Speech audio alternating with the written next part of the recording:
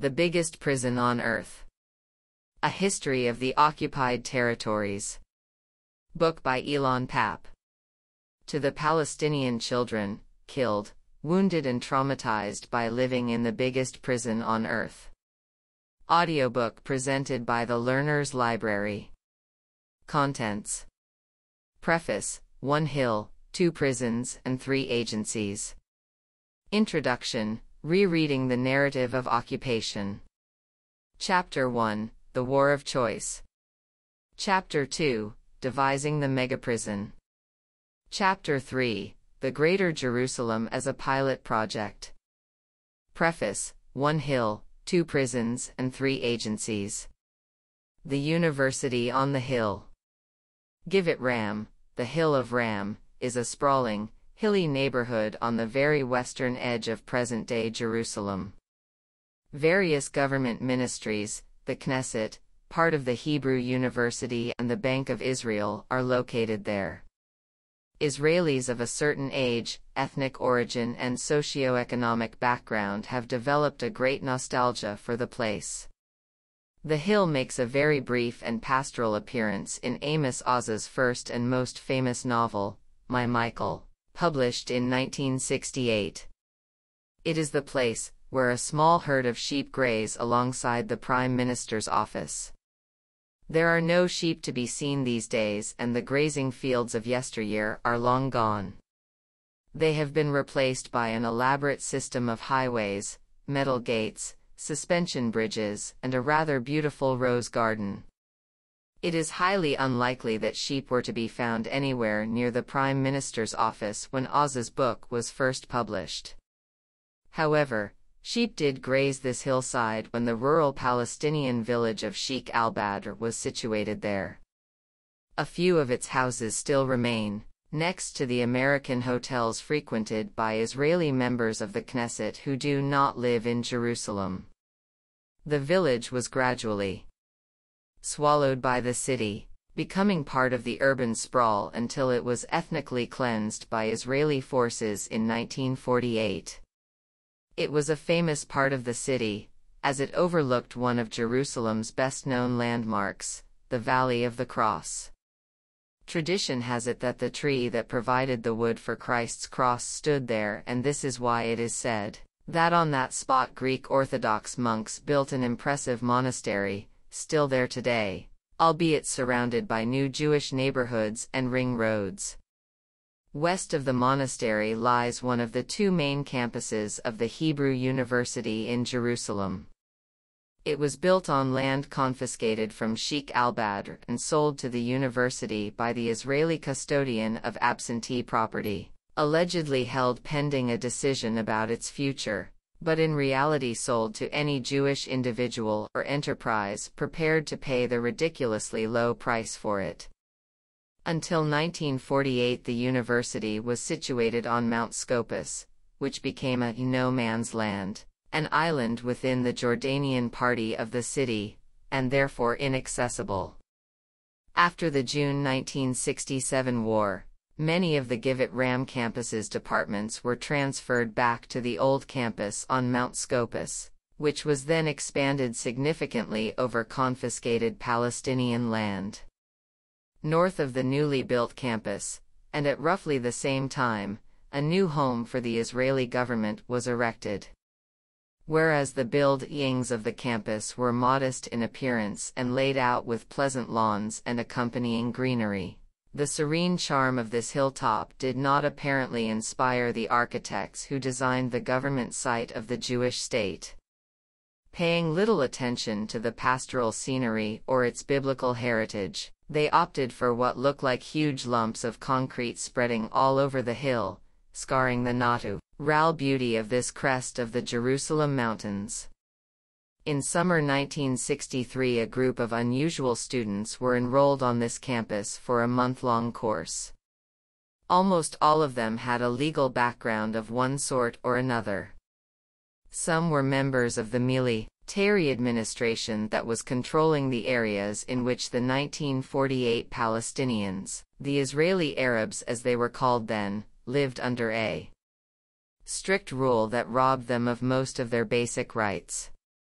Others were officers in the legal section of the Israeli army or officials of the Ministry of the Interior, and one or two were private lawyers. They had been invited by the Department of Political Science in the Hebrew University. The course included lectures on military rule in general and on the political situation in the West Bank and the Gaza Strip, as well as a discussion on the lessons to be learned from Israel's military rule in the Sinai and Gaza in 1956, and inside Israel since 1948.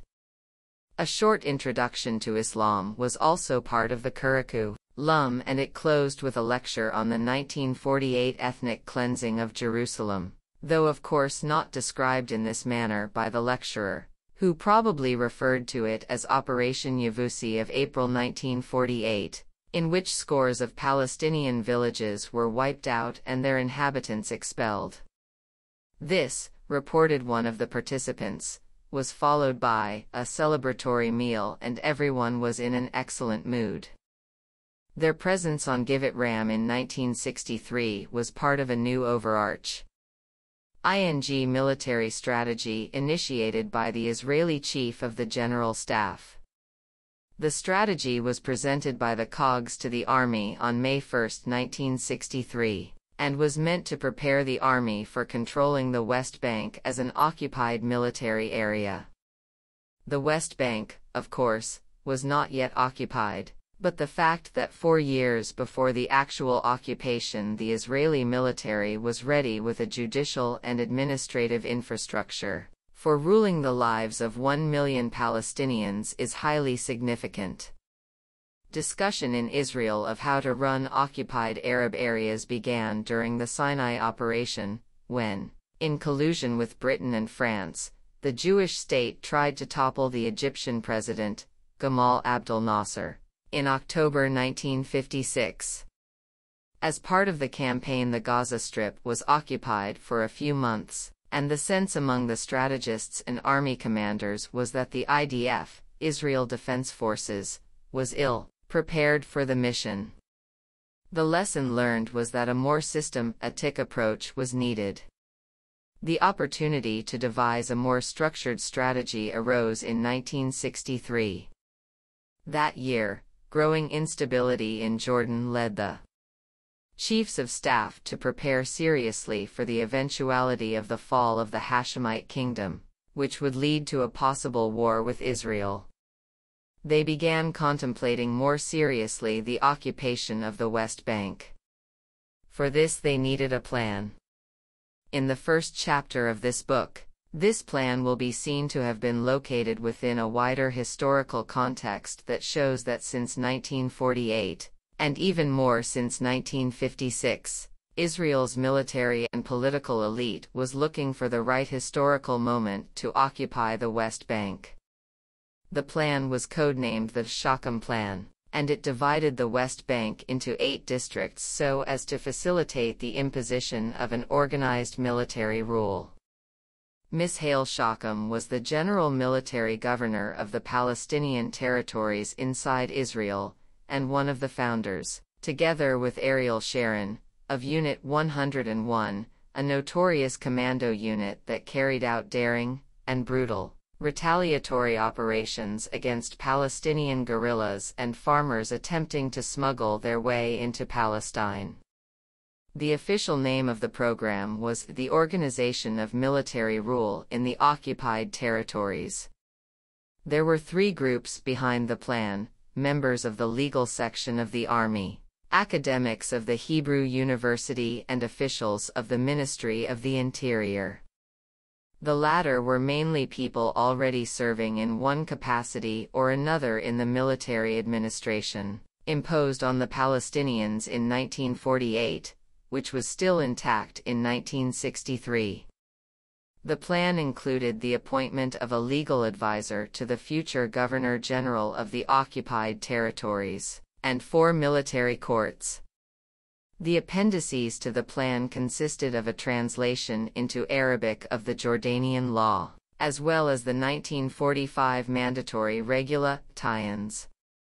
Although the latter were already used inside Israel, For some reason the Israelis did not have the Arabic translation. This may have been because theoretically, according to Israeli law, these draconian measures, of which more later, were imposed on Jews and non-Jews alike. In the case of the West Bank it was meant to apply to Palestinians only, and indeed when the Jewish settlers arrived they would be exempt from this legal regime. Zvi Inbar was a senior member of the military attorney general's team. He was the Attorney General for Southern Command. In his memoirs he revealed for the first time the details of the plan, explain, that every term had to be transferred from the reality of the mandatory period. When these regulations were issued by the British government in 1945, to the prospective occupation of the West Bank and the Gaza Strip in 1963. Thus, the High Commissioner and His Majesty's government were irrelevant terms and were replaced by a general military governor and the IDF, respectively. Other parts of the plan suggest that the compatibility of international law and the Geneva Convention with just such an occupation was also a matter of concern during these deliberations. Ominously for the Palestinians, the main concern was that the Geneva Convention did not permit executions. As this book will show, a year into the occupation Israel decided that the convention did not apply to the occupation and, as for executions, the Israelis would not adopt the death penalty but instead resorted to other equally lethal means of execution. Jordanian law was also studied to ascertain which of the Hashemite laws would need to be abolished immediately so as not to interfere with the Israeli strategy and objectives. It is impossible for us to leave a law which would contradict, or render illegitimate, Israeli laws, recollected Inbar. But in other respects the mode of rule in the Jordanian period fitted the Israeli conceptions of control well. It was as comprehensive as the Israelis hoped it would be. It even included a list of the books censored in the West Bank, especially for children. The Jordanian list included the Diary of Anne Frank, while the Israeli list named Thomas Kuhn's The Structure of Scientific Revolutions, presumably because it contained in the title the word revolution. The Shockham plan also suggested the names of people who should be appointed to senior posts in the future occupation. Some of them would indeed be there in 1967, men such as Chaim Herzog and the plan's mastermind, Colonel Mishael Shockham himself. In 1963 Herzog was released from active military service with the rank of a general. He was immediately appointed the future Governor-General of the West Bank. The appointment of such a senior officer indicated the significance of the military and judicial preparations. In 1963 Israel. Herzog appointed a bank director by the name of David Shoam as the finance minister in waiting of the occupied territories, and Memi Dishalit to be the Minister of Tourism. The official titles were Staff Officer for Finance and Tourism, respectively. One major result of these preparations was a dossier on economic conditions in the West Bank. The report was put together by the head of the National Military College near Tel Aviv and later the chief of the Central Command during the 1967 war, Uzi Narkis. At the time he rejected requests from Shockham and his colleagues to prepare an even more detailed plan of how to rule the West Bank. In 1963 he did not foresee such a scenario as imminent.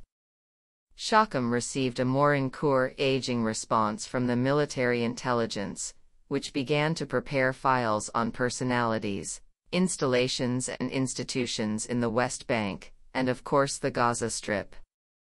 The preparations in 1963 culminated in an exercise in which the early days of takeover were practiced. A year later Shockham invited another group of potential recruits to the Hebrew University. For this new course, the university produced with the Army a special guidebook for the students, titled Military Rule in Occupied Territories. The detailed guidebook provided precise instructions on how to deal with local municipalities and councils in the West Bank and the Gaza Strip, and how to manage the educational system. In summarizing the guidebook, Shlomo Gazet, who became the military officer coordinating government policy in the occupied territories, said it explained how to cleanse it from hostile elements and encourage collaborators and punish those who would resist the occupation. All in all, the aim was to encourage the emergence of new local collaborative leadership with the occupation. Unless of course the local leadership on the ground would behave well, then it can remain intact. Within 3 years the team was ready for the eventuality of a military occupation, which indeed occurred in June 1967. The various courses moved to Beit Hayal, the soldiers' dormitory, of Jerusalem. The structure of the courses and their main purpose were the same: to prepare for the day when the military rule in the West Bank and the Gaza Strip would commence on the ground. The military attorney general's team had its own code name for the plan, Granite, which was combined with the overall Shockham plan and became far more workable by May 1967. At this point, military governors and military judges had already been appointed to the West Bank and Gaza Strip, and the Shockham plan became fully operational. It even included preparations for installing a regime in what the army referred to as Syria. The Granite Plan was the most detailed and structured of all of Israel's pre-1967 preparations for how to manage the occupation of the West Bank and the Gaza Strip. In May 1967, each potential military governor as well as legal and political advisors received a box, argaz. Each box included the following: instructions on how to govern an occupied Arab area, the Geneva and the Hague Conventions, the Arabic translation of the emergency regulations, the occupation of enemy territory, a commentary on the law and practice of belligerent occupation by Gerhard von Glan, and lastly a set of international law reports on administrative rule published in 1929 by Elihu Lauterpacht, C. J. Greenwood and A. G. Oppenheimer. The major source was von Glan's book. Had it indeed been the book on which future policies in the occupied territories were to have been based, the history of these areas would have been quite different from the way it unfolded. This book determined that occupation cannot change the de jure status of an area. That occupation is only temporary and the occupier can only use assets of any kind, such as land, houses, etc., but cannot own, sell or buy them. I mention these materials in the box in detail because they were either prepared before the occupation of Germany, in 1945, or based on lessons learned from that occupation. In hindsight, however, one can say that despite the elaborate preparations, in practice an easier way was chosen: a simple extension of the military rule imposed on one Palestinian group, the minority inside Israel, to another Palestinian group, the people of the West Bank and the Gaza Strip. The Palestinian minority in Israel was put under military rule between 1948 and 1966. In fact, Mishael Shockham was the last governor general of that rule. Thus there was a ready-made rule that could be reimposed in the occupied territories. The basis for the old and the new imposition was the same: the British Mandatory Emergency Regulations. The Israeli interpretation of these regulations, in 1948 as well as in 1967, gave a military governor unlimited control over every aspect of the life of the people in his area. The rulers became what the first head of the military rule regime in 1948, Colonel Elimelech Avner, described as absolute monarchs in their own small domains. When these regulations were first imposed in 1948 and again in 1967, No one mentioned the fact that when they were originally introduced by the British Mandate, they were condemned by all Zionist leaders as Nazi legislation. These leaders described them as regulations with no parallel in any enlightened country, and continued that, even in Nazi Germany, there were no such rules, and the actions of Maidaneck and its like had been done out of violation of the written law. The two most notorious regulations were and still are Number 109, allowing the governor to expel the population, and Number 110, which gave him the right to summon any citizen to a police station whenever he saw fit. Another infamous regulation was Number 111, which sanctioned administrative arrest, an arrest for an unlimited period with neither explanation nor trial. This would become a more familiar feature of the 1967 occupation than the oppression of the Palestinians in Israel. One practice that stemmed from an interpretation of several regulations was the right of governors to resort to preemptive measures, the most common of which was to declare entire villages closed military areas whenever the Shin Bet or the Shabak, the General Security Services, GSS, had prior knowledge of a forthcoming meeting or demonstration. This was first used in Israel in 1949 when the Palestinians demonstrated against land expropriation and would be constantly used to silence protests in the West Bank up to the present day and in the Gaza Strip until 2005. The mandatory emergency regulations became the legal infrastructure for the military courts, those institutions through which hundreds of thousands of Palestinians would pass, arrested without trial, sent to be tortured and abused. Only rarely did they emerge from them unscathed. The judges were all army officers, and were not required to have a legal background. Courts had either 1, 2, or 3 judges. Those courts with 3 judges had the right to order executions or sentence people to life imprisonment. Among the theoretical institutions envisaged in 1963 was a special military court of appeal that would become operational in 1967, sanctioning the decisions of the lower courts in order to show to the world a system that apparently had the right to appeal built into it. The boxes were quickly distributed in May 1967 and were given to a new body duly named the Special Unit, which was attached to the occupying forces a month later. The graduates of the course on Givat Ram were among them, and they took over the military judicial administration of the West Bank and the Gaza Strip.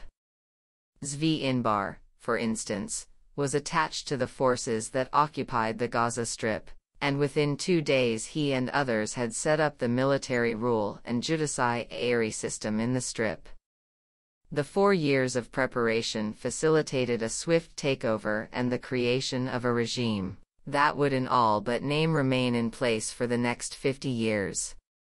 What they contemplated and executed, and what successive generations of Israeli bureaucrats would maintain, was the largest ever megaprison for 1.5 million people, a number that would rise to 4 million, who are still today, in one way or another, incarcerated within the real or imaginary walls of this prison. This book tells the story of the origins of this prison and tries to capture what life was, and still is, like within its confines. The Government on the Hill. The government complex erected in the early 1950s and completed just before the 1967 war consisted of 3 buildings. These huge cubic edifices tower above the summit of Givat Ram, and now comprise the Knesset, the Supreme Court of Israel and the Bank of Israel. The actual Prime Minister's office was, and still is, on the 3rd floor of the building closest to the university campus.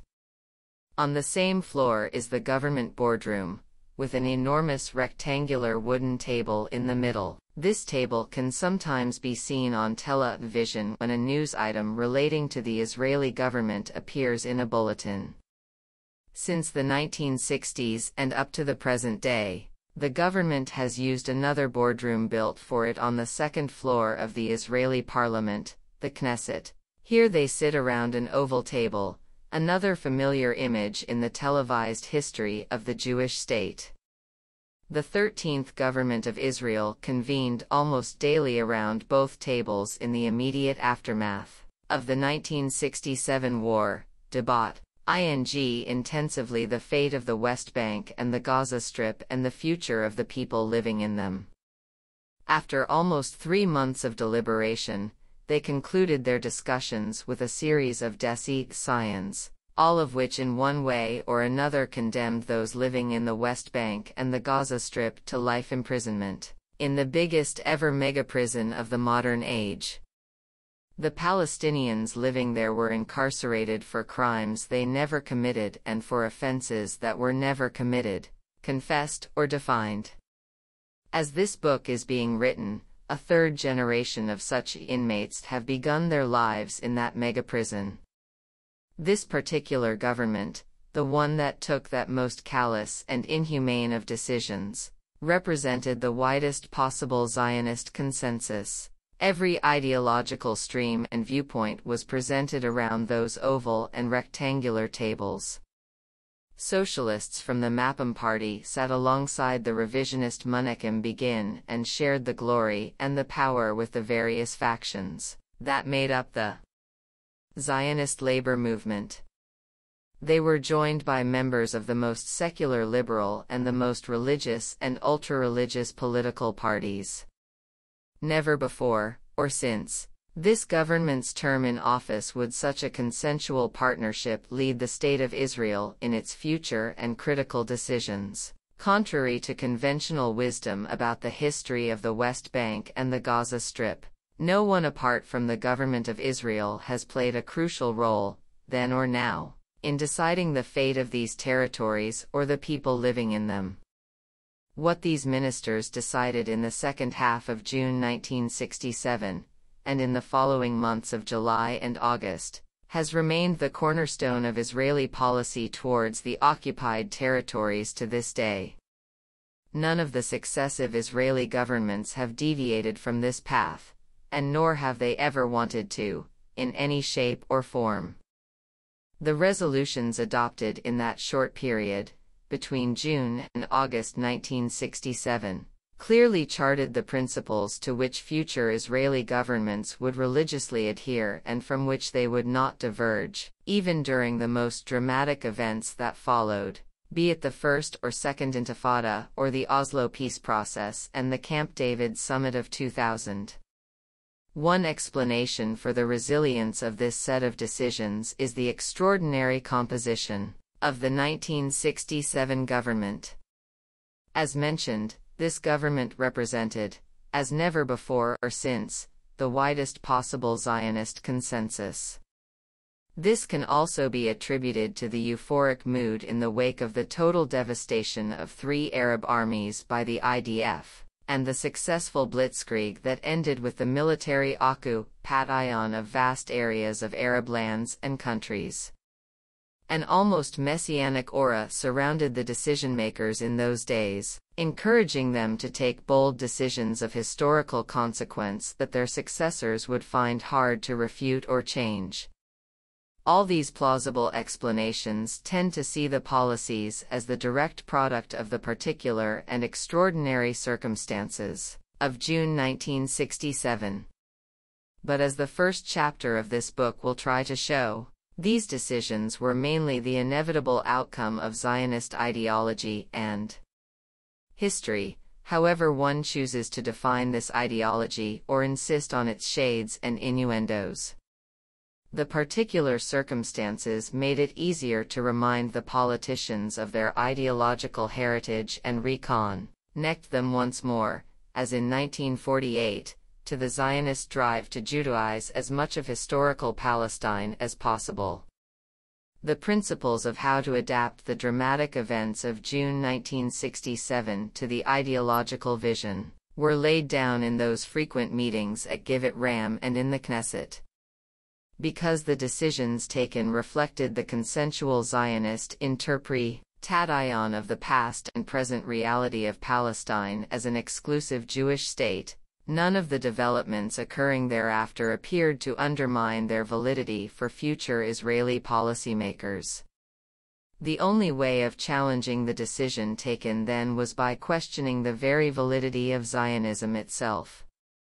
Two fundamentals of Zionist ideology were still unfailingly adhered to by the politicians of 1967, just as they had been by their predecessors.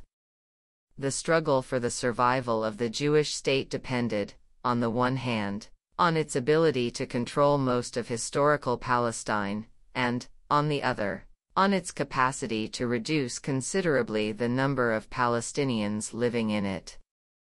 Realpolitik in Zionist terms meant reconciling oneself to the possibility of not being able to achieve these two goals fully. There were times when leaders such as David Ben-Gurion attempted to quantify these two objectives, namely, how much of Palestine was needed and how many Palestinians could be tolerated in a Jewish state, but more often than not the conclusion reached was that the best options were more land in the first instance, and fewer Palestinians in the second. When Palestine was clearly defined as a geopolitical entity by the British Mandate after the First World War, having most of the country meant possession of most of mandatory Palestine, Israel today with the occupied territories. In terms of population, the consensus dictated a wish for a purely ethnic Jewish state. Again, there were sometimes attempts to ascertain what would constitute a tolerable non-Jewish minority within a Jewish state, but the unspoken, and at times spoken, desire was to have only Jews in what was considered to be the ancient land of Israel. 1948 provided the historical opportunity to realize both goals, taking over much of the land and getting rid of most of the local population. Several discrete processes came together to allow the Zionist movement to ethnically cleanse Palestine that year: the British decision to withdraw from Palestine after 30 years of rule, the impact of the Holocaust on Western public opinion, the disarray in the Arab and Palestinian worlds, and, finally, the crystallization of a particularly determined Zionist leadership. As a result, half of the country's native population was expelled, half of its villages and towns destroyed, and 80% of mandatory Palestine became the Jewish state of Israel. The dispossession was witnessed at close hand by representatives of the international community, delegates of the International Red Cross, correspondents of the Western press, and UN personnel. The Western world, however, was not interested in listening to their incriminating reports. The political elites chose to ignore them. The message from Europe and the US was clear: whatever happens in Palestine is the inevitable final act of the Second World War. Something had to be done so that Europe could atone for the crimes committed on its soil against the Jewish people, and therefore a last, massive dispossession of Palestinians was needed so that the West could move on to post-war peace and reconciliation. The situation in Palestine, of course, had nothing to do with the movement of populations in Europe in the wake of the Second World War or with the genocide of Europe's Jews. It was the culmination not of the war in Europe but of Zionist colonization of the land that had begun at the end of the 19th century. It was the final act in the making of a modern-day settler Jewish state at a time when the international community seemed to view colonization as unacceptable and an example of the deplorable ideology of the past. But not in the case of Palestine.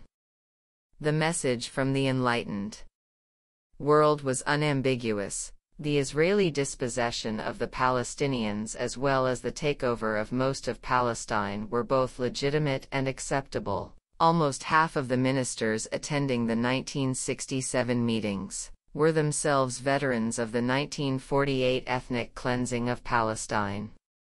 Some were members of the small cabal that took the decision to expel almost 1 million Palestinians, destroy their villages and towns, and prevent them from ever returning to their homeland. Others were generals or officers in the machinery that perpetrated the crime. All of them were fully aware of the international indifference in 1948 when the Zionist movement took over 78% of Palestine. And this is why they, and their colleagues, were convinced that the international community would allow them once more to act unilaterally now that the Israeli army occupied the remaining 22% of the land. Having acted with impunity in 1948, there was no reason to expect any serious rebuke for, or obstacles to, a similar policy of ethnic cleansing in June 1967. There was, though, one huge difference between 1948 and 1967. In 1948, the decisions about the fate of the Palestinians were taken before the war, whereas in 1967 they were formulated after the war. Therefore, in 1967, there was more time to ponder the ramifications of any massive expulsion that might be carried out without any war going on. The government was determined, almost en masse, to decide unilaterally about the territory's future, but was more divided about the possibility or the wisdom of another huge ethnic cleansing 14 after the official end of hostilities. The counter-arguments were clear. A post-war ethnic cleansing could have awakened an otherwise dormant Western conscience. Furthermore, it was also doubtful if the army had the will and mentality to carry it out, as it was unclear whether it had sufficient means to accomplish it.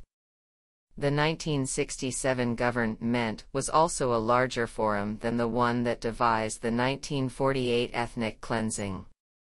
The 13th government included quite a few conscientious ministers who would have objected to such a master plan on moral grounds.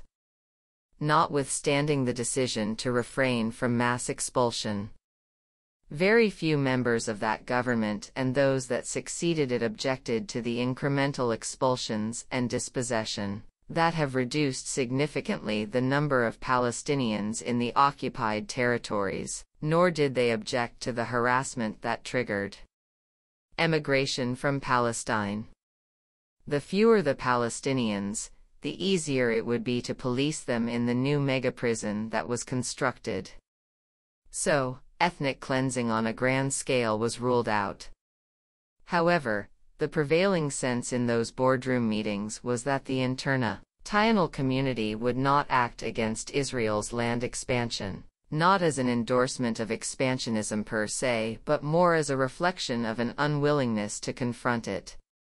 But there was one crucial caveat: there could not be a de jure annexation of the territories, only a de facto one.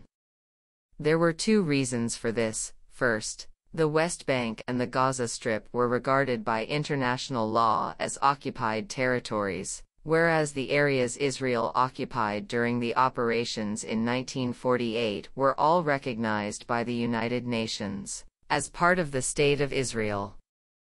Second, if the population could not be expelled, it could also not be fully integrated as equal citizens of the Jewish state, given their number and potential natural growth that would have endangered the decisive Jewish majority in Israel. There was then, and there is now, an Israeli consensus and an overwhelming desire to keep the West Bank and the Gaza Strip forever, while at the same time there was and still is the twofold recognition of the undesirability of officially annexing these territories, and the inability to expel the population en masse. And yet keeping these territories, with the population in them, seemed as vital as the need to maintain a decisive Jewish majority in whatever constituted a Jewish state. The minutes of the meetings are now in the public domain. They expose both the impossibility and incompatibility of these two driving forces: the appetite for possessing new lands and the reluctance either to drive out or to fully incorporate the people living on them. The documents also reveal a congratulatory self-satisfaction about the early discovery of a way out of the ostensibly logical deadlock and theoretical impasse. Ministers were convinced, as all the ministers after them would be, that they had found the formula that would enable Israel to keep the territories it coveted, without annexing the people it negated, while safeguarding immunity against international condemnation and rebuke. In fact, they had not discovered anything new. Since 1948 they had faced a similar predicament when they and their predecessors had had to decide how to treat the Palestinian minority inside Israel. They imposed on them a military rule that was only lifted after 18 years and replaced by a new kind of regime of inspection, control, and coercion. With time, this eased somewhat but became more hidden and complex. But by now there were more people in the West Bank and the Gaza Strip, therefore, while the limited citizenship granted to the Palestinian minority in Israel seemed to tally with the aim of maintaining a decisive Jewish majority in the state, the same would not have been the case had similar citizenship been extended to the people of the West Bank and the Gaza Strip. Thus, there was a need to keep the territories, not to expel the people in them, but at the same time not to grant them citizenship. These three parameters or presumptions have remained unchanged to this day.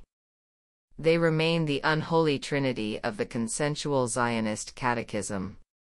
When three such goals are translated into actual policies, they can only produce an inhumane and merciless reality on the ground. There can be no benign or enlightened version of a policy intended to keep people in limbo, without citizenship, for long periods. Only one thing created by man operates in such a way as to rob, temporarily or long-term, the basic human and civil rights of the citizen, the modern-day prison. The prison, the penitentiary and the correctional facility are contemporary institutions that impose exactly this, either as part of a ruthless dictatorship or as a consequence of a long legal process in democracies. Officially, some of the West Bankers had Jordanian citizenship.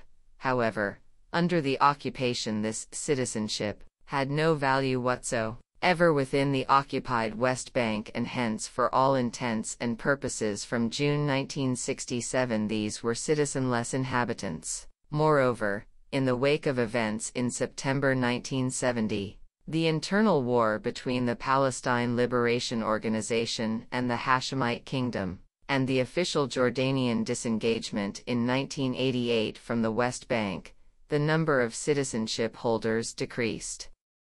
Today's prison resembles the panopticon, originally conceived by Jeremy Bentham, the first modern philosopher to justify the rationale of imprisonment within a new coercive penal system.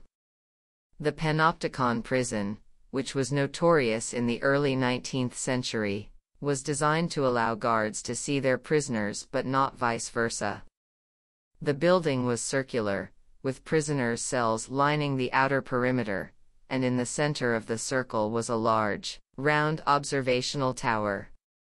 At any given time guards could be looking down into each prisoner's cell, and thereby monitor potentially unruly behavior, but carefully situated blinds prevented prisoners from seeing the guards, so that they did not know if or when they were being monitored. Bentham believed that the gaze of the panopticon would force prisoners to behave morally, as if under the all-seeing eye of God, they would feel shame at their wicked ways. If we substitute moral conduct for collaborating with the occupant, and we change the circular structure of the panopticon to a variety of geometrical parameters of imprisonment, the 1967 Israeli decision was to isolate the Palestinians in the West Bank and the Gaza Strip in a modern panopticon. And for those readers familiar with the further Foucauldian elaboration of the panopticon model, this could also be a useful tool for partly understanding the edifice built by Israel in 1967 and thereafter. But Foucault, like Bentham, stressed the nature of the panopticon prison as a system of control that had no need of physical barriers and where the guards are unseen. As we shall see, and as most readers probably know, this applies to only one element in the matrix of power that caged the Palestinian population in Israel's mega-prison in the 20th century. Others were intentionally forcing the prisoners to look at the guards and to sense in the most physical way possible the barriers, the wall and barbed wire surrounding them. In 1967, the official Israeli navigation between impossible nation alist and colonialist ambitions turned 1.5 million people into inmates of just such a megaprison. But it was not a prison for a few inmates wrongly or rightly incarcerated. It was imposed on a society as a whole. It was, and still is, a malicious system that was constructed for the vilest of motives, but more than that. Some of its architects genuinely looked for the most humane model possible for this prison, probably because they were aware that this was a collective punishment for a crime never committed. Others did not even bother to look for a softer version or a more humane one. But the two camps existed, and therefore the government offered both versions of the megaprison to the people of the West Bank and the Gaza Strip. One was an open-air panopticon prison, the other a maximum security one. If they did not accept the former, they would get the latter. The open-air prison allowed a measure of autonomous life under indirect and direct Israeli control. The maximum security prison robbed the Palestinians of all autonomy and subjected them to a harsh policy of punishments, restriction and, in the worst-case scenario, execution. The reality was that the open-air prison was harsh enough and sufficiently inhuman to trigger resistance from the enclaved population, and the maximum security model was imposed in retaliation to this resistance. The softer model was tried out twice between 1967 and 1987, and from 1993 to 2000, and resistance took place in 1987 until 1993, and in 2000 until 2009, and in the Gaza Strip to this day. The open-air prison also became Israel's peace plan, endorsed by the USA and European countries. This plan formed the basis of diplomatic efforts and the peace process. In Israel and in the West, a vast laundering of words and a very cooperative media and academic community were essential for maintaining the moral and political validity of the open-air prison option as the best solution for the conflict, and as an idealized vision of normal and healthy life in the occupied West Bank and the Gaza Strip. Autonomy, self-determination, and, finally, independence were words used, and mainly abused, to describe the best version of an open-air prison model the Israelis could offer the Palestinians in the West Bank and the Gaza Strip. But this laundering did not cleanse the reality of the situation, and the hyperbole of peace and independence did not deafen the conscientious members of all the societies involved in the occupied territories, in Israel and the outside world. In the age of the Internet, an independent press, active civil society and energetic NGOs, it was hard to play the charade of peace and reconciliation on the ground where people were incarcerated in the biggest ever human prison witnessed in modern history. This book is dedicated to those who relentlessly tried to alert decent human beings to the importance of not standing by and watching, while millions of people were being treated in such an inhumane and dehumanizing way, just because they were not Jews. These virtuous people provided descriptions and analyses that confronted the Western mainstream media's indifferent, and often quite distorted, coverage of life in the West Bank and the Gaza Strip since 1967. Along with Palestinian resistance, they continue, so far with little success, to question the sweeping immunity the West has granted the State of Israel for its criminal policies towards the Palestinians. The bureaucracy on the Hill.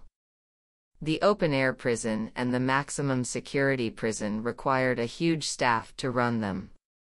These thousands of soldiers, officers, officials, judges, physicians, architects, police officers, tax collectors, academic advisors and politicians are the principal human face of this monument to inhumanity. At the top of the bureaucratic pyramid stood a committee of the ministerial directors general. This committee was established on June 15, 1967, and in the subsequent months devised the economic, legal and administrative infrastructure for controlling and maintaining the occupied territories. Its meetings are contained in 2 volumes of thousands of pages minuting their every deliberation. This group of government officials enlisted the leading academics of the time and veteran members of the previous system of control, employed in the Palestinian areas inside Israel. This book is as much about these officials, academics and bureaucrats as it is about the system they built in June 1967 and that is still maintained today. A second generation is already in place and a third is imminent.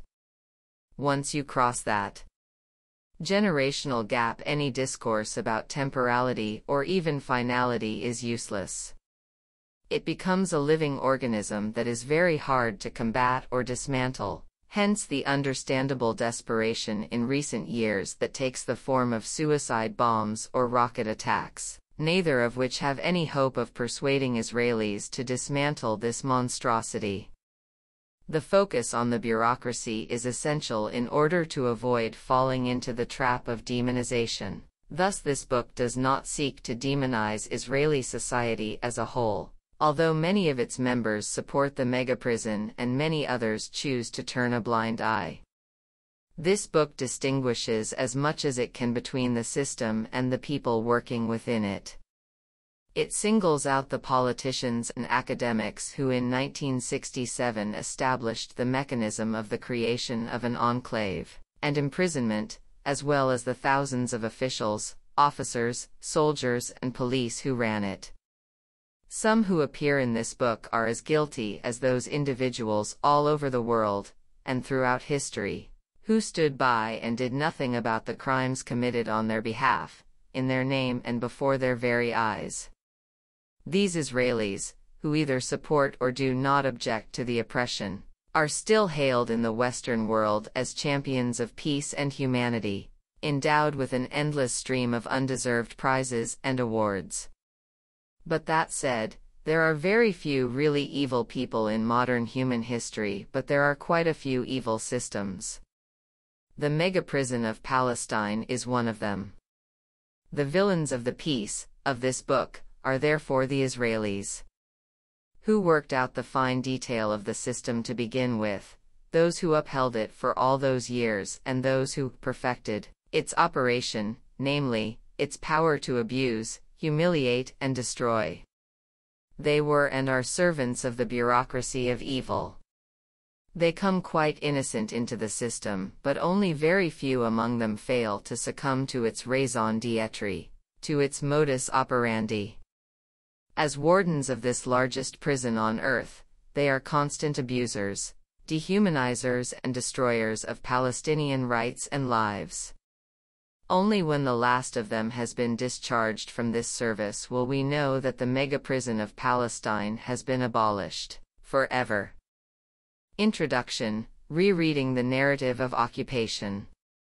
When the 6th day of the June 1967 war came to an end, the State of Israel extended over an area 3 times larger than its original size and added 1 million Palestinians to the 300,000 already resident in the state since 1948. That figure was more or less the same number of Palestinians expelled by Israel in 1948. The million doubled, tripled, and continued to grow as the years passed, and reached, together with the Palestinians in Israel, almost 5 million by the beginning of the 21st century. Along with them, in more than 50 years of colonization, 500,000 Jewish settlers have also inhabited vast areas within the occupied territories, and as I write they continue to flow in and encroach upon the limited space allotted to the Palestinians. The fate of these Palestinians and of the land on which they were living was debated by the Israeli government in June 1967. The final decision, reached before the end of the month, was to exclude to all intents and purposes the West Bank and the Gaza Strip from any future peace negotiations. The wish was to make a unilateral decision on the territories and to seek international endorsement of the new policy, whatever that might be. This decision is the fulcrum around which this book's narrative revolves. Even the weakest critics of that decision refer to the strategy and the reality that followed as an occupation.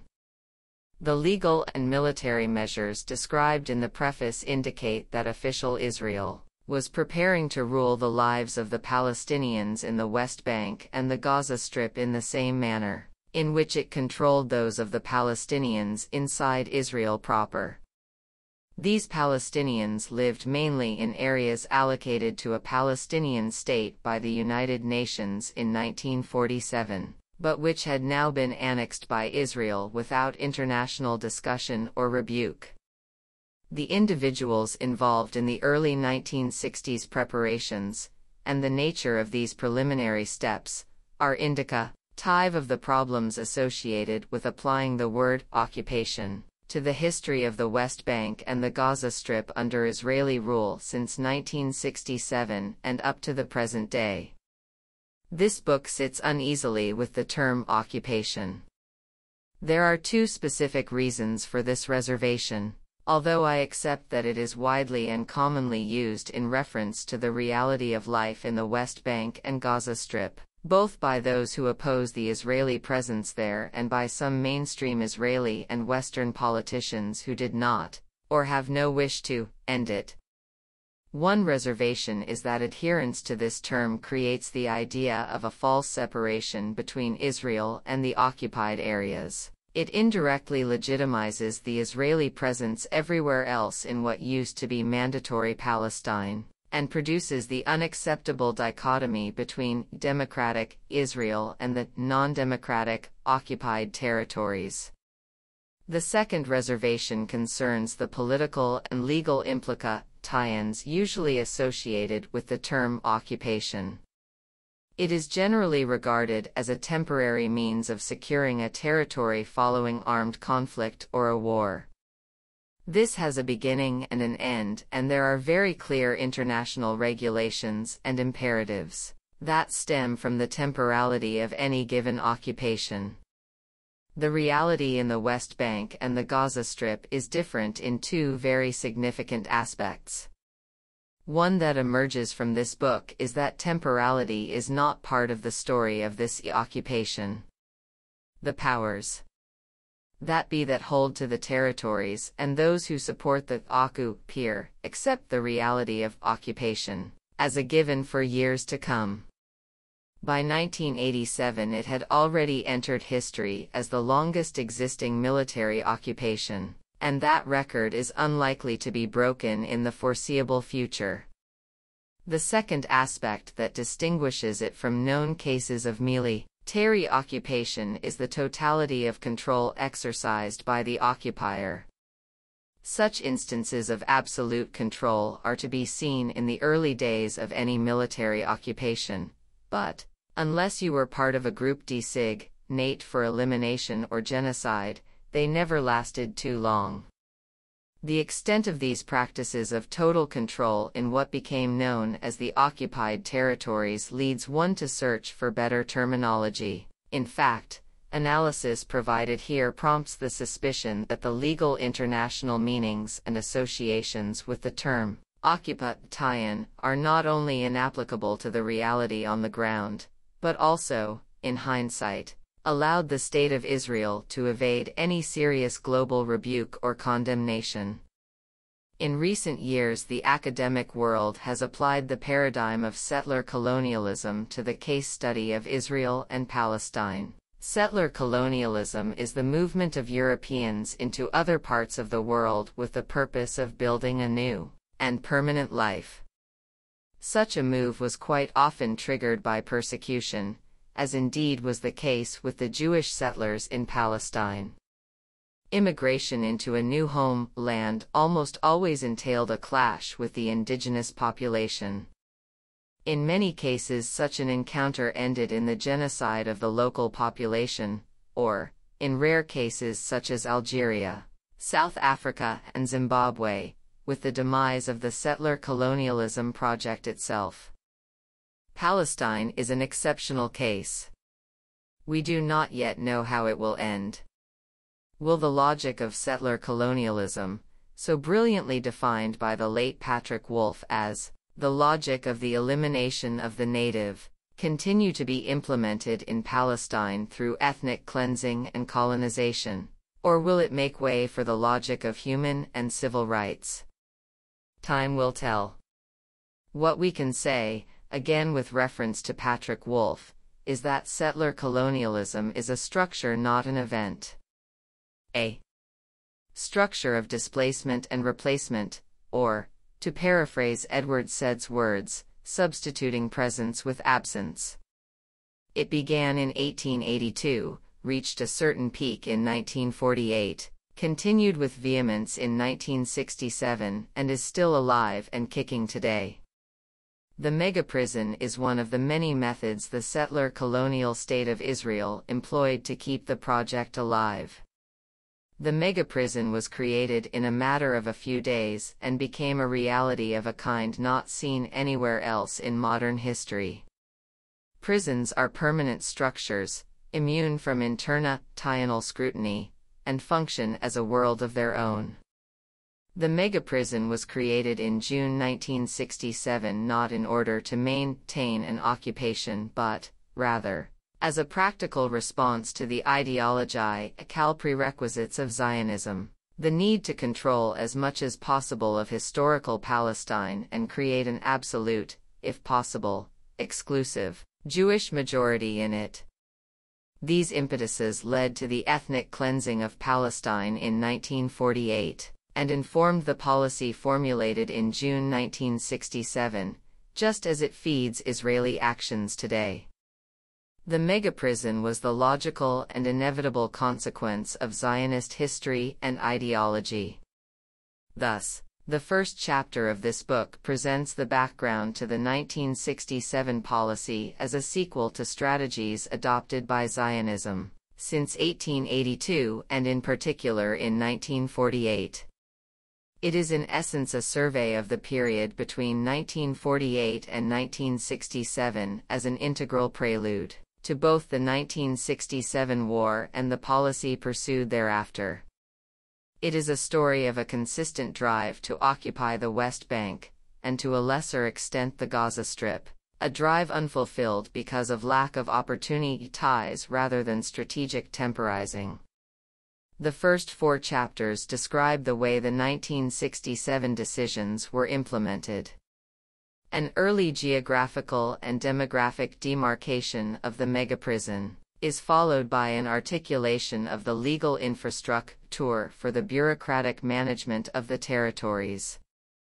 The Israeli government first decided where to settle Jews in a number of wedges it drove into the West Bank and the Gaza Strip, then made a clear decision about the judicial system that would run the affairs of the occupied population but left open the question of their legal status, which is still unresolved today. After examining the progress of demarcating the territorial and demographical boundaries of the megaprison, the book then takes a closer look, in chronological order, at the 2 models offered to the Palestinians. The first, the open-air prison, was in place between 1967 and the outbreak of the First Intifada in 1987. It was oppressive enough to engender significant resistance from the local population, later enhanced and supported by the Palestine Liberation Organization, PLO, in Tunisia. The Israeli response was ruthless, and between 1987 and 1993 the harsher model of a maximum security prison was imposed. International pressure led to yet another attempt to introduce an open-air prison. This lasted from 1993 to 2000 and was unveiled to the wider world as a peace process initiated and led by the USA. The basis for this process was a charade of an internal debate within the occupying power between two camps, peace and national, one wishing to end the occupation, the other to maintain it. So, in theory, you could push forward a peace process because of the presence of a large number of Israelis wishing to end the occupation. It was a charade not because there were no Israelis wishing to end the occupation, but because they were insignificant and marginal, and, as in 1967, so in the 1990s, the political and military elite continued to adhere to the same principles that led them to occupy the territories in the first place. In fact, the result of such a gap between a dialogue about peace and the absence of any change in the reality of occupation was far worse. On the ground, diplomatic endeavor has allowed Israel to solidify and strengthen its grip over the territories and the people living in them, while enjoying immunity from international pressure or rebuke. The paradigm this book offers requires a new dictionary and a new vocabulary. This is illustrated in particular by the way I approach the diplomatic efforts, which I have chosen to illustrate as part of the Israeli endeavor to solidify the open prison model, and how, in this, I reject the accepted notion that this was and is a genuine effort to reach reconciliation and understanding with the Palestinian people. Through the prism of the mega-prison, internal Israeli debates about the territories are a narrative of sham and illusion. The primary Israeli strategic decisions on the occupied area's fate were taken immediately after the 1967 war, which rendered most of the political discussions that allegedly ensued between a peace camp and a war camp in Israel insignificant at best and dishonest at worst. If this is a fair assessment, then the peace process that evolved entirely around this debate was doomed to fail the moment it was launched. The book ends, as a historical narrative, with the reimposition of the second maximum security prison on the West Bank and Gaza Strip in the present century. Some observers believe that a new open prison version was once again on offer in 2006, but only for the West Bank, while the Gaza Strip, that same year, became an even more extreme version of a maximum security prison. These two assumptions are examined at the very end of the book. This is not a comprehensive or a full history of the West Bank and the Gaza Strip since 1967, as much as such a book needs to be written. It dwells on some crucial, and by now quite familiar, moments in this history, but, contrary to the usual narrative of these events, they are examined here as an adaptation of the mega-prison model by the bureaucrats to the changing circumstances. It seems that nothing that has occurred since June 1967 up to the present day has diminished the determination of the Israeli author, Idis, to keep the West Bank and the Gaza Strip under strict Israeli control, to cage the people living in it in a huge prison, and to disregard any international pressure to end its criminal policy. The model is a faulty one, since at the same time as caging the Palestinians, the controlling authorities do not mind if they leave, and do not return to the prison. But if you are determined or you do not want to join the millions of homeless refugees in the Middle East in the 21st century, your only option is the megaprison. It is also more a history of the occupiers than the occupied, in the sense that it attempts to explain the mechanism created for ruling the millions of Palestinians and less to reconstruct their lives. The Palestinians do appear in the book, but it is more of a narrative of their oppression than a narrative of their aspirations, social fabric, cultural production, and other aspects of life so worthy of the history that I hope will one day be written. Their resistance and steadfastness deserve to be chronicled and highlighted for the generations to come. The particular prism through which this book should be viewed, that of the megaprison, means that familiar subjects and themes are treated here in a different context from the way they have been analyzed in some of the best books so far written on the occupation.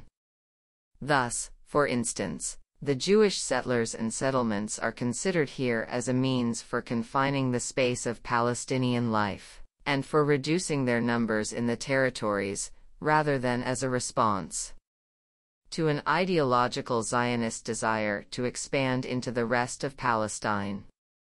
I only briefly consider the economic aspect, despite the crucial role it plays in this history. Economics appears here as a set of considerations affecting the policymakers both when the model of the open-air prison was tried out and when the maximum security model was imposed. In this context, I also include the Israeli use of the American, and generally Western, financial aid without which Israel could not have sustained its control. More sinisterly, senior bureaucrats perceived the international funds that flowed to the territories from concerned governments and civil societies as a vital means of keeping down the Israeli costs of looking after the residents, as the people of the West Bank and the Gaza Strip are referred to in, and by, the Jewish state. There is no separate chapter on the Palestine Authority, PA, either, a subject dealt with exhaustively by some recent books. It is presented here as it has been perceived by the Israeli policymakers and bureaucrats down the years. For them, the PA was an integral and crucial component in the open-air prison model suggested in the 1990s, and one which the pragmatic elite of Israel still hopes to instate in the West Bank, at least in the near future.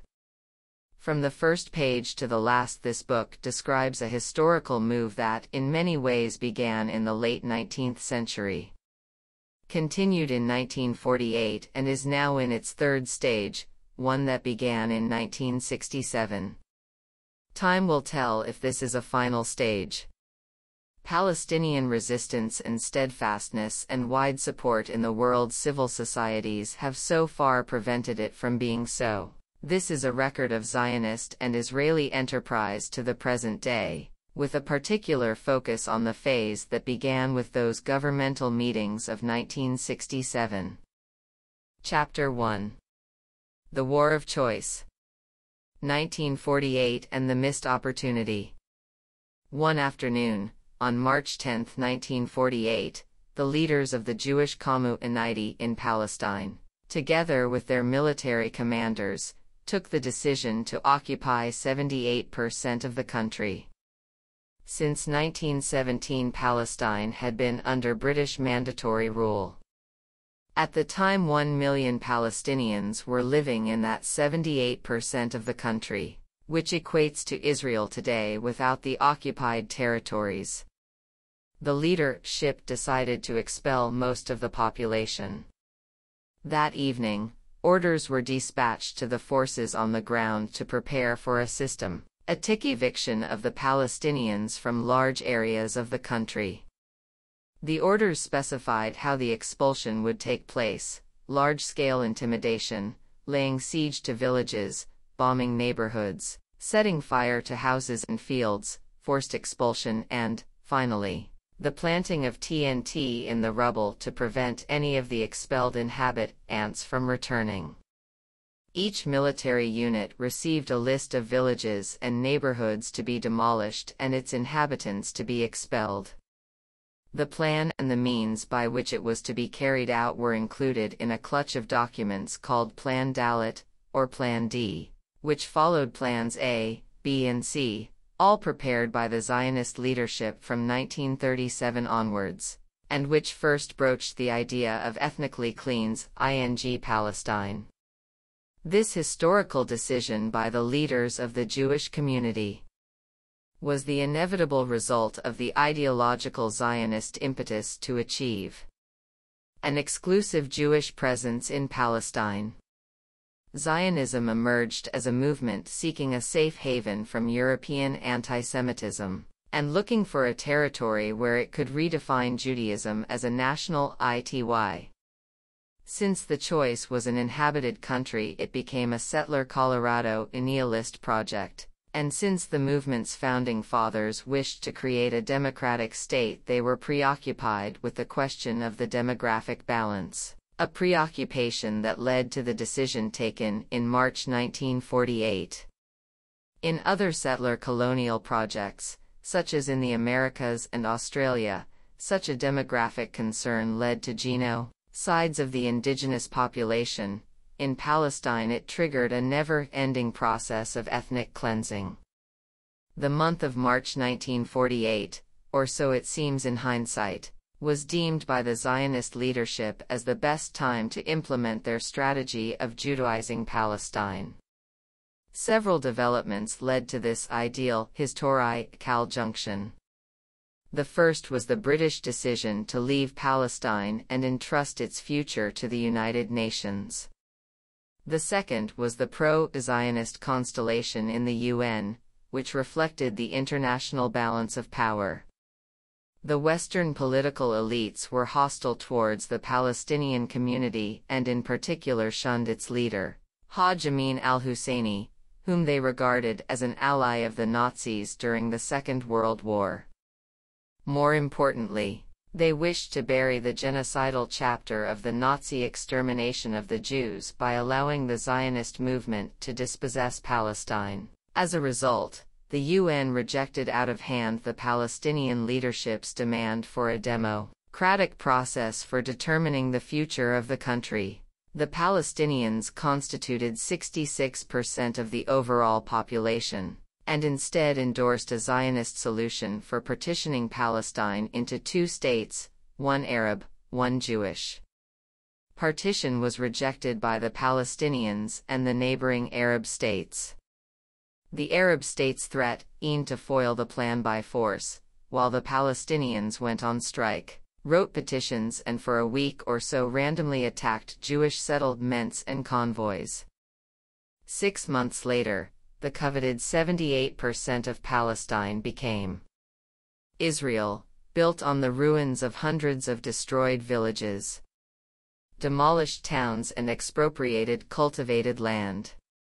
The land and real estate were expropriated after hostilities ended as part of a special legislation initiated by the state in order to take over the property, first, of those expelled and, second, of those Palestinians who were allowed to stay, although the latter in some cases were offered compensation or alternative land and in other cases, were allowed to purchase their original land for a much higher price. The remaining 22% was made up of the West Bank and Gaza Strip.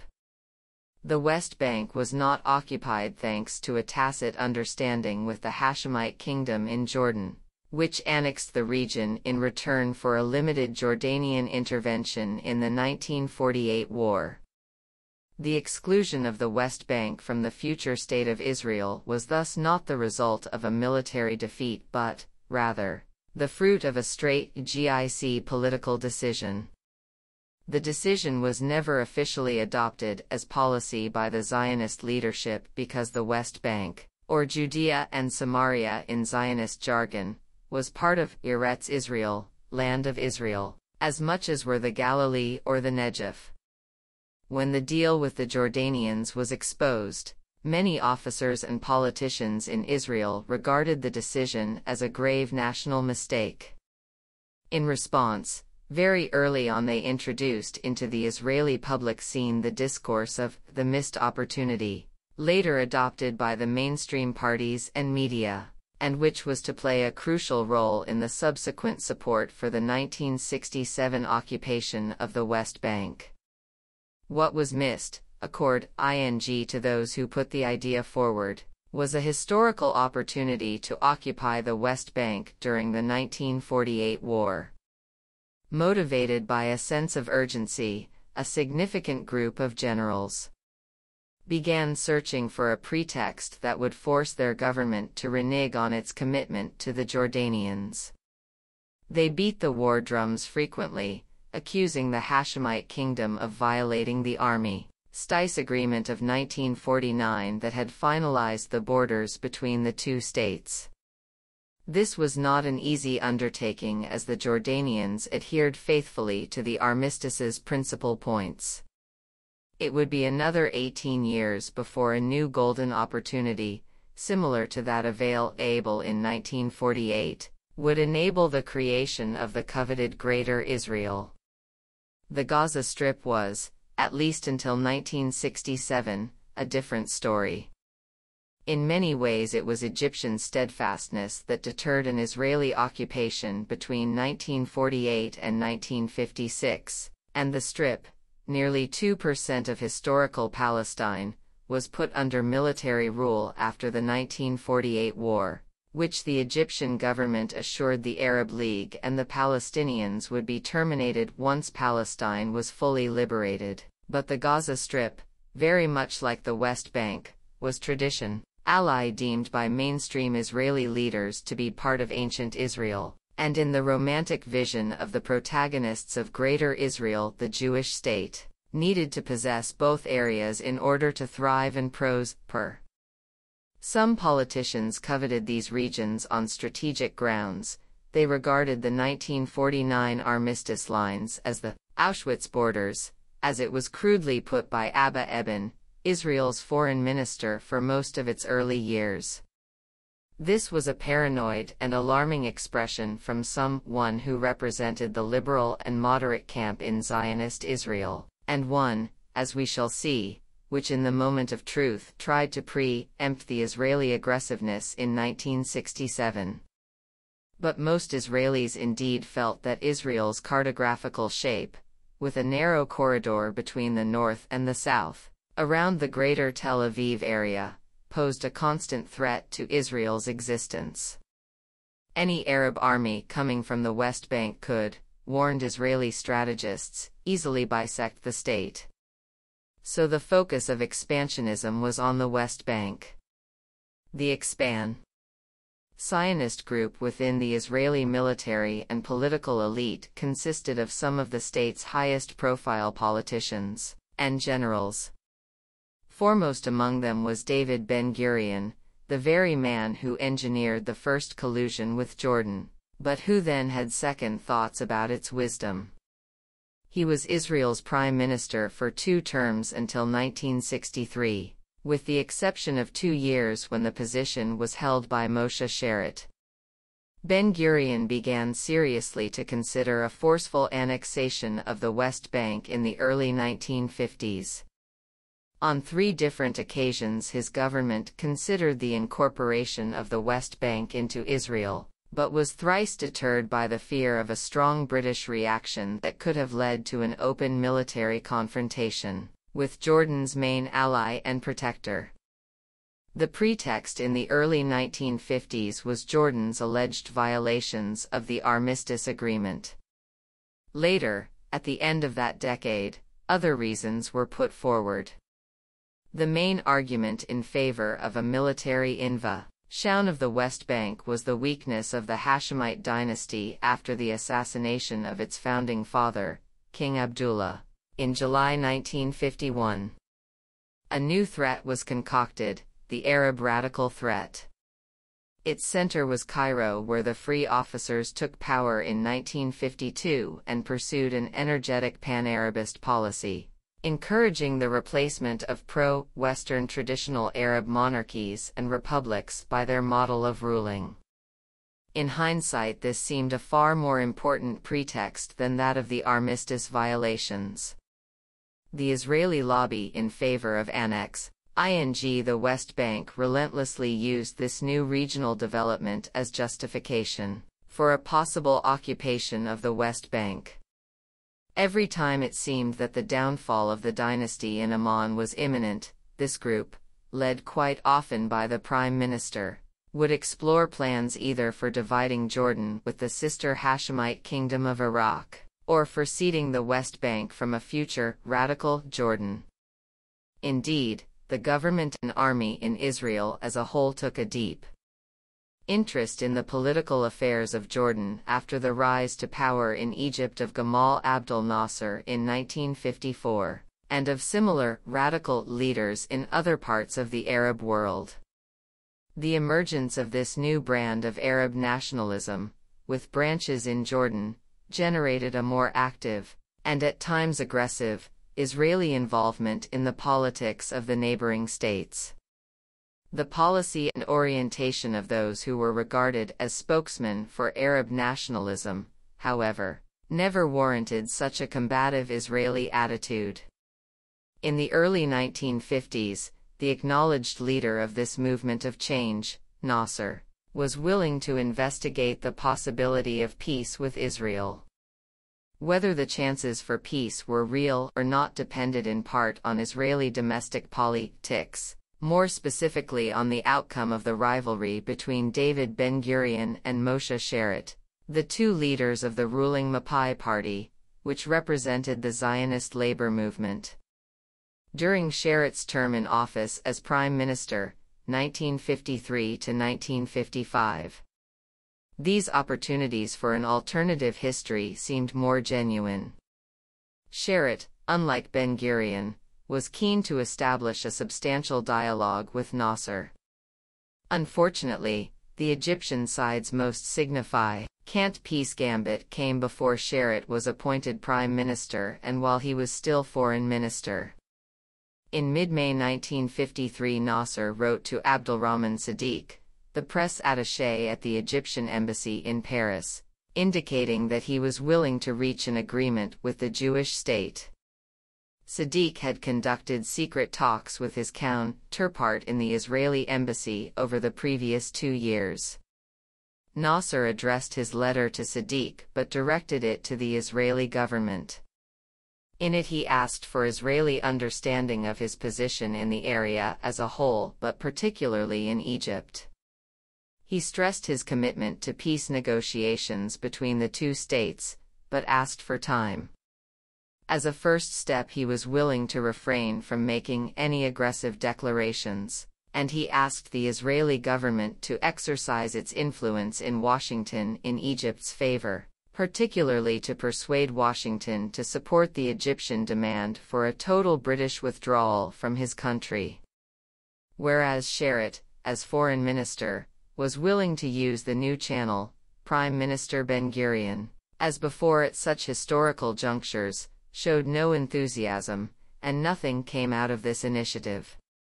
It seems that during those same months Ben-Gurion formulated his uncompromising attitude towards Arab radicalism, which he now saw as communism in disguise, or more accurately as an anti-Israeli and anti-Western version of communism.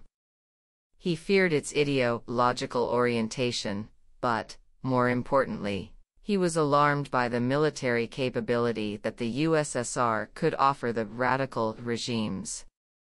In early 1953, he was in favor of a preemptive Israeli action against these regimes. He regarded them as more committed to the armed struggle against Israel than the inefficient traditional regimes, and believed the former would perform better on the battlefield, unless defeated by a preemptive Israeli attack.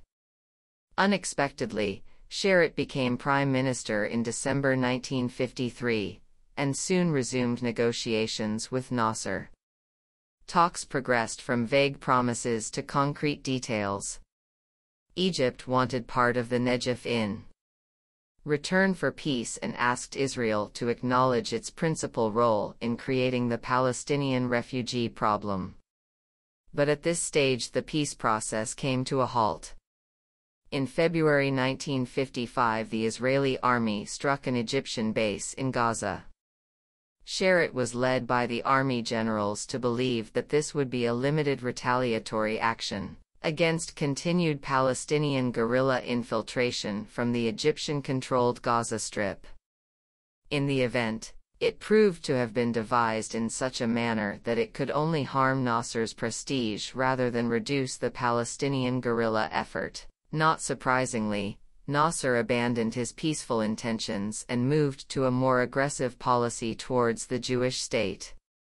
While Sharett was prime minister, Ben-Gurion conducted an alternative government from a place he named My Voluntary Exile, a kibbutz in the south of the country called Sde Boker. From this desert location he preached an active Israeli policy, singling out as a crucial goal the need to contain the improvement of Egyptian-American relations, which he saw as a most harmful development. He was confident that such a relationship would impair Israel's ability to influence American politics. Sharett had very little control over the military policies in Israel even before Ben-Gurion deposed him in 1955. It was Moshe Dayan who took most of the important decisions in this area, and he would remain a crucial figure in Israeli policymaking in the 1960s, pushing the state into the 1967 war. In Moshe Sharett's personal diaries there is an entry from May 1955 in which he quotes Moshe Dayan. "We do not need a security pact with the U.S.A. Such a pact will only constitute an obstacle for us. We face no danger at all of an Arab advantage of force for the next 8 to 10 years. Even if they receive massive military aid from the West, we shall maintain our military superiority thanks to our infinitely greater capacity to assimilate new armaments. The security pact will only handcuff us and deny us the freedom of action we need in the coming years. Reprisal actions which we couldn't carry out if we were tied to a security pace are our vital lymph. They make it possible for us to maintain a high level of tension among our population and in the army. Without these actions we would have ceased to be a combative people, and without the discipline of a combative people we are lost. We have to cry out that the Negev is in danger, so that young men will go there." Livia Rokak, whose father was a pillar of the Zionist movement in its early stages in Palestine, but who herself gradually became anti-Zionist, commented on what that message conveyed, based in part on her intimate knowledge of the personalities involved. "This state has no international obligations, no economic problems, the question of peace is non-existent. It must calculate its steps narrow-mindedly and live on its sword. It must see the sword as the main, if not the only instrument with which to keep its morale high and retain its moral tension. Towards this end it may, no, it must, invent dangers, and to do this it must adopt the method of provocation and revenge. And above all, let us hope for a new war with the Arab countries, so that we may finally get rid of our troubles and acquire our space." In any case, in the 1950s it was still Ben-Gurion who was the principal policymaker. When he returned to power he translated these aggressive thoughts into action. In collusion with Britain and France, he led Israel into a war against Egypt in October 1956, the Suez Campaign, and, despite being forced to withdraw from the Sinai by both the US and USSR, he did not abandon this belligerent policy. For a moment during the Suez Campaign the possibility of invading the West Bank emerged once more. During the tripartite negotiations between Israel, France, and Britain in preparation for the joint venture, the Israeli Prime Minister seriously discussed with Guy Mollet, his French counterpart, the possibility of annexing the West Bank within the overall framework of the 1956 attack against Egypt and Arab radicalism. The Americans somehow got wind of this exchange and explicitly warned Ben-Gurion against such action. But Ben-Gurion did not give up the idea. After the end of the Suez operation, the political situation in Jordan deteriorated and young King Hussein's position seemed so untenable that in April 1957 the Iraqi government, still Hashemite in those days, dispatched troops to help him. Ben-Gurion believed this might have provided the opportunity he was looking for and ordered the army to prepare for a takeover of the West Bank. He was confident the Iraqis would be unable to sustain Hussein, in which case his army would step into the West Bank. Hussein, however, survived. At that time the Israeli public was well aware of the high alert in the army and the possibility of a military operation. The press was subsequently told that any such operation had been averted because the United States had sent the Sixth Fleet to the eastern Mediterranean to deter Israel from taking aggressive action. Commentators in the local press, and also in the United States, called the U.S. efforts to curb Israel the boldest American move since Korea. The culprit, according to the Israeli press, was the Secretary of State, John Foster Dulles, who, it was reported, had personally dispatched the fleet. But in fact, according to U.S. documents, the fleet was sent to counter anti-American developments in Syria, not to check Israeli expansionist policies. Washington nonetheless elected to deter Israel by other less dramatic means, and it succeeded. In the circumstances, acquiring more territory and retaining American sympathy were contradictory aims. As we shall see, the reconciliation of these two initiatives enabled the 1967 occupation and annexation. It is important to note that, although the USA did not recognize the Jordanian annexation of the West Bank, it was committed with France and Britain, through a tripartite declaration in 1950, to maintain the territorial status quo in historical Palestine. Despite basic American unease with Israel's aggressive policy, Ben-Gurion did not hold back and, in the immediate aftermath of the Suez Campaign, led his government into one of Israel's most intransigent and harsh positions towards the Arab world in general and its neighbors in particular. This uncompromising attitude was also translated at home into the further imposition of oppressive military rule on the Palestinian minority living inside Israel.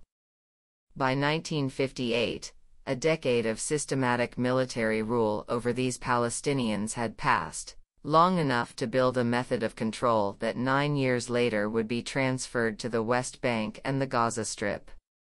At the same time, Ben-Gurion strove to align Israel fully with the United States, with a particular emphasis on empowering the embryo American Israel Public Affairs Committee, AIPAC, the pro-Zionist lobby in Washington, to help in this goal. He also sent his army shop, ping around the world to equip the IDF with the latest and most up-to-date weaponry on Earth. Ben-Gurion's attention was focused on both the southern and northern borders of Israel. The emergence of the Ba'ath Party as the ruling power in Syria was regarded in the same way as the rise of Nasserism in Egypt. The political upheavals in Syria that ended with the formation of the United Arab Republic in early 1958 were constantly cited as a possible cause for military action against Syria.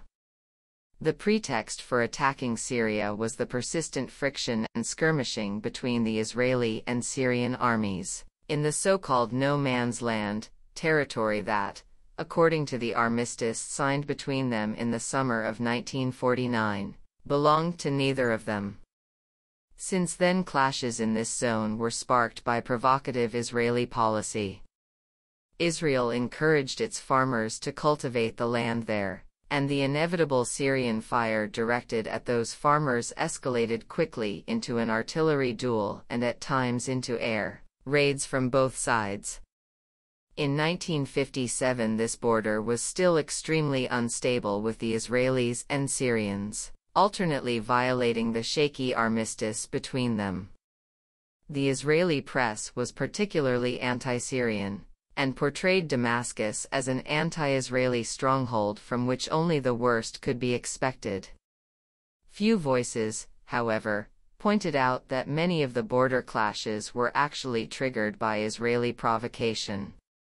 Martin Buber, and Ernest Simon were among the few critics within Ben-Gurion's own party who took the prime minister to task in no uncertain terms, accusing him of acting against the interests of peace in the Middle East.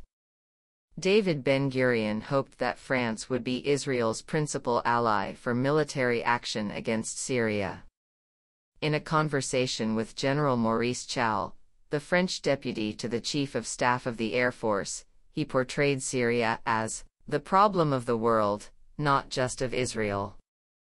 The danger was so acute, he said, that France should urgently work to include Israel in NATO officially, or at least encourage the organization to accept it as a privileged ally. France, of course, could not do this, but it delivered arms in large quantities.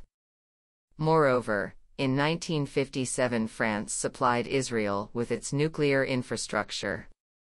One result of the French aid was that it provided Israel with a military capacity to expand and strengthen the political elite's self-confidence and uncompromising mood. Worried about Syria's anti-French role in the Algerian War of Liberation, most French politicians accepted the necessity of this alliance, and France granted Israel $30 million credit, most of which was used to buy arms and weapons.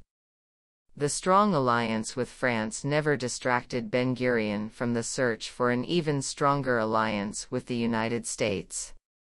Appearing in front of his party's members at the Knesset, Ben-Gurion declared, "The most popular people in Israel are now the French. But this is not good enough. We need the Americans. We cannot rely on Britain, since unlike the United States, the Jews have no political influence over there. Thus, for instance, the British Labour Party are purely a goyim, Gentiles." In many ways, the success of solidifying the military alliance with the United States, which only came about in 1966 and 1967, seemed to be a precondition for the successful implementation of the dream of a greater, expanded Israel. You needed American might behind you, not for occupying more of Palestine, but for maintaining that occupation. This was particularly true in relation to the West Bank, which was regarded by the U.S. as Jordanian territory, even if its annexation was never formally acknowledged. None of even the most belligerent American administrations would have backed an Israeli occupation of the West Bank, but all of them supported it after it took place. Rehearsing the Greater Israel option. The unification of Syria with Egypt in February, the civil war that erupted in Lebanon in May and, finally, the revolution in Baghdad in July 1958 were events that drew Israel's attention to its eastern border.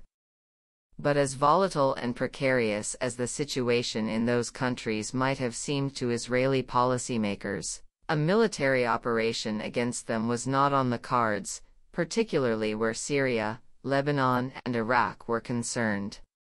But Jordan was a different case altogether. In the eyes of this important group of Israeli politicians and generals, it possessed an integral part of the Jewish homeland. If radicalization in the other Arab countries spilled over to Jordan and toppled the Hashemites, it might provide the pretext and justification for the occupation of the West Bank.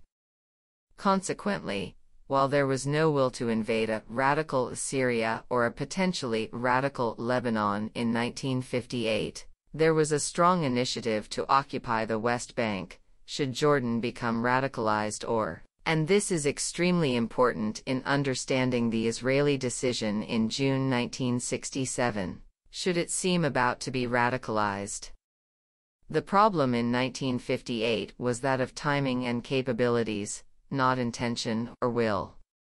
As readers may recall, Jordan was not radicalized and the Hashemite dynasty remained in power, so when Israeli politicians and generals discussed the option of occupation, they did so before a radical take-over had occurred. In 1958, no one wanted to go to a war with a Hashemite Jordan, an embattled ally that was still valued as being able to play a positive role, despite the urge and desire to cede from it the West Bank. Nonetheless, it was some time before Israeli policymakers were convinced that the opportunity to take over the West Bank had slipped. The radicalization of the political scene in the Hashemite kingdom was a process that was closely watched by Israeli intelligence and the research department of the Foreign Ministry. Monthly reports were delivered to the policymakers, in all of which Israeli experts strongly recommended keeping intact the de facto alliance with the Jordanians. The problem for Israeli policymakers was that, while determined to occupy the West Bank, on the brink of the Hashemites' fall, they realized that in such an eventuality the West would itself prefer to act to save the Hashemites and would not allow Israel to take independent action, which is precisely what happened in 1958. While it would seem unthinkable today, it was actually the Americans who in 1958 worked closely with the United Nations Secretary-General, Dag Hammarskjöld, to curb Israel's expansionist ambitions. Hammarskjöld had no doubt that the Israeli Prime Minister had only one aim in mind in those tense days in 1958, when the West dreaded what its leaders termed the radicalization of the Arab world, and that was the annexation of the West Bank. No wonder, then, that Israel's relationship with the United Nations in 1958 sank to an unprecedented low. It is unclear whether Hammarskjöld understood Ben-Gurion's bizarre state of mind in those anxious moments of crisis. In the midst of it all, this man who regarded the decision not to occupy the West Bank in 1948 as a fatal mistake, and indeed prepared his army for its takeover in April 1957, began to doubt the wisdom of such a policy in 1958. His diary reveals a growing concern about the demographic implications of annexing the West Bank without chasing the Palestinians out of there. Regrettably, this time the Palestinians would not flee, he wrote in one entry, meaning that he feared this time Israel would not be able to force them to flee. His fears were echoed by the heads of the military intelligence who voiced opposition to an occupation of the West Bank on precisely these grounds. 10 years later, in 1968, Ben-Gurion would recommend immediate and unilateral Israeli withdrawal from the West Bank, apart from Jerusalem, in order to maintain the demographic achievements of 1948, namely the ethnic cleansing of Palestine. But, of course, from 1963 onwards he was no longer part of the decision-making process.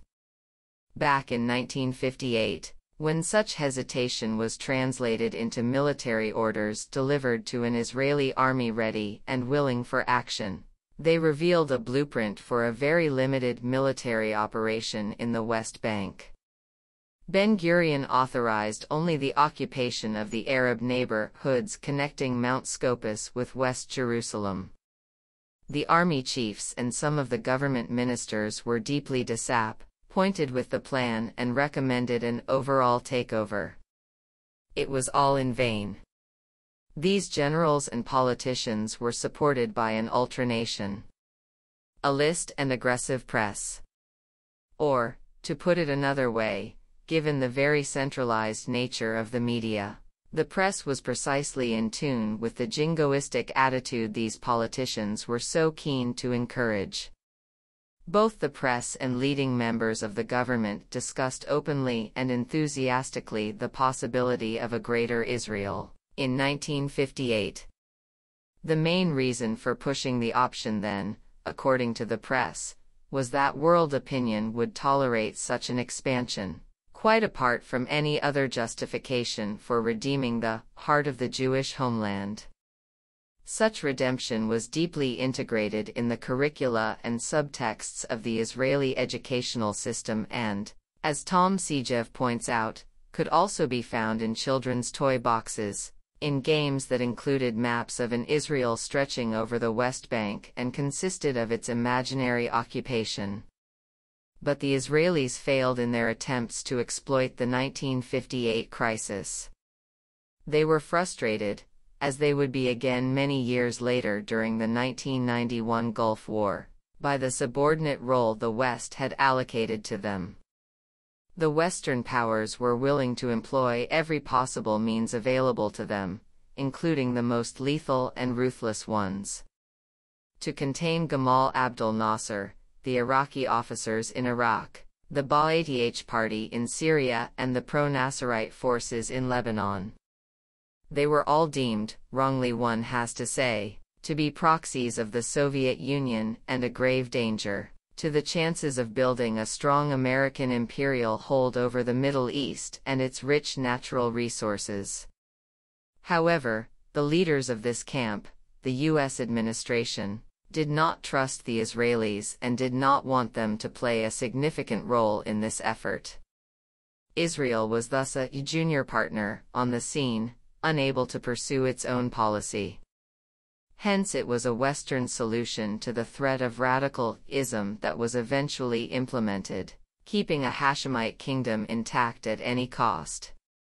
Israel's solutions were not welcomed by the West and thus it had to bide its time. Rehearsing the 1967 war.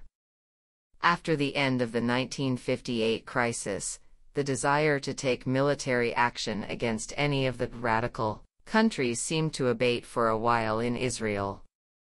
In fact, it would be fair to say that for most of the time Israeli politicians were content to maintain the status quo, as most politicians would in such circumstances.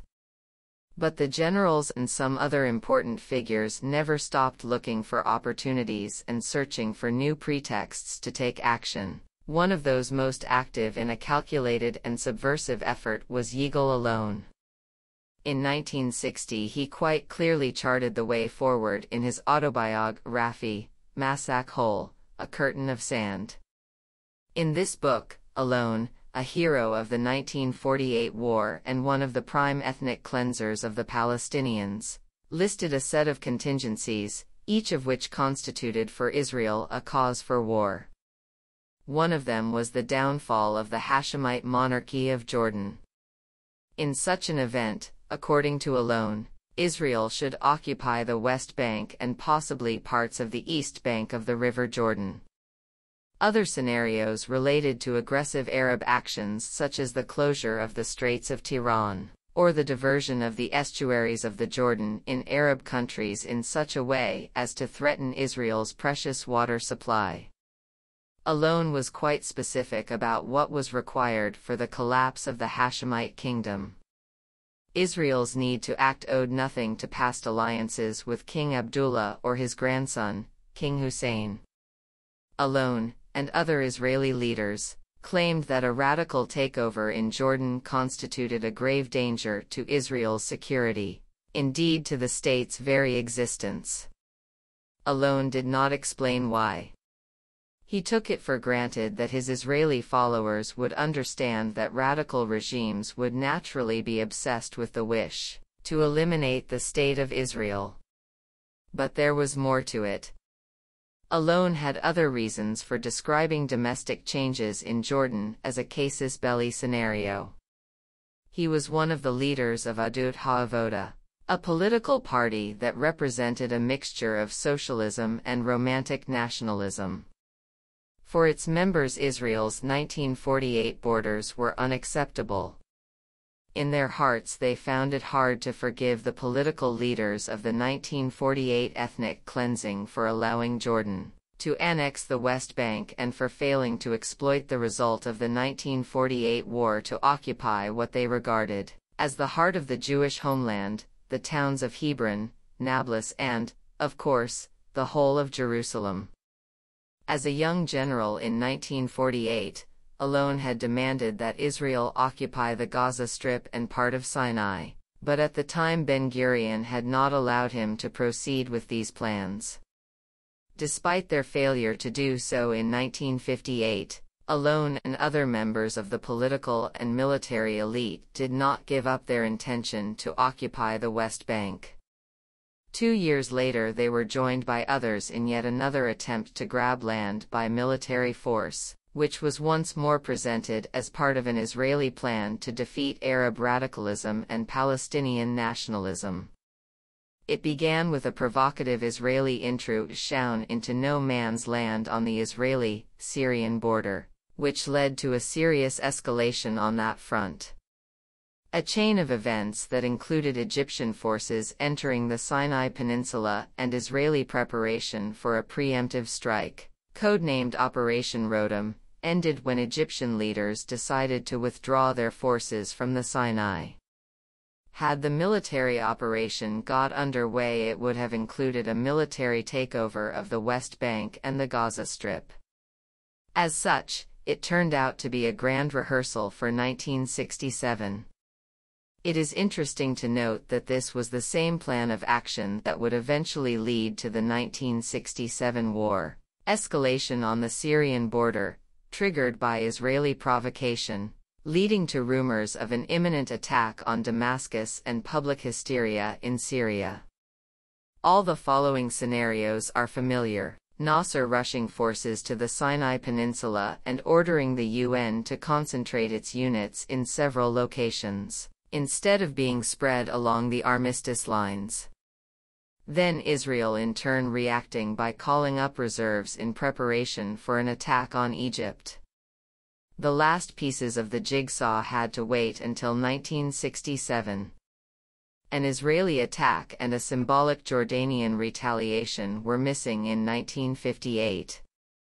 There was no need at that point, as there would be in 1967, for the insecure King of Jordan to show that he was not entirely in the pocket of the Western powers, and thus Jordan was not involved at all in the 1960 crisis.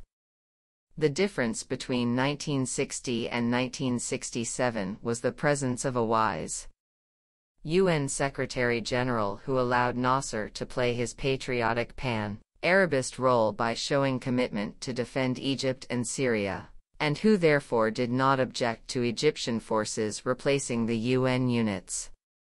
Instead, he waited patiently for the Egyptian forces to leave 2 months later. In 1967, a much less sophisticated UN Secretary-General would order the complete withdrawal of UN forces, and, in so doing, helped to create a golden opportunity for Israel to implement its expansionist dreams. The chain of events that followed Operation Rotem, which eventually culminated in the June 1967 war, continued with yet another round of serious military clashes between Israel and Syria, in 1964 and 1965. The bone of contention this time was control over the River Jordan's estuaries. Syria, backed by the veteran Arab League and a new outfit, the Arab Summit, confronted Israel's attempt to expropriate the water for its sole consumption. In 1964, the Israelis initiated a diversion of these water sources to a new mega-reservoir inside Israel. Every now and then further small incidents would escalate into full-scale confrontation. Another source of friction was the launch of Palestinian guerrilla operations from Syrian soil. This was expanded to the Israeli-Jordanian border in 1965 and resulted in a series of Israeli retaliations, which took the form of monthly raids into the West Bank attacking villages and police stations. In August 1965, the Israeli Air Force was poised for the first time to implement Operation Focus, the preemptive destruction of the Arab air forces in preparation for war. It involved both a limited option, whereby only the Syrian Air Force would be targeted, and an extended one, which would be aimed at the destruction of several Arab air forces, including the Jordanian one. The crisis ended 2 days later, but the extended plan was eventually implemented on June 5, 1967. The Jordanian Air Force was designated as a target since the West Bank was a key objective in the event of war breaking out. For a brief moment in 1966, the drive towards strong military reactions subsided. This was mainly due to the weakening of Israel's links with France on the one hand, and, on the other, implicit Soviet threats to Israel should it take on the Ba'ath regime in Damascus. But such worries soon evaporated. A new American administration, that of Lyndon B. Johnson, proved to be the most loyal ally the Israelis could have hoped for. In his first year in office, LBJ provided civilian aid worth $52 million, along with Skyhawk aircraft and Patton tanks. The most up-to-date and lethal weapons in the American arsenal, and more was about to follow. The Israeli military achievements of the 1967 war were due in part to superior U.S. weaponry, including advanced fighter technology, which proved pivotal when Israel launched its surprise attack on the Arab armies during the morning of the first day of fighting. Armed with new weapons and a mighty ally, the Israeli army stepped up its operations against the Palestinian organizations that occasionally infiltrated the Jewish state from the West Bank. In November 1966, the Israeli army raided several Palestinian towns and villages, killing dozens of citizens and wounding hundreds of others, leaving behind them scores of demolished houses and blocks of flats. As in 1936 and again in 1948, the main weapon against the Palestinian people was collective punishment, whether during a war or a period of relative calm. The official reason for the punitive action was retaliation against intrusions and guerrilla actions by Fatah, the major Palestinian faction that founded and ran the PLO. But one cannot help recognizing the intentional brutality of the same leaders and generals who carried out the ethnic cleansing in 1948. Their targets were innocent West Bankers who had very little to do with Fatah, a worrying forerunner of the operations that were to become institutionalized, routine, collective punishment after 1967. These punitive missions culminated on November 13, 1966, with the attack on the village of Samu, with its 5,000 inhabitants. Almost all of Samu's houses were demolished. Despite a relatively bold Jordanian attempt to defend the place, which cost the lives of more than a dozen Arab Legion soldiers, the population felt totally exposed to Israel's will and power. They would soon find out how right they were. So the plans, ambitions and motive for occupying at least the West Bank were firmly in place long before the June 1967 war. But these expansionist drives did not yet have a definite timetable. That was determined by circumstances unforeseen and unpredicted by Israel's political and military elite. When the opportunity emerged, as a result of escalation on Israel's northern border caused mainly by the army's aggressive actions on that front, the ambitions were swiftly translated into actual policy on the ground. As stated in the preface, by 1966 professional teams were already preparing for, and had been since 1963, administrative, legal and military rule of the West Bank and the Gaza Strip, using as a model the one already implemented in the Arab areas of Israel. The army was prepared, as was the framework for occupation. It was the Syrian border once more that saw the immediate prelude to the 1967 war. While the Jordanian army was relatively restrained in its response to Israeli operations in the West Bank, the Syrian army continued to answer every Israeli provocation with ever-growing fire and air power. The Israeli Air Force in particular proved to be far superior in the quality of its aircraft and the capacity of its pilots. As each incident seemed more severe than the previous one, it seems plausible that the Syrian leadership, and in particular its Soviet advisors, began to realize that around the corner a huge military operation, even a war, awaited them. The Syrian leaders joined forces first with Egypt, then with Iraq and Jordan, in the hope of deterring an Israeli attack. Defense pacts between the Arab countries and a series of rather bold, and some would say in retrospect irresponsible, acts by Nasser followed. The by now familiar sequence of events concludes this chapter. The final escalation, the myth of the preemptive strike. The eastern borders of the State of Israel were anything but quiet at the end of 1966, and the beginning of 1967. The reasons for the tension were the same as before: the unresolved question of control in the no man's land between Israel and Syria, and the Israeli attempt to divert the River Jordan and its estuaries into its own water system. Similarly, continued guerrilla activity by Fatah and other Palestinian groups prompted yet more Israeli reprisals and attacks. It was in the very first days of 1967 that new winds of war began to blow, first gently and then ferociously, from Israel's political and military headquarters.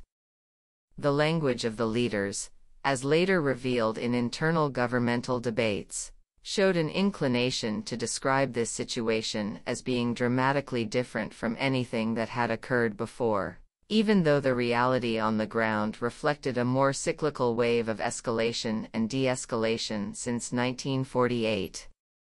But those in favor of war and annexation suggested a new interpretation of reality and, more importantly, demanded an unprecedented response to problems that had clearly existed since the creation of the State of Israel. The first hints of this new mood came in one of the government's first meetings in 1967.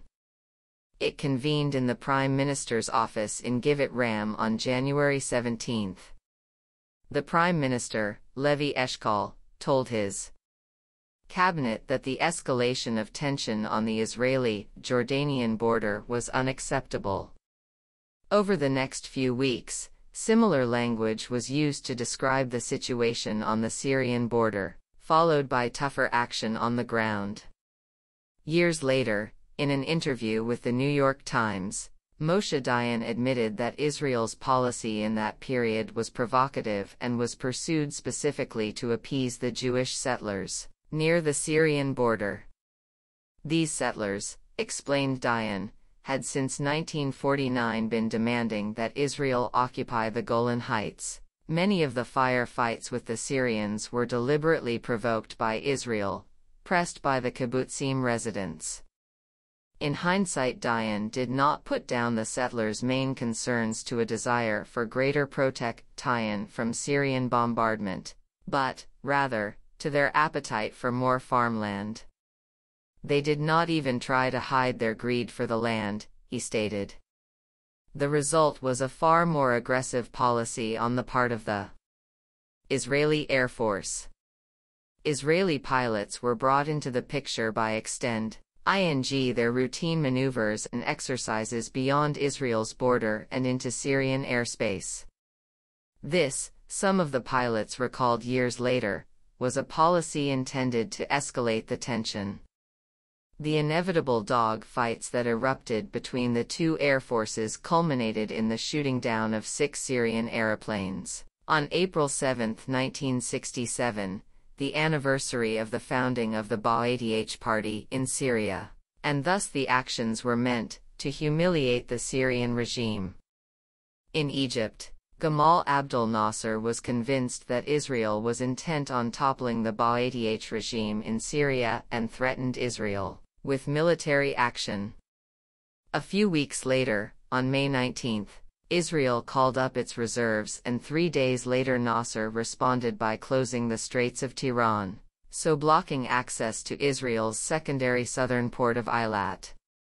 Most Israeli government ministers saw it as a casus belli, but the consensus was that the U.S. should have a go at lifting the blockade by other means. This was contrary to the assessment by the army about these Nasserite moves. The chief of the general staff, Yitzhak Rabin, reported to the government on May 21, 1967 that he regarded it all as a propagandist move and not yet an aggressive one, as the Egyptians have not moved tanks into the peninsula. At that meeting, Rabin correctly analyzed the situation, or so it seems in hindsight, and accurately predicted the next move. He still believed Nasser's intention was not to go beyond words, but he would be entangled in events beyond his control. Namely, Israel would exploit the situation better than it had in 1960. We are now ready to hit him, if we want. There is no preparation for a war in Iraq or Jordan. I do not believe they are preparing an attack. The North is quiet, no dramatic developments there. We are equal in number of troops and tanks to Syria and Egypt together.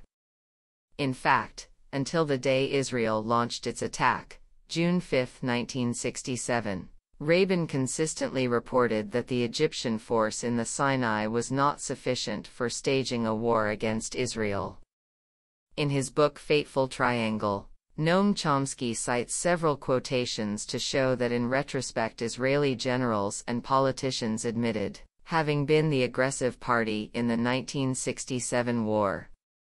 One of them was Yitzhak Rabin, who told Le Monde as early as February 28, 1968, "I do not think Nasser wanted war. The two divisions he sent to the Sinai would not have been sufficient to launch an offensive war. He knew it and we knew it." This is a crucial point of historiography. The common narrative of these events, spun by both the Israeli Foreign Ministry and recounted by the most recent and more neutral Israeli historians, is that Israel fought a war of self-defense in order to preempt an all-Arab attack. This is not what I read in the documents that have recently been released. No one in Israel in a position of command at that time attributed genuine aggressive intentions to either the Egyptians or the Syrians, and definitely not to the Jordanians. In the prevailing narrative, nonetheless, Nasser's closure of the Straits of Tiran, the entry of Egyptian forces into the Sinai, and the bellicose rhetoric in the Arab world are all proof that the Arab world was on the point of going to war. This suggests Israel's attack as an act of self-defense. But this portrayal of the 1967 war is a false historical reconstruction.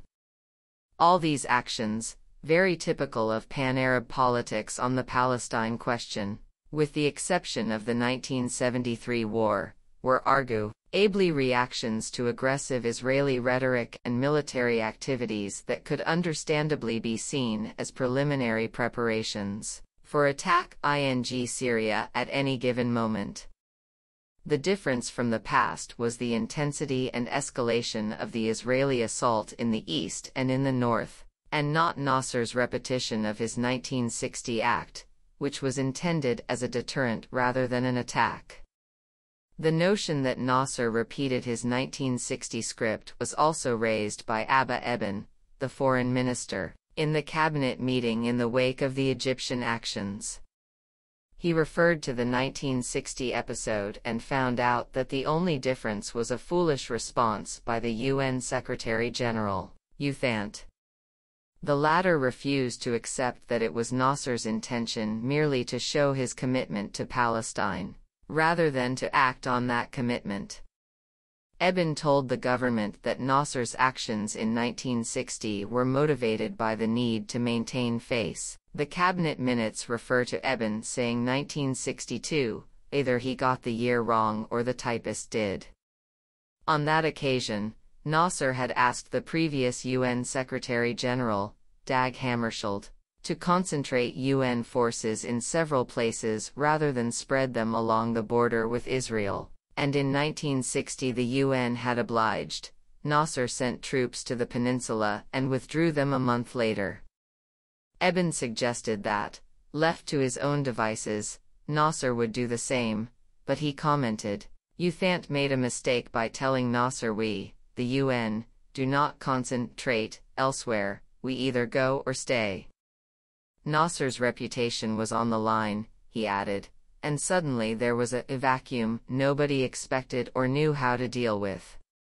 Uthant asked Eben to allow Nasser time to bring the episode to an end instead of what he saw as warmonger. On the side of Israel, your embassies around the world create the impression that an Israeli attack is imminent, he complained to the Israeli foreign minister. Eben seemed to think that it was all rather a minor affair, and that only if Israeli ships were attacked would Israel be allowed to activate Clause 51 of the Union Charter, that of the right to self-defense, which was the official American position. He also ridiculed the panic among the Jewish communities around the world, and especially in the U.S. He warned that this unwarranted response from international Jewry could prove to be more detrimental to Israel's power of deterrence than Nasser's action. We are portrayed as the lamb among the wolves, a strange image, he felt, as we know that the forces in the Sinai are not a huge armada. The Minister of the Interior too was alarmed at the level of panic in the U.S., which was worse than in Israel. Can we not control it? He asked. In many ways Rabin confirmed Eben's analysis. As already mentioned, he also asserted that Nasser did not expect the UN to cower and panicked when he realized there were no UN troops in Sharm el-Sheikh and therefore sent paratroopers there. In other words, Nasser was worried that Israel would preempt this with a similar action. On May 21, 1967, then, the analysis was that war could be prevented. In fact, it depended solely on the Israeli government. Were these the right conditions for going to war to expand the state? This was the main question the decision-makers were asking themselves. But it is not clear whether ministers such as Eben knew enough about the level of preparation in the Israeli army for a war. He warned that the Egyptians and the Russians were already deeply convinced that Israel was preparing to attack Syria in the north, and that the IDF had already amassed huge forces in the region. But the government minutes do not record any response to that. A hint as to a different reality on the ground, one in which an army was seriously preparing for war and simply waiting for the politicians to approve it, was provided by Israel Galilei, the former commander of the Haganah, the Jewish militia that became the IDF, and the Minister of Information, Propaganda. In a meeting on May 21 he expressed satisfaction that, in his opinion, while the Israeli people were being given a balanced assessment of the fact that there was a serious crisis, they had confidence that the army was fully prepared for this crisis. Galilei criticized Eshkol publicly for, on the one hand, giving the impression that Nasser's moves were merely propagandist and then, on the other, for saying that Egypt's policy posed a grave danger to Israel. Galilei wanted to keep the people both on the alert and in the dark. Reading the newspapers and radio broadcast transcripts from that period, as well as recalling it as a teenager living in Haifa, it seems to me that Galilei deliberately misrepresented the public mood to the government. He was responsible for passing information to the press and the public. And if one can judge by the way that information was translated into radio broadcasts and newspaper headlines, it is clear that he succeeded in creating panic among the general populace, tie-in with his doomsday scenario. This was a repeat of the 1948 domes, tick propaganda on the part of the Israeli leaders.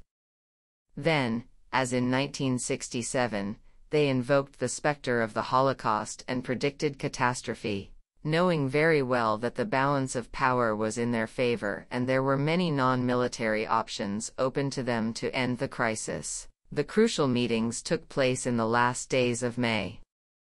The possibility of an American intervention was still in the air, and given time this would have emerged not so much as a military operation, as the Israelis hoped, but, rather, as a concerted diplomatic attempt to defuse the tension. The government that met on May 28 heard from Abba Eban that President Johnson had promised that the USA will, with others, open the Straits of Tiran. His assessment was that they wanted to prevent an Israeli military operation but were concerned that it would take time to build a task force for the mission.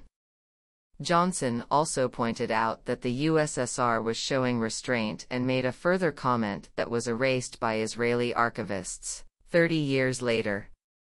For that reason we do not know exactly what he said to them that they do not want us to know, but from the deliberations in the government on May 29 it is possible to hazard a guess as to what he said. It was either a plea for restraint or a warning against military action by Israel. Retrospective CIA documents recently released reveal that the USA was already convinced by the end of May 1967 that if Israel went to war it would easily defeat the Arab armies. The CIA director, Richard Helms, told the president in a memo entitled "Who Will Win" that Israel could defend successfully against simultaneous Arab attacks on all fronts, or hold on any three fronts while mounting successfully a major offensive on the fourth. Neither was the CIA convinced there was any merit for the Israeli claim of an aggressive Soviet policy. The Soviet aim is still to avoid military involvement and to give the US a black eye among the Arabs by identifying it with Israel. Moscow probably could not openly help the Arabs because of lack of capability, and probably would not for fear of tie-in with the US. This was quite a brave statement on Helms's behalf. At the time Mossad kept insisting in its conversations with US officials that the Israeli military was heavily outgunned by a Soviet-backed Arab war machine. Recent research has shown that the Israelis had their man in the CIA, James Angleton, chief of CIA counterintelligence. For years, Angleton had been briefed by the Israelis and reported his assessments as his own, without informing his superiors of their origins. As David S. Robage writes, that unusual arrangement may have given Tel Aviv a sense that Washington accorded its analyses such special import that U.S. leaders would listen to its judgments on Arab-Israeli issues over those of their own intelligence services. Helms was convinced the Israelis were playing games. We do not believe that the Israeli appreciation was a serious estimate of the sort they would submit to their own high officials.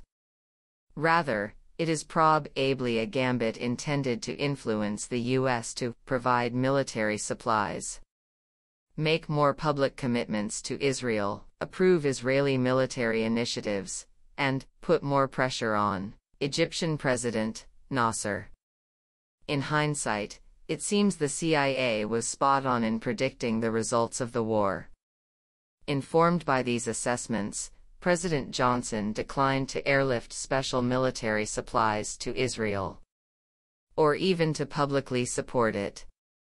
He later recalled bluntly telling Israeli Foreign Minister Abba Eban, "All of our intelligence people are Inani Maus that if the UAR, Egypt and Syria, attacks, you will whip hell out of them." Someone who was misled by Mossad was Israel's Prime Minister, Levi Eshkol. In those final meetings before the war he voiced fears that put him in a very poor light in terms of the Israeli ethos of war, as a man both timid and therefore a danger to Israel's security.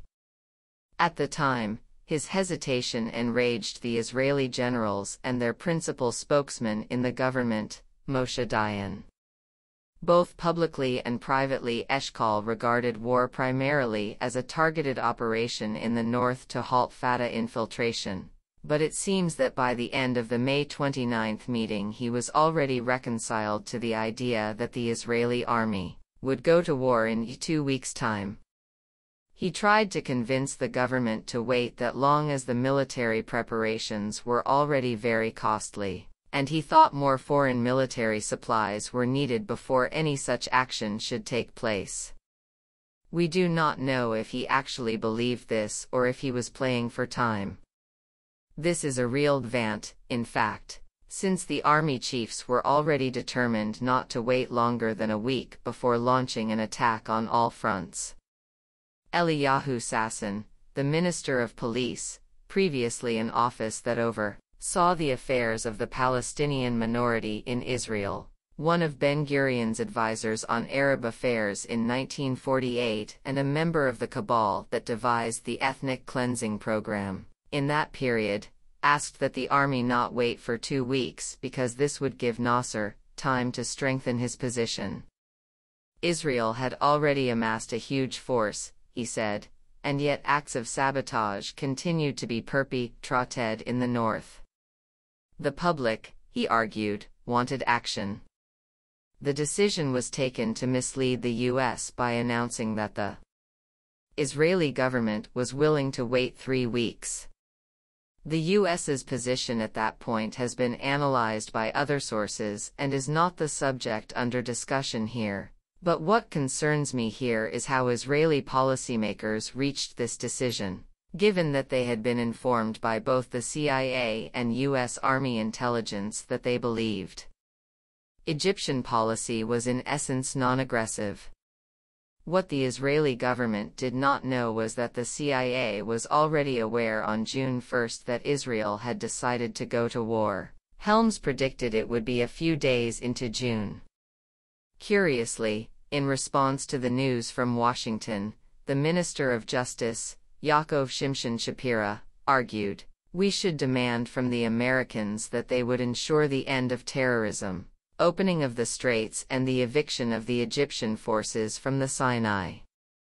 This was interesting as it represented a considerably expanded list of expectations and demands from the Americans. One possible explanation, given Shapira's political savvy, is that he wanted to present the USA with a mission impossible and thus ensure American failure, or maybe he believed, naively perhaps, that this was still a feasible option in the eyes of Moshe Dayan and the other trigger-happy ministers. But there was no desire to wait for that to happen anyway. Dayan, who was pushing for an early military operation, was supported by his arch-rival for leadership, Yigal Allon. These two veterans of the 1948 ethnic cleansing had already decided by the beginning of May that this was the historical opportunity to expand, just as March 1948 had been the appropriate moment for ethnically cleansing Palestine. To ensure that ministers such as Shapira would not take the American option too seriously, Allon stated at that meeting, "We lost our prestige, the IDF lost its prestige in the eyes of the Arab world. We were wrong not to smash the Egyptian forces in the last 3 weeks. The world was sure we were about to attack this morning, May 29, 1967, which would have been a justified act. We should find a way of liberating the U.S. from its commitment to act on our behalf." Allon took his time at that meeting. Employing the biblical rhetoric of "if someone comes to kill you, rise up and kill him first," he said that the war should have been initiated the day before. Both the Mappam Socialist Minister of Agriculture, Chaim Javadi, and Rabin also gave their consent to this approach, as the minutes of the meeting reveal. The name of Finance Minister Pinchas Sapir is etched in the Israeli collective memory as a dove. He was a man who would always advocate prudence and preferred peaceful to military means for solve problems on the national agenda. In the May 29 meeting he appeared to follow this line at the beginning of the discussions, but after Allon made his remarks he shifted his position to a more belligerent stance. From then on he repeatedly hammered home the same point: we should exploit the enthusiasm in the Jewish world for recruiting means and money. It was Rabin who first echoed Allon's assertion that the army could not wait 2 or 3 weeks, saying that it might be more difficult to attack later. He did not specify the nature of the difficulty. He only assured ministers that the Air Force was strong enough to hit both the air forces and the armies on the Arab side. Then another 1948 veteran, Minister of Transport Moshe Carmel, who had been responsible for supervising ethnic cleansing in the north, followed suit. Abba Eban felt isolated and demanded the right to make the following statement: "You do not go to war for prestige. You do not make orphans and widows because of prestige."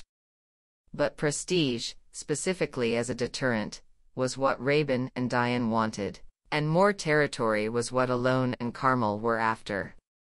The chief of military intelligence, Aaron Yariv, summarized the reports and analyses of the American position in a way that suited the aggressive mood of his fellow officers and trigger-happy ministers in the government.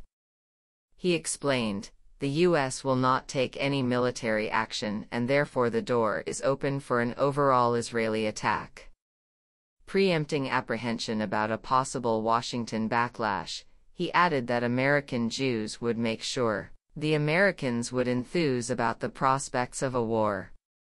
3 days later, he sent a full intelligence report stating that the U.S. administration would actually be very happy with a swift Israeli attack. At the beginning of June, the pendulum of decision-making swung from Jerusalem to Tel Aviv. In an underground bunker, the infamous Boer pit, dug in the heart of Sarona, the old German colony built by the German Protestant Templars in the 19th century and taken over by the Jewish state in 1948, some of the most crucial decisions about the war were taken. Ministers were usually joined there by the General Staff of the Army and the heads of the security services.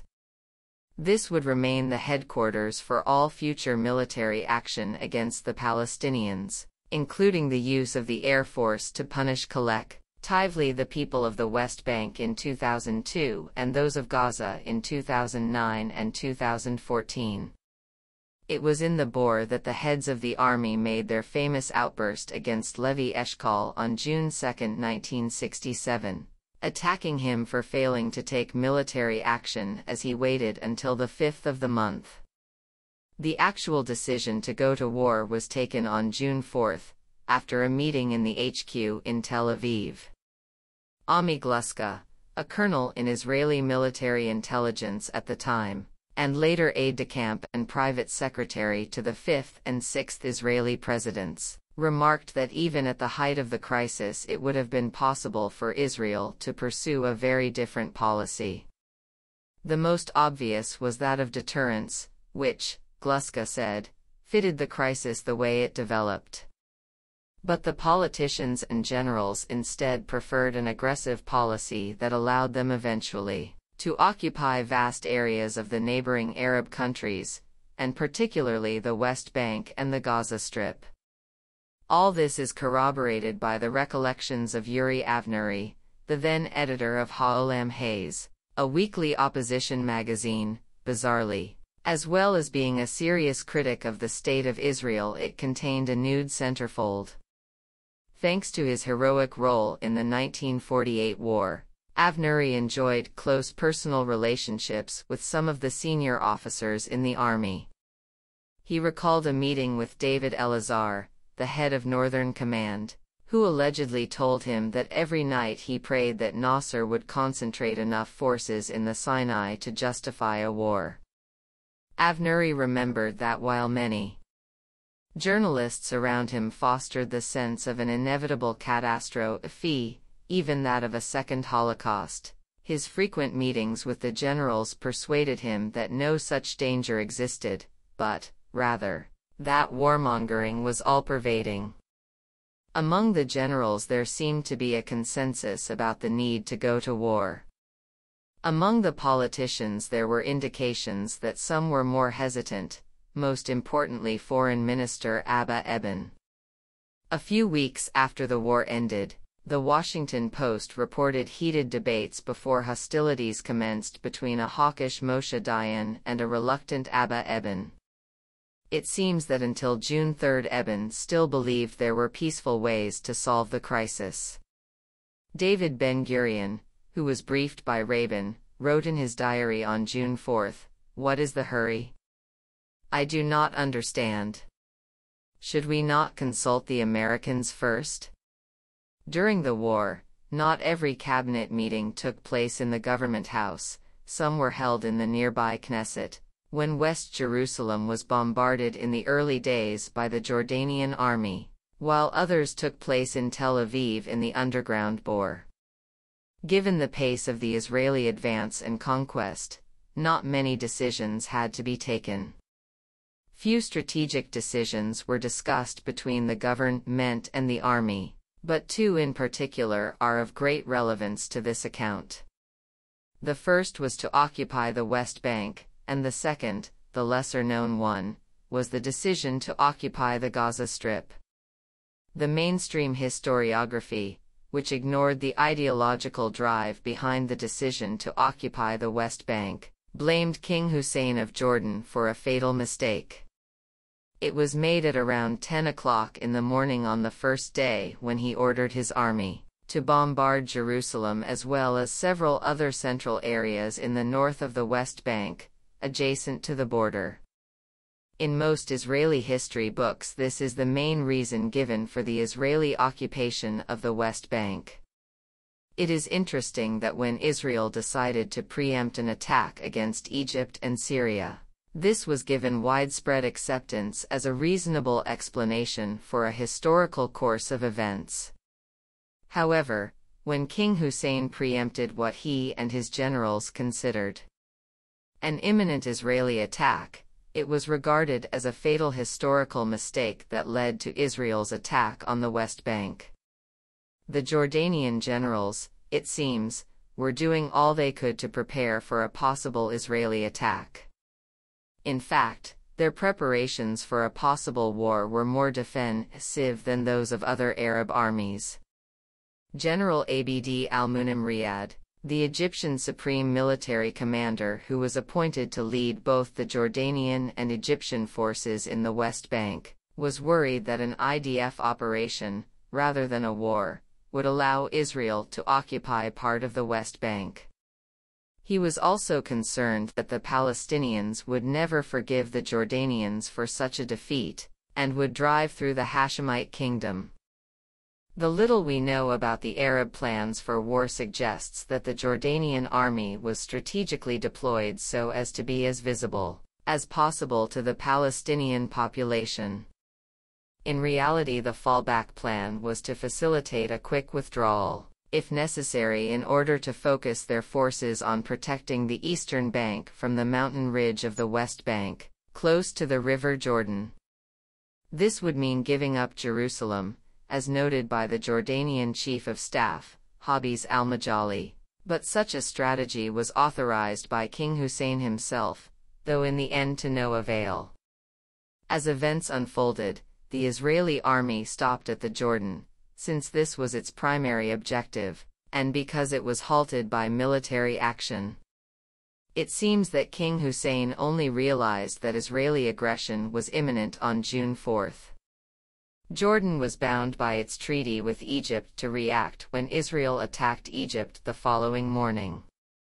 This commitment, by a king who was already branded a stooge of the West, was balanced by a famous Israeli warning to refrain from any action. To judge from the past, specifically the case of Palestine in 1948, Israeli promises of immunity during war carried very little substance.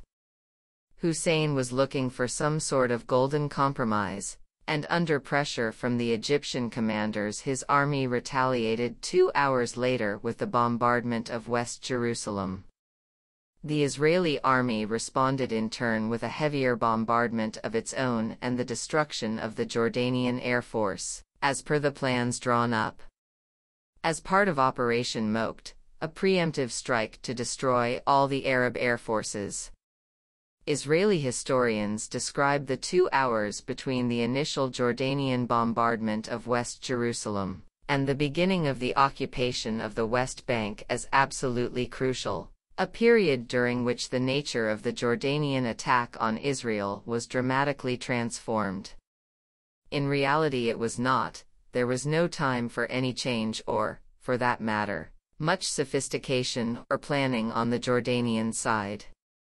but it was already a real war. And yet on June 5, Eshkol and even Rabin, for tactical reasons, procrastinated about whether or not to occupy the West Bank.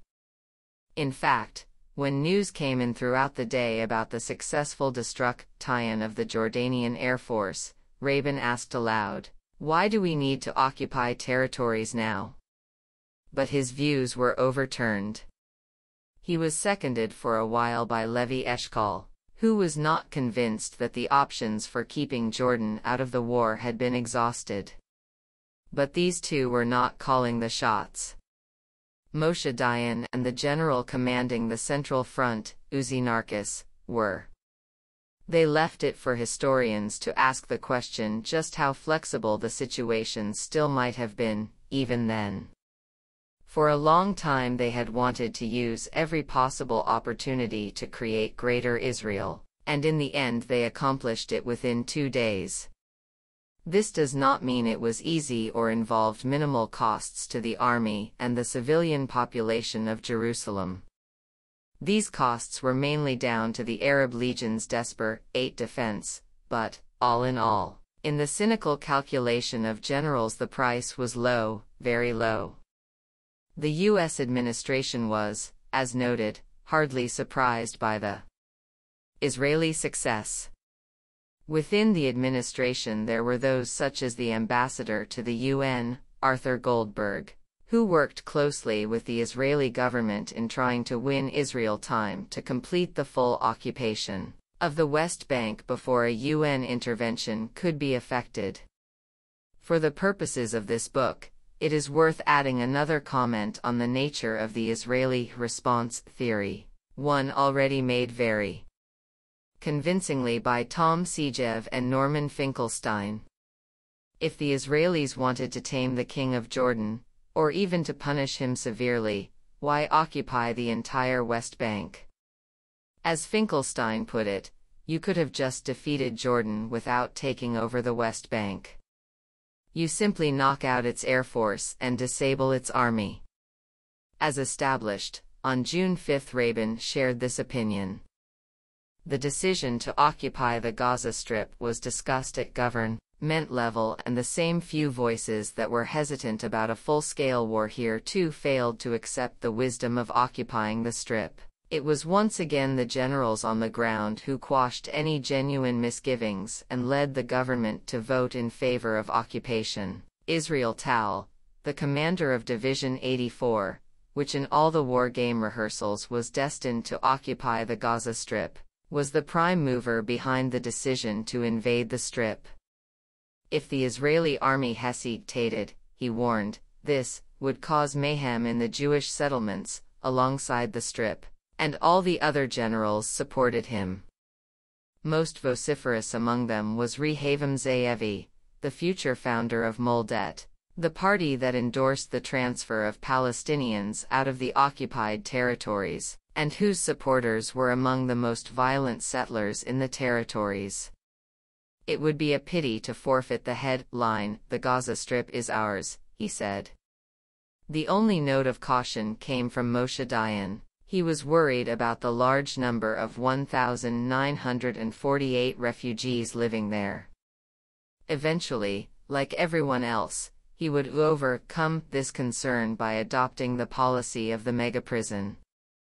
In a matter of 3 days, the West Bank and the Gaza Strip were under tight Israeli control. The historical context provided in this chapter makes it clear that in 1958 firm international opinion prevented Israeli occupation of the West Bank, and that a perceptive UN Secretary-General did not allow Gamal Abdel Nasser's brinkmanship in 1960 to turn into a war. It also shows that there were numerous options open for the international community when the new crisis in May 1967 erupted. But they were discarded thanks to a bold Israeli decision to mislead an a priori pro-Israeli American administration. Washington did not wish to contain Israel, and the UN Secretary-General was unwilling, or perhaps unable, To understand his potential role in a volatile area where brinkmanship was a move in regional politics that was meant to avert violence rather than engender it. This shift in the previously tougher U.S. approach in the face of an unprecedented Israeli act of aggression was partly due to the growing power of AIPAC, which had already existed for more than 10 years by that stage. Michael Oren claims that AIPAC's clout was only felt in the mid-1970s, but the Johnson administration was already aware of its presence. Isaiah C. Kennan, who founded AIPAC, was already boasting in 1973 that AIPAC ensured the generous American aid to Israel of around $1 billion a year. This came up in the congressional inquiry into the way AIPAC destroyed the career of Senator J. William Fulbright, who opposed the very idea of AIPAC. But it is true that it was not merely the power of AIPAC that reoriented American policy. The presence of heavy Soviet armaments supplied to the Egyptian and Syrian armies turned Israel into an ally in the Cold War. The impressive Israeli triumph in the 1967 war reinforced this image in Washington. Another important difference was the absence of the reformed Ben-Gurion, who might have been able to contain the warmongering maneuvers of Moshe Dayan and Yigal Allon, both of whom had been minor players during the 1958 and 1960 crises. Moreover, in 1967 the Israeli army was even better equipped to finish the job. Hundreds of aircraft, more than 1,000 tanks and almost 250,000 soldiers were thrown into the battlefield, a force unprecedented in the history of the region since 1945. Finally, the Israeli leadership in 1967 was far more committed ideologically than any previous government to creating the Greater Israel. The Mapai-led government of 1960 was more limited in its ideological scope and too weak politically to venture a dramatic transformation of the geopolitical reality in historical Palestine. Taking the larger historical picture, the various key moments mentioned in this chapter, 1948, 1957, 1958, 1960, and 1967, can be seen as stages in a continuous colonialist project meant to Judaize Palestine and de-Arabaize it. In 1967 there were no existential threats against Israel, nor were Nasser's maneuvers different in kind or scope from his previous actions. A less aggressive Israeli policy on the Syrian border could also have calmed the situation on that front. It is still surprising that even critical and thoughtful historians today regard the Israeli war in 1967 as self-defense and a no-choice war.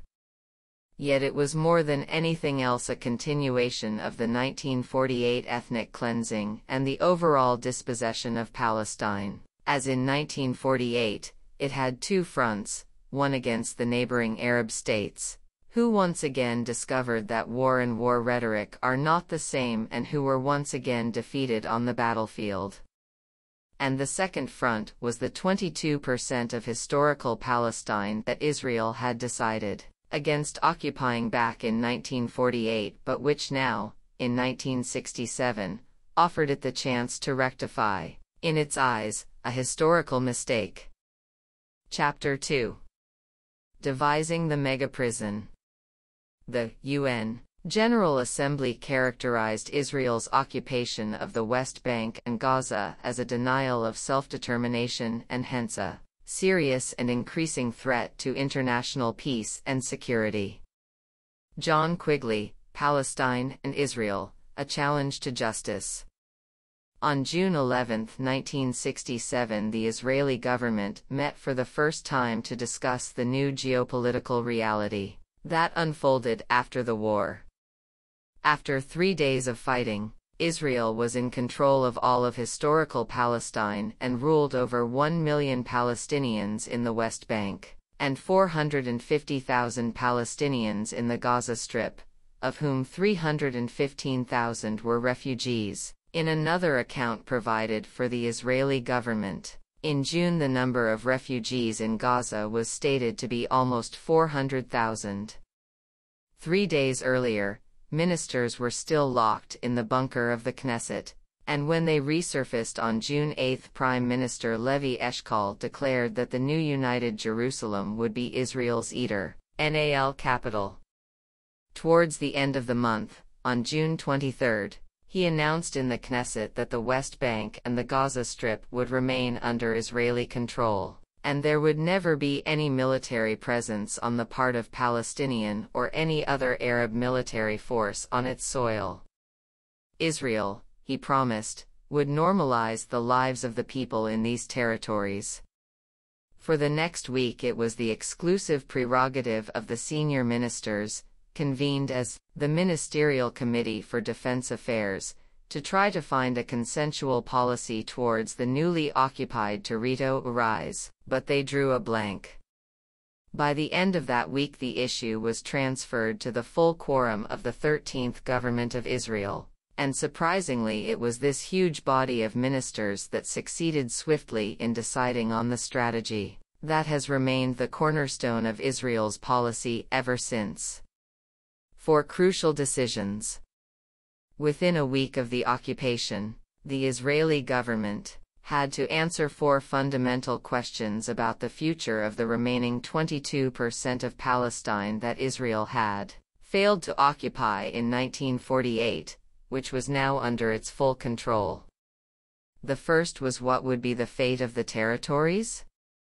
Should Israel retain the territories or contemplate only a limited stay there, pending a political agreement with Jordan, the former sovereign authority in the West Bank, and with Egypt, the former ruler of the Gaza Strip?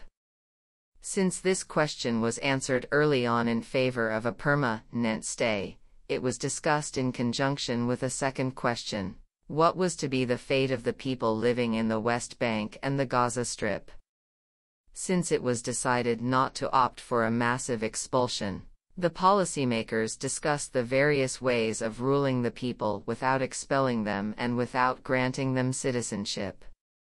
Early on, a distinction was made between areas that would be ruled directly and those that would be monitored indirectly. So in a way the solo tie-in to that problem was to partition Palestine once more, always a favorite tactic of the Zionist movement with regards to Palestine. And thus the West Bank and the Gaza Strip were divided into a Jewish space and a Palestinian one. As the years passed, and as this book and others show, Israel exerted pressure and pursued a policy that caused people in the West Bank and the Gaza Strip to leave.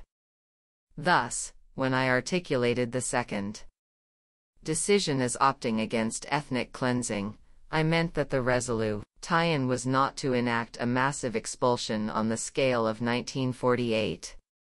Even when it transpired that there are ways of downsizing the population, and these methods were implemented intentionally, it was clear that a significant number of Palestinians would remain under Israeli rule.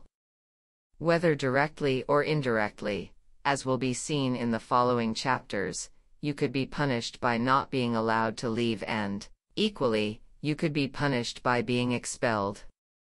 The decision depended on what the inmates wanted most. If they wanted to leave, they would be barred from doing so, and if they wanted to stay, they were threatened with expulsion.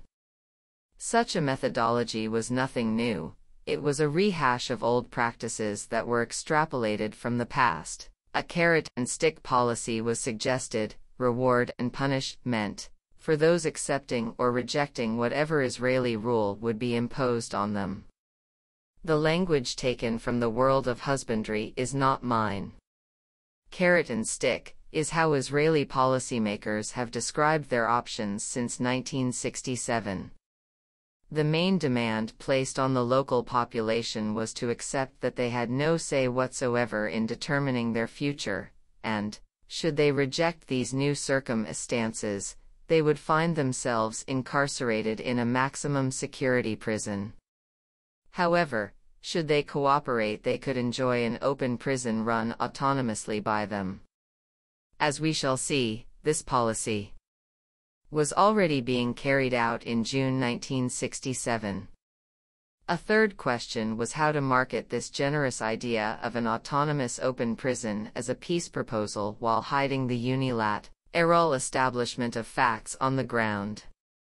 This question was insistently put by the foreign minister, Abba Eban, but seemed to concern other members of the government much less. Finally, there was the question of domestic consumption, how to market the new reality to the Jewish public, which at least at that stage was not entirely convinced that the occupation would work as a long-term strategy.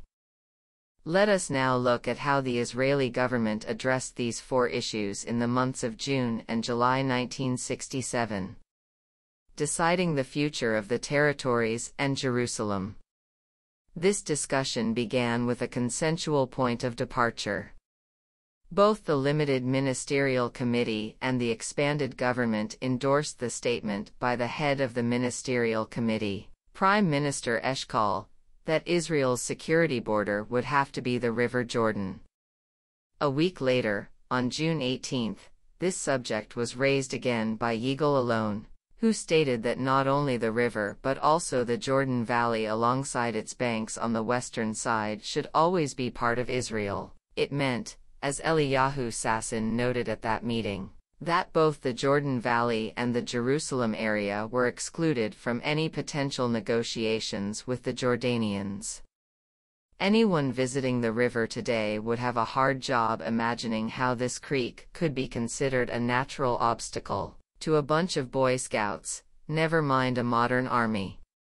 Even in those days, it was ridiculous to suggest that this extremely narrow waterway was a natural border, and yet it was a major strand of Israeli logic for the strategy they created for themselves and others as to why Israel should keep the West Bank.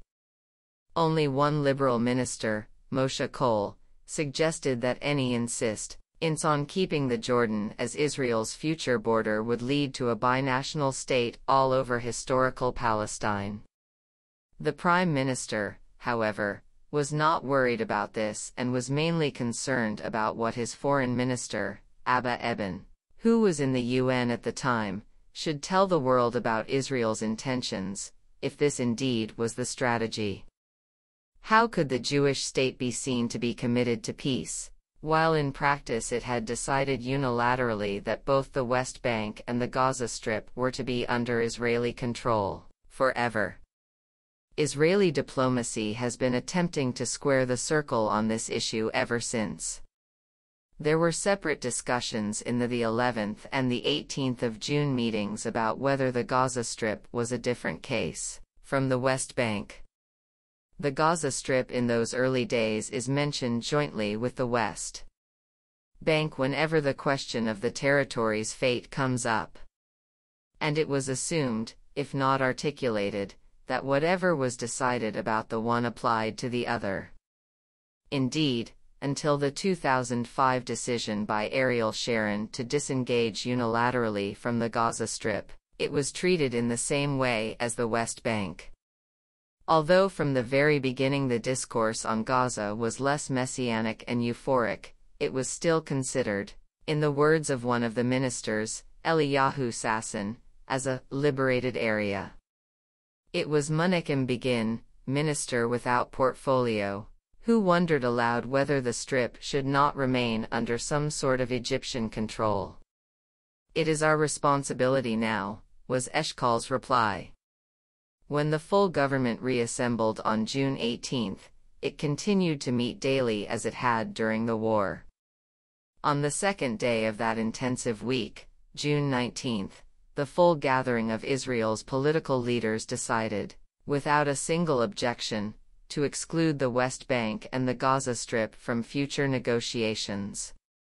As was already clear in the Preface week, this would necessitate a dual language, one for domestic and international consumption, the discourse of peace, and one for the bureaucracy of the occupation, the language of annexation and control. This position was clarified by Prime Minister Eshkol himself. He explained to ministers why he had made comments to this effect in a press conference he gave the day before the meeting. In that encounter with the press, he talked about an Israeli readiness to withdraw from territories in exchange for peace. "I did not mean the West Bank and the Gaza Strip," Eshkol reassured his ministers. Moshe Dayan, in many ways the chief policymaker in those days and probably more transparent than any other politician at the time, spoke it as he saw it both in and out of government. Speaking in 1969, he gave the game away. "Our fathers had reached the frontiers which were recognized in the UN Partition Plan of 1947, 56% of the land. Our generation reached the frontiers of 1949, 78% of the land. Now the Six-Day generation, of 1967, has managed to reach Suez, Jordan, and the Golan Heights. This is not the end." In the background to those June meetings were also some domestic political developments that solidified the consensual inclination to view the 1967 occupation as a historical opportunity for expanding the Jewish state. That same month, Ahadut HaAvoda, a splinter party within the labor movement headed by Yigal Allon that cherished the idea of a greater Israel, commenced negotiations with the ruling party, Mapai, which eventually created the new Labor Party that we know so well today. A final decision on the fate of the people of the occupied territories was never taken. Instead, a dialectical process left autonomy as the main option. Expulsion was ruled out early on, and annexation of part of the West Bank to Jordan, while a serious option, would become unfeasible once King Hussein declared in 1988, with tears in his eyes, that Jordan ceded all its ties and affiliation to the West Bank. To be fair to him, he was never offered the whole of the West Bank in any case. I am not sure expulsion has finally been rooted out from the list of possibilities, but it does seem that a system for allowing a certain measure of autonomy was the main preoccupation of Israeli strategists at this time. So Israel was about to swallow up the areas of historical Palestine it had failed to take over in 1948. The next, inevitable, question was what would be the fate of the people living in those areas? Deciding the fate of the people. On June 18, ministers began to debate the future of the people, not just the territories. The Prime Minister was aware very early on that any kind of annexation from a Zionist, and in particular a socialist or liberal Zionist, point of view posed a real danger to the Jewish nature and identity of Israel. He therefore toyed with the idea of concentrating all the Palestinians in one place, a canton with autonomy. He also wanted assurances from his advisors and experts that the problem was not that huge, and demanded a census in order to ascertain the precise number of Palestinians now under Israeli control. All the ministers were acutely aware of the interplay between geography and demography.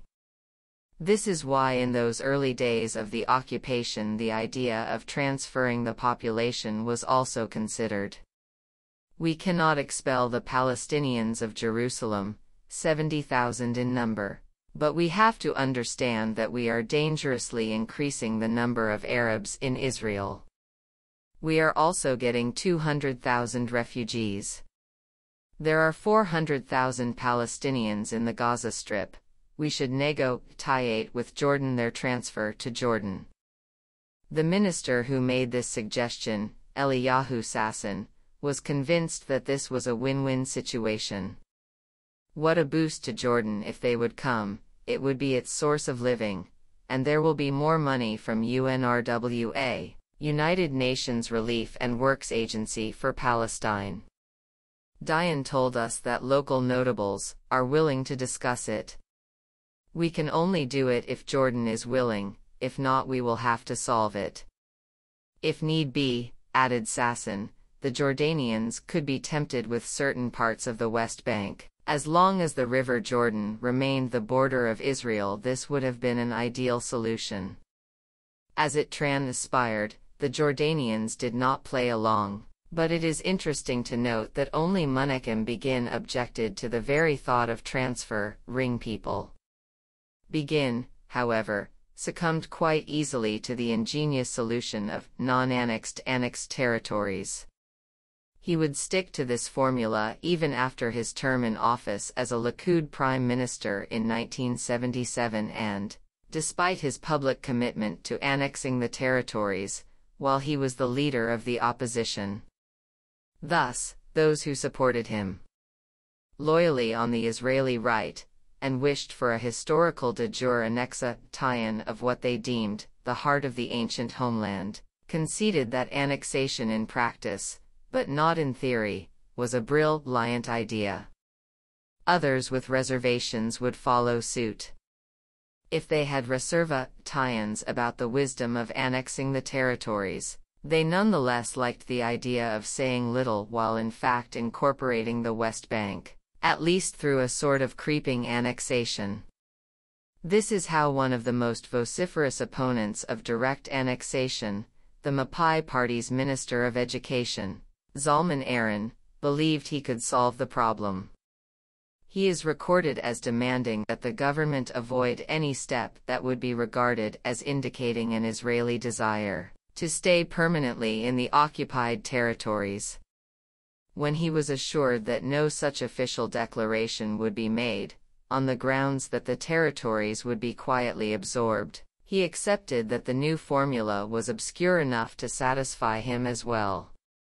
In any case, Aaron was not consistent in his position, and for some bizarre reason he also demanded the de jure annexation of the Gaza Strip.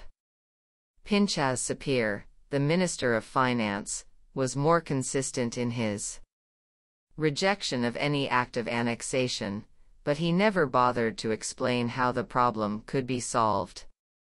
To the end of his life, he seemed to be troubled by the demographic reality that an everlasting, temporary occupation created on the ground, and over the years he argued that either total separation from the territories or their full incorporation were really the only two viable options.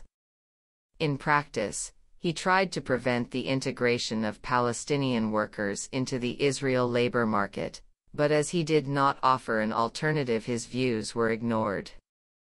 Sapir was not powerful enough to override Dayan, who wanted the Palestinians to work inside Israel as day commuters so as to provide them with a source of livelihood. Sapir eventually supported not only the entry of Palestinian workers into Israel, but also the abuse of this benefit by disallowing them to work in Israel whenever the various governments decided to inflict collective punishment on the local Palestinian population. One would have expected the most leftist of the ministers, those belonging to the Zionist Socialist Party Mapam, to share Aaron's concerns, but it seems that they not only embraced the new idea of the Minister of Justice to have a non-annexed annexation, they even went further in imagining it. Their leading representative in the government, Housing Minister Mordechai Bentov, saw the whole issue in terms of psychological warfare, explaining that the best means of proceeding with the agreed policies was to declare that there would be no Israeli withdrawal from the territories before a peace treaty was concluded. What is bewildering about his contribution is the openness with which he linked the conversation about peace with psychological warfare. The enigmatic peace treaty, as a precondition for withdrawal, would from then on be the main Israeli rationale and pretext for consolidating the occupation, and refusing further compromise with whomsoever represented the Palestinians.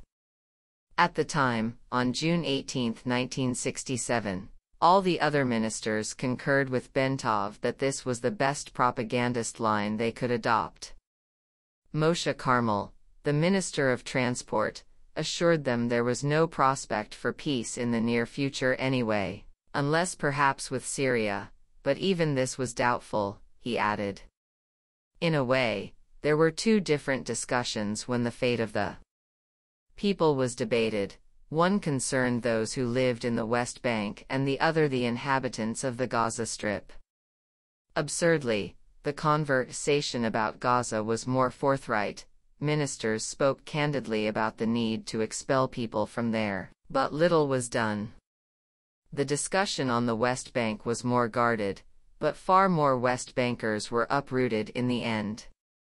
Gaza was singled out in such a way as to be depicted from very early on as a uniquely hostile Palestinian spot, probably because it had been the first front on which Palestinian guerrilla fighters had attempted to launch a war of liberation against Israel in the early 1950s. The discussion on Gaza was closely related to the conversation about the fate of the refugee camps there. The first decision was to allow UNRWA to remain the sole agency responsible for running these camps.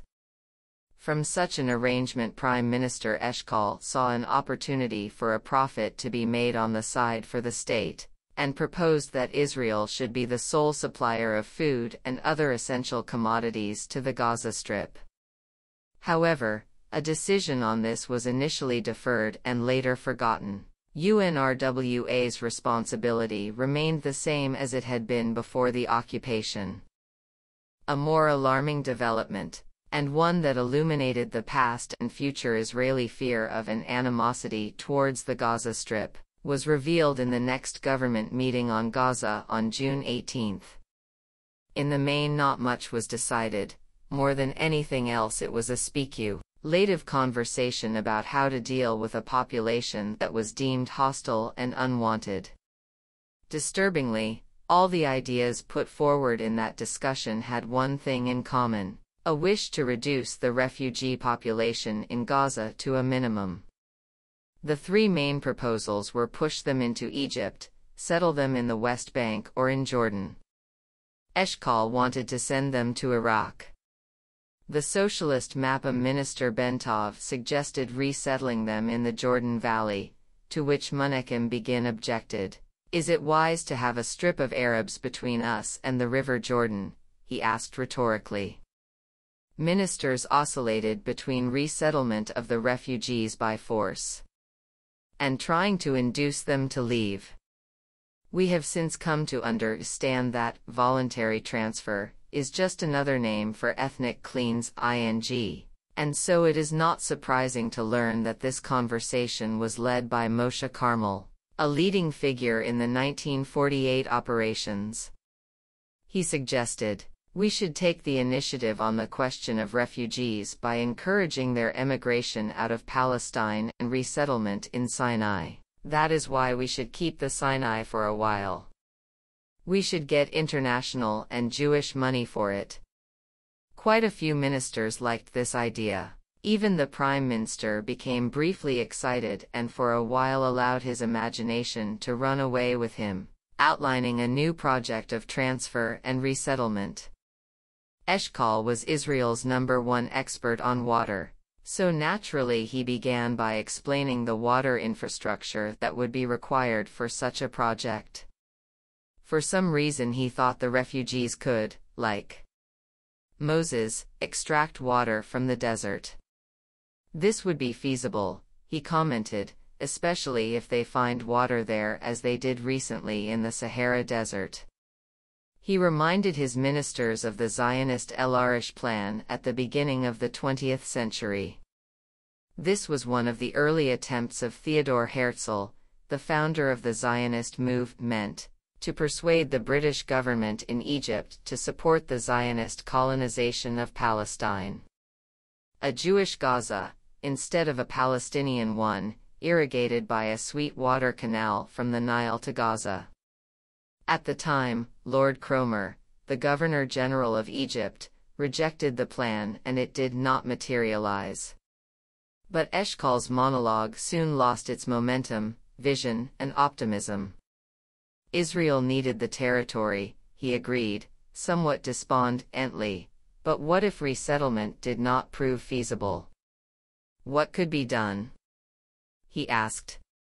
Israel needed the territory, but the heart sours, mar balev, a Hebrew saying that connotes a most troubling and unpleasant sensation, that these coveted territories should include 400,000 Palestinians. He did not go as far as the Minister of Finance, Pinchas Sapir, who described the Gaza Strip as a snake pit, something. According to Sapir, he had already noted in 1956 when Israel occupied the Strip for the first time, but the Prime Minister was not far from using this kind of racist language. Given typical Palestinian birth rates, he noted, they would be uncontrollable. Every now and then during the debate, Sapir attempted to explore the possibilities of transferring the population, which he proposed should be presented to the world as a population exchange. Like Greece and Turkey, concurred Munekim Begin. Exactly, no harm done, we are not doing it in the dark, we say this is our land and we have ousted them. The actual policy decided upon when these deliberations were concluded in the summer of 1967 was to divide the West Bank, and to a lesser extent, as we shall see, the Gaza Strip, into two basic areas, Palestinian and Jewish. The West Bank is 124 kilometers long and 30 kilometers wide, and its topography and demography played a crucial role in determining the Israeli decisions on the ground. The most populated areas, the Palestinian areas, sprawled over the mountainous ridge that cuts the West Bank through the middle and where the main cities are located, Hebron, Jenin, Nablus and Jerusalem. The mountainous Palestinian areas were the only part of the West Bank that proved a problem for Israeli strategists. The rest of the West Bank was conceived in one way or another as an integral part of the future enlarged Jewish state. Those who were unfortunate enough to be in the more problematic areas in 1967 waited for their fate to be determined by Israel. This cartographic vision of the West Bank as an area divided between annexed regions and populated spaces informed the Colorado-ization and Judaization policies of Israel from 1967 onwards. Thus, as early as 1967, the drive was to determine by a fait accompli which areas would be directly annexed to Israel and which would form Palestinian enclaves. At that point, and as remains to this day, the Jordan Valley, Greater Jerusalem, Hebron and Gush Etzion were deemed and developed as part of the greater future Jewish state. 10 years later, there were already 32 well-established Jewish settlements in these areas, not including the so-called neighborhoods of East Jerusalem that are still designated as settlements even by the U.S. State Department. Settling Jews was the main method of redefining what was ours from what was theirs, and it was first tried out in the Greater Jerusalem area. The fact that this operation in Greater Jerusalem is still going on today, even as I write, testifies to the Palestinian steadfastness in the face of a very determined and systematic policy of Judaizing their lives and surroundings. This Greater Jerusalem colonization effort consisted of 3 rings, each one of them a Palestinian space targeted as an area for Jewish settlement. The inner ring was the Old City of Jerusalem, the middle one was the pre-1967 Palestinian suburbia in the east, and the outer was West Jerusalem. It was the inner ring that first received the attention of Israeli strategists in 1967, and the specific aim was to downsize the number of Palestinians inside the Old City. Within a few days of the occupation, the Old City was covered with posters inviting any Palestinians willing to be transferred to Jordan to register at the city's courthouse. There, anyone interested enough to find out more was given 5 days to volunteer for transfer. They could not know then that some of them would be forcefully evicted, even if they decided to stay. They were the first to learn that parts of the West Bank were already deemed to be purely Jewish, even if Palestinians still lived there. Whether it concerned territory or demography, the rhetoric in those early meetings was messianic and euphoric, but the outcome was nonetheless very practical. The balance between the decision to remain in the territories and Israel's need to be regarded internation ally as a peace-loving nation was immediately put to the test in the case of Jerusalem. Marketing the new reality. Voluntary American blindness. Ministers knew there was a wide consensus about Jerusalem, and therefore it was the first topic on the agenda. No dissenting voices were to be heard amid the paeans of praise for the new liberated and unified Jerusalem, the eternal capital of Israel. The problem was, and this made the discussions somewhat urgent, that the international community did not seem to share this messianic enthusiasm. It was feared that some governments, agencies, and Christian denominations would offer to be caretakers of the city pending a solution, a development that could have prevented the Israeli annexation of the city. Interestingly, the pressure to take unilateral action on Jerusalem was pushed by those ministers who, at least in Israeli collective memory, are depicted as doves, namely, politicians who seek compromise with the Palestinians. This reflected the extent of the consensus on the city's future from both sides of the political spectrum. The consensus remained the constant variable in the city's future and explains why, regardless of any political changes in governments in years to come, the city was not only united but kept expanding until it would take over almost a third of the West Bank by the end of the 20th century. It took the Israeli government longer than intended to settle the issue of the de jure annexation of Jerusalem. The Minister of the Interior, Chaim Moshe Shapira, who understood early on that after the occupation the government would have to get used to double talk vis the international community, suggested that, rather than rush out official declarations, they should quietly speed up establishing facts on the ground. But most ministers were deeply convinced that in the case of Jerusalem there was no need for any double talk. It should be declared, from the outset, as an issue that would always be outside any future negotiations. So in those early days the Knesset was asked to pass a law that recognized Israel's undeniable right to be forever the only sovereign in the Holy City. The one insistent voice of caution was that of Chaim Moshe Shapira.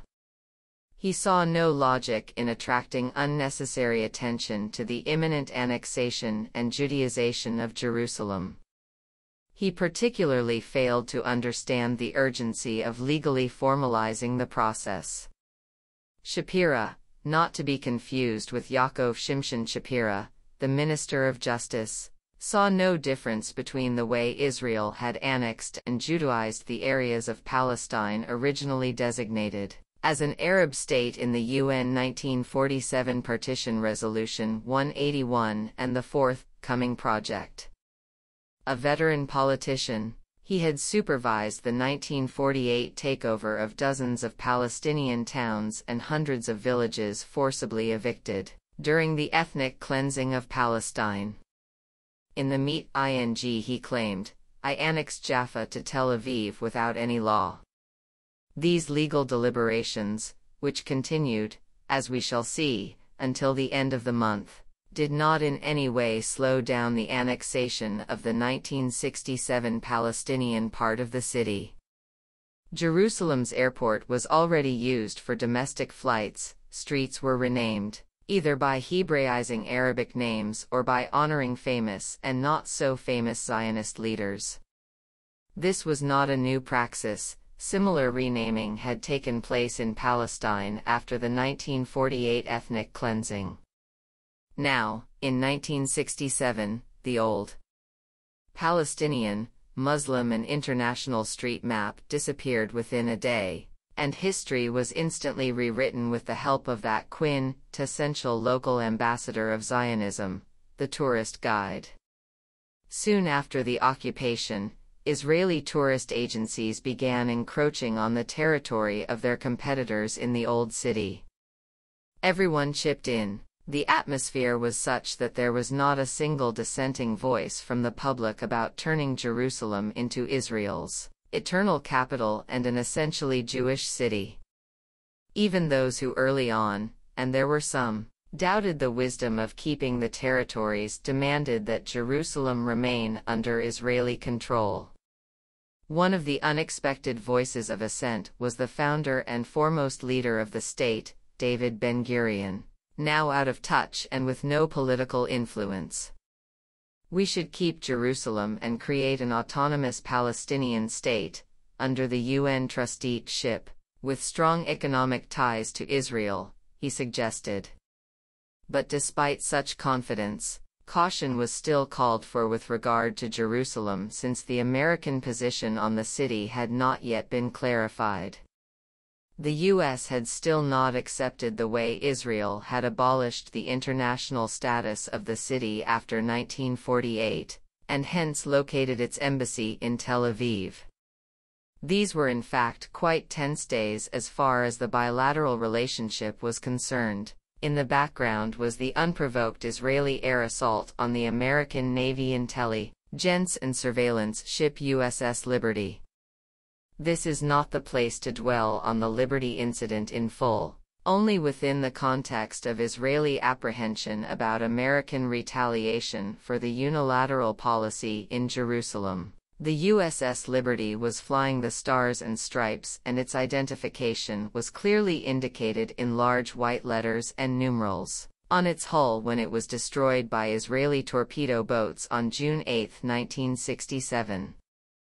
George Lanksowski assumed that Israel clearly did not want the U.S. government to know too much about its dispositions for attacking Syria, while it was clear that Syria was about to accept a ceasefire. Another scholar believed that the idea was to kill everyone on board to make sure that this ploy would not be discovered. This episode meant that the Israeli government needed to proceed cautiously when it decided to mislead the Americans further, this time concerning Jerusalem. But that concern did not last long, because even then ministers were quite confident in their ability to orient American policy towards unconditional support for the State of Israel and its policies of occupation. This is not as obvious as one might think. As recently as 1964, just a few years earlier, it was not at all clear that Israel was America's blue-eyed boy in the region. But this changed after the assassination of President Kennedy and the appointment of President Johnson. In a stroke, a new era began that continues to this day, in which Israel is regarded as a member of a unique club of states in whose policies the USA does not as a rule interfere, but instead offers only polite protestation when, in the eyes of the rest of the world, they have gone too far.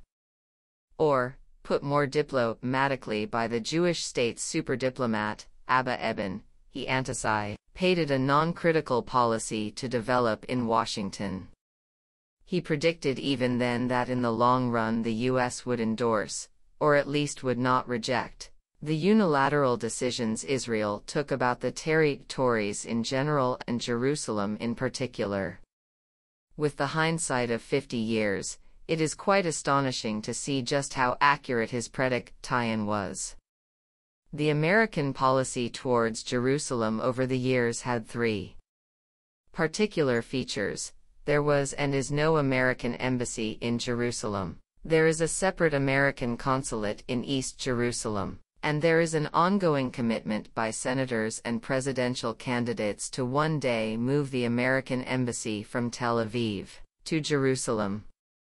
These three contradictory positions conveniently obfuscated for all concerned any principled U.S. stance on the issue. But this is our understanding only in hindsight. The question is, why did Abba Eban feel so confident in 1967? Given that the U.S. administration made it clear on every possible page that it opposed these policies. First when they were announced on June 19, 1967, and then when they began to be applied on the ground, on the 28th of that month.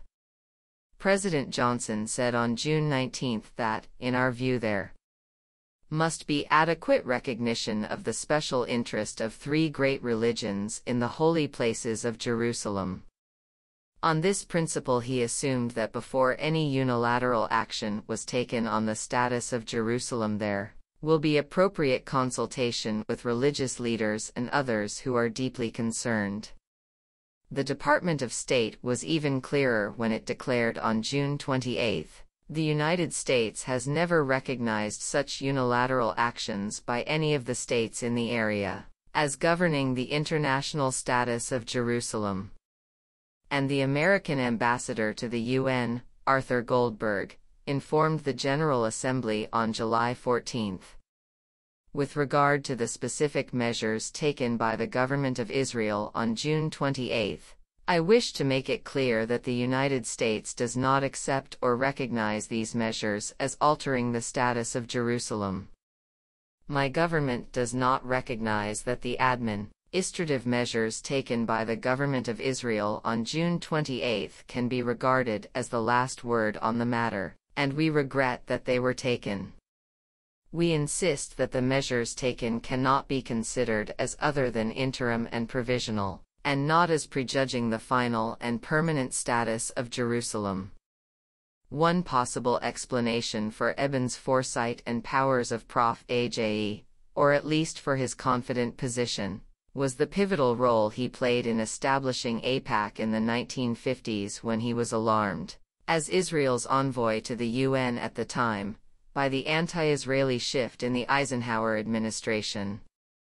By 1960 the lobby, as it became known, could boast its first significant success, the political destruction of the powerful Senator J. William Fulbright, who wanted to expose the illegality of AIPAC's activity and paid dearly for his efforts. His political career was permanently ruined. The American ambassador to Israel, Walworth Barber, would be one of many ambassadors in Tel Aviv who were completely ignored by Israeli governments, and consequently Washington would send a succession of pro-Israeli ambassadors a priori who played only marginal roles in shaping the bilateral relationship between the two states.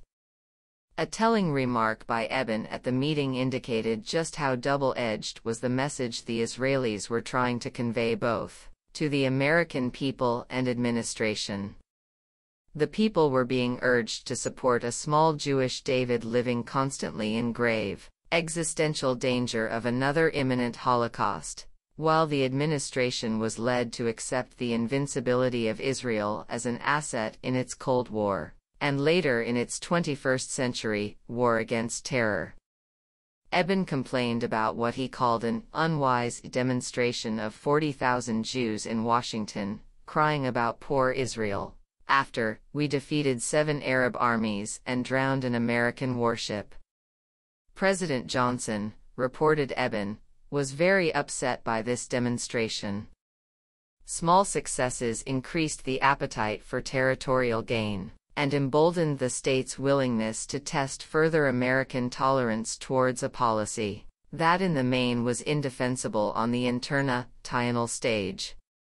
Since it seemed that nothing would stand in Israel's way in the making of the Greater Jerusalem, not even the Americans, some ministers suggested including Bethlehem in the new annexed territory, but the majority of ministers rejected this idea. The same concerns about Jerusalem were relevant to the discussion about the fate of the territories as a whole. Israeli policymakers were unsure whether the Americans should be notified about the strategic decisions the government took in 1967. They decided against such transparency, although they were aware that eventually Washington would notice the developments on the ground, and thus a different dilemma presented itself: how to present that transformation in a way that would not alarm the U.S. On June 19, the government discussed how much the USA should be told about their internal decisions. The way forward was proposed in the afternoon session. The government would on the one hand deflect attention from the Palestinian areas while on the other show serious commitment to the attempt to reach peace with Egypt and Syria. The ministers' confidence was such that some of them suggested publicly declaring that the West Bank and the Gaza Strip were non-negotiable, but this idea was eventually abandoned. There was some apprehension on June 20 ahead of the speech by President Johnson, who presented a rather vague American peace plan consisting of 5 points, none of which contradicted the Israeli policy on Jerusalem or on the refugee question. It was all about the priority of peace before any withdrawal or other settlement, precisely the line Israel wanted the USA to follow. American documentation reveals that Washington was not easily deceived, and even by 1967 they understood that what they had been told had little relevance to what was happening on the ground. On June 25, 1967, the president requested that the Israeli government should not officially annex Jerusalem. This was the first use of a formula that would be employed again and again, and, one should say, that would be perfected over time, and it is still in use today. A firm American request not to annex or colonize is followed by an unequivocal promise to take this position on board, while the planned annexation or colonization goes ahead anyway.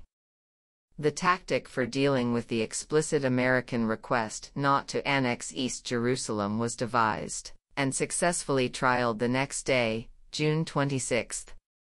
Prime Minister Eshkol interpreted this message, while admitting it was an angry one, as a warning that such a unilateral action by Israel could lead to the creation of an anti-Israeli bloc in the UN that would demand a unilateral Israeli withdrawal.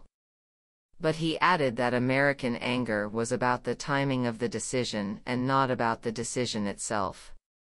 With these assurances, the government proceeded to annex Jerusalem. It is worth dwelling for a moment on how this was achieved. Bypassing U.S. objections did not prove as easy as the government had expected. While there was, of course, an active pro-Zionist lobby in Washington, the challenges there were quite formidable when it came to the question of Jerusalem. The Israeli embassy in Washington reported, and American documents reaffirm this in retrospect, that there was a growing unease in Washington about Israeli declarations to annex East Jerusalem. So when the government met on June 25, Eshkol wanted first to discuss any policies towards Jerusalem in the light of U.S. concerns about it. Always the pragmatic mechanic, he stressed the need to act without making any open declarations to the international community. We should move on with the annexation of East Jerusalem, without changes in the law. He was annoyed that the otherwise obedient print media had highlighted ministers' wish to annex and unify Jerusalem, which embarrassed Israel in Washington. We should meet the editors-in-chief despite the fact that Gershom Schocken, the editor-in-chief of Haaretz, will complain, but it would be all right. There was an urgent need to meet with these senior editors because with the wish to annex Jerusalem came the simultaneous desire to soothe the Americans, thus necessitating a delay between the actual decision and its implementation. So the final decision to unite the two parts of the city was taken on June 26, 1967. However, since the likely American reaction was not yet clear, it was decided to delay the official declaration until clarification arrived from Washington. The problem was that newspapers were keen to cover an event of such historical importance, but as Israel Galilei, the Minister of Information, put it, the move would attract unnecessary global attention to it. It was the Liberal Minister of Tourism, Moshe Kohl, who suggested once again that we should meet with the editors of the newspapers and ask them not to publicize it. Great minds think alike, and he was told by Shapira, the Minister of Justice, that he had already met with them and that, apart from one, all were very sympathetic. But he added that in the case of the stubborn Haaretz editor, more pressure would be needed to force him to toe the official line. Eshkol had no qualms about resorting to a familiar ploy, one which Israeli governments had used in the past and would use in the years ahead when they wanted to hide certain policies from the Israeli media. I can declare this is a meeting of the Ministerial Committee for Defense Matters, and thus it will be closed to the public or public knowledge, laying the foundations for the peace charade. So by ensuring an obedient press, which is seldom difficult even today, the government was free to focus on how best to manage the interplay between actual policies on the ground and marketing them to the USA. In a meeting on June 27, Abba Eban assessed that the Americans would prefer that any announcement on the intended law of unification be delayed. He reminded ministers that the UN was still debating a Soviet draft resolution calling on Israel to withdraw to the June 4, 1967 borders. Such a promulgation could not help, he told them. The other ministers understood better than Eban how things stood with Washington. In reality, there was nothing to worry about there. It might be a nuisance, they said, but not a crucial issue, and despite the foreign ministers' protestations, they gave the green light to the members of the Knesset to activate the process of legislation that would unify Jerusalem as one Israeli city and Israel's official capital. The only concession they made was promising Eban that they would ask Knesset members to tone down the debate. What that meant exactly nobody bothered to explain. Eban was not satisfied. The following day he told the government that the Americans, including the President and the Secretary of State, Dean Rusk, were furious.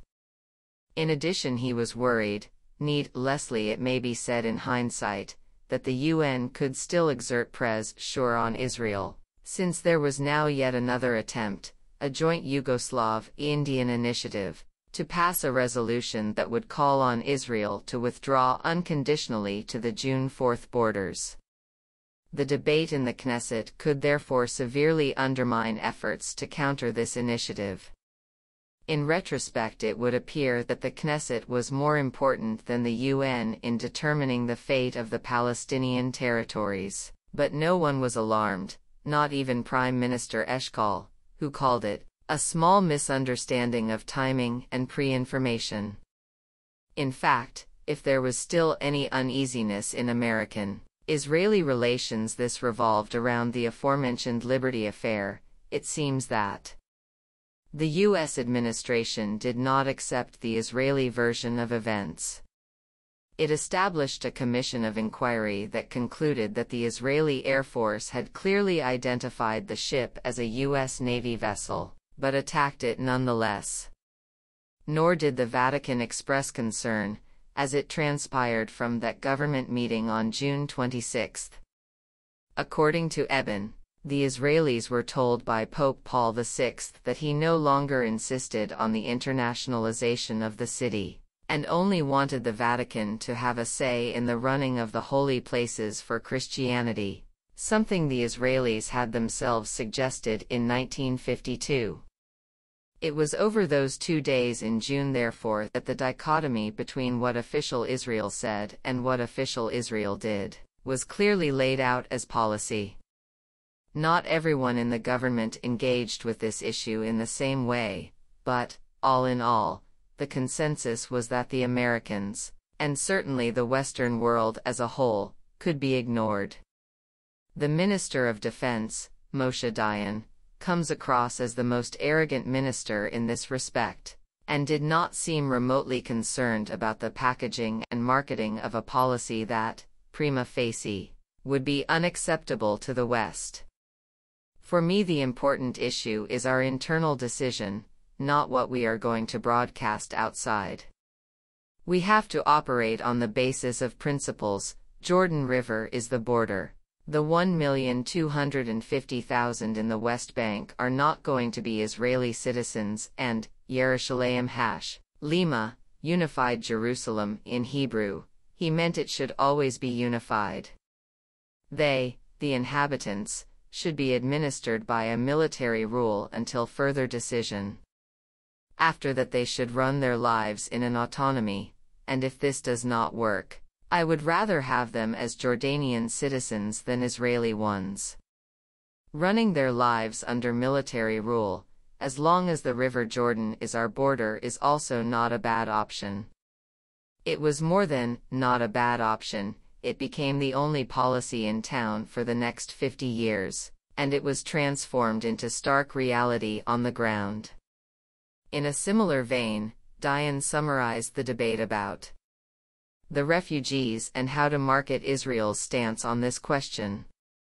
We have a problem, he stated in the closing minutes of the meeting on the afternoon of June 19, 1967.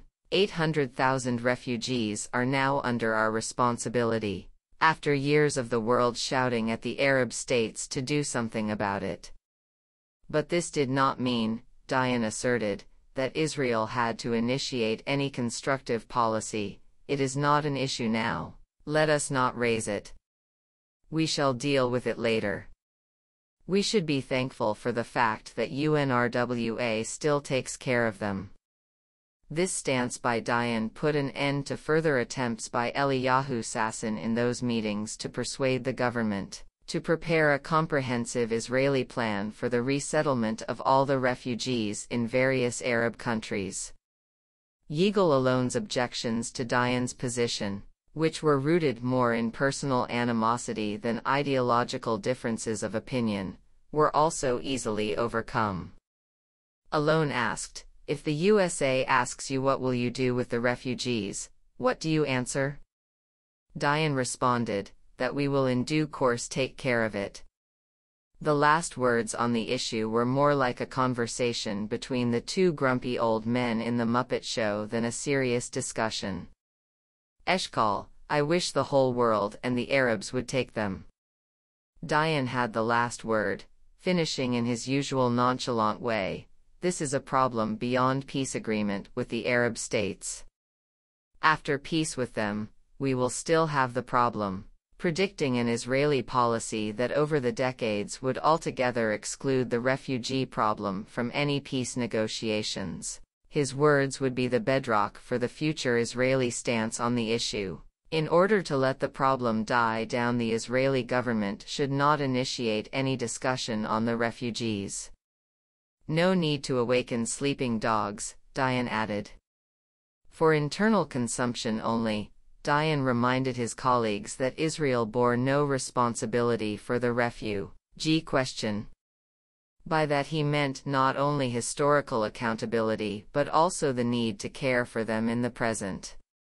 It was UNRWA's realm of authority, as Dayan chose to describe it, and Israeli ministers should not challenge it.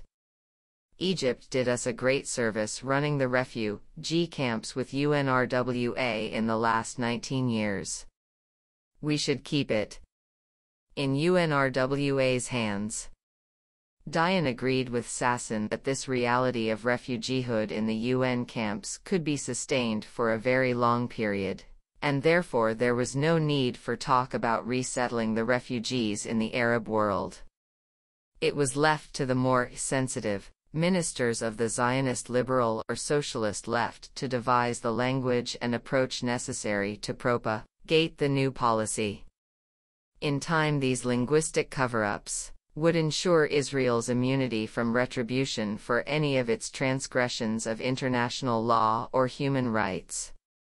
In those days, it was the Minister of Education, Zalman Aaron, of the ruling Mapai Party, and the Minister of Tourism from the Liberal Party, Moshe Kol, who did most of the work in this field. Aaron is quoted in the minutes as saying, "We should say something, not necessarily mean something." What he meant was that they should say something about their wish to seek peace, but not really mean it. Kol and Aaron also wanted to assist in marketing Israel's leading diplomat, Abba Eban. In the meetings they devised a formula for him, which meant, when in the UN, making vague references to Jordan as Israel's main interlocutor on the future of the West Bank and the Gaza Strip. Eben's principal problem was that in those early days after the 1967 war, and this is perhaps not the case today, the USA still attached great importance to the UN, and the only real proposal on the UN table was a Soviet call for an unconditional Israeli withdrawal. It took a while, but eventually the Israeli government succeeded in pushing the Americans towards accepting the formula they favored. Withdrawal would only be possible after a comprehensive peace agreement had been reached. This would become the Israeli Israeli and American position for years to come, thwarting any real chance for peace and reconciliation, and allowing the Israelis to continue with their policies in practice under the pretext that as long as peace had not been achieved, they were committed to their security, which meant settlements, military rule and control. Israeli ministers offer us a variety of angles on this question: how best to market worldwide the decision to create unilaterally a huge, open, or if necessary closed, prison for the inhabitants of the West Bank and the Gaza Strip. Although they all say the same thing, some of the personalities involved are worth revisiting because of the important role they will play later on in the so-called peace process. One such voice was that of a junior minister belonging to the National Religious Party, Mafadal, Yosef Berg. Later he would become a long-serving minister of the Interior in several governments, and would lead the feudal Israeli-Egyptian discussions on autonomy for the Palestinians in the late 1980s and early 1990s. It seems that he invented this magical concept of the need to retain the occupied territories until such time as peace was established. In 1967, Egypt's President Anwar Sadat and U.S. President Jimmy Carter would adopt it as a basis for a permanent peace solution, and for about 5 fruitless years would discuss it until it petered out. It was one of many rounds of diplomatic discussion that had little relevance to the reality or to the way Palestinians lived under occupation since 1967. In June 1967, Berg echoed Dayan in making a clear link between the idea that there would not be peace, or, as he put it, there would never be a partner for peace, and the justification for Israel's unilateral policies on the ground. No partner for peace became quite a common slogan, one used by future Israeli politicians for excusing hostile actions against the Arab population. As the veteran Zionist Berg put it, we are going to have to hold on to the territories for a very long time, while claim, outside we wish to make peace. In those June meetings, a few final touches were added and some quite innovative ideas floated as to how best to move between market the policies in one way, while carrying them out in exactly the opposite way. Eshkol, for instance, suggested not overusing the term annexation, even when the future of Jerusalem was being discussed. He came up with a better Hebrew word, one that he hoped would translate adequately, haklala, meaning incorporation. He wondered aloud if perhaps with regard to Gaza the government might use the word annexation, speculating that since Gaza contained such a large Palestinian population nobody would object. Government minutes are dry documents at the best of times, and very rarely can one extract from them the tone in which declarations were made, or fully sense the prevailing atmosphere in the room. But in this case one cannot miss the air of superiority that pervaded these discussions about Israel's relationship with the rest of the world. The men seated around the oval and rectangular tables felt powerful. They feared no resistance from the Palestinians, cared little about the Arab world, and were confident they could manipulate the rest of the world, and in particular the USA. However, towards the end of June 1967, Other countries could occasionally be heard voicing more explicit criticism and demanded answers that could potentially embarrass the government. As a result, the officials of the Israeli Foreign Ministry requested that the army consult them on major decisions on the ground. Assurance was given, but one doubts whether it was ever kept.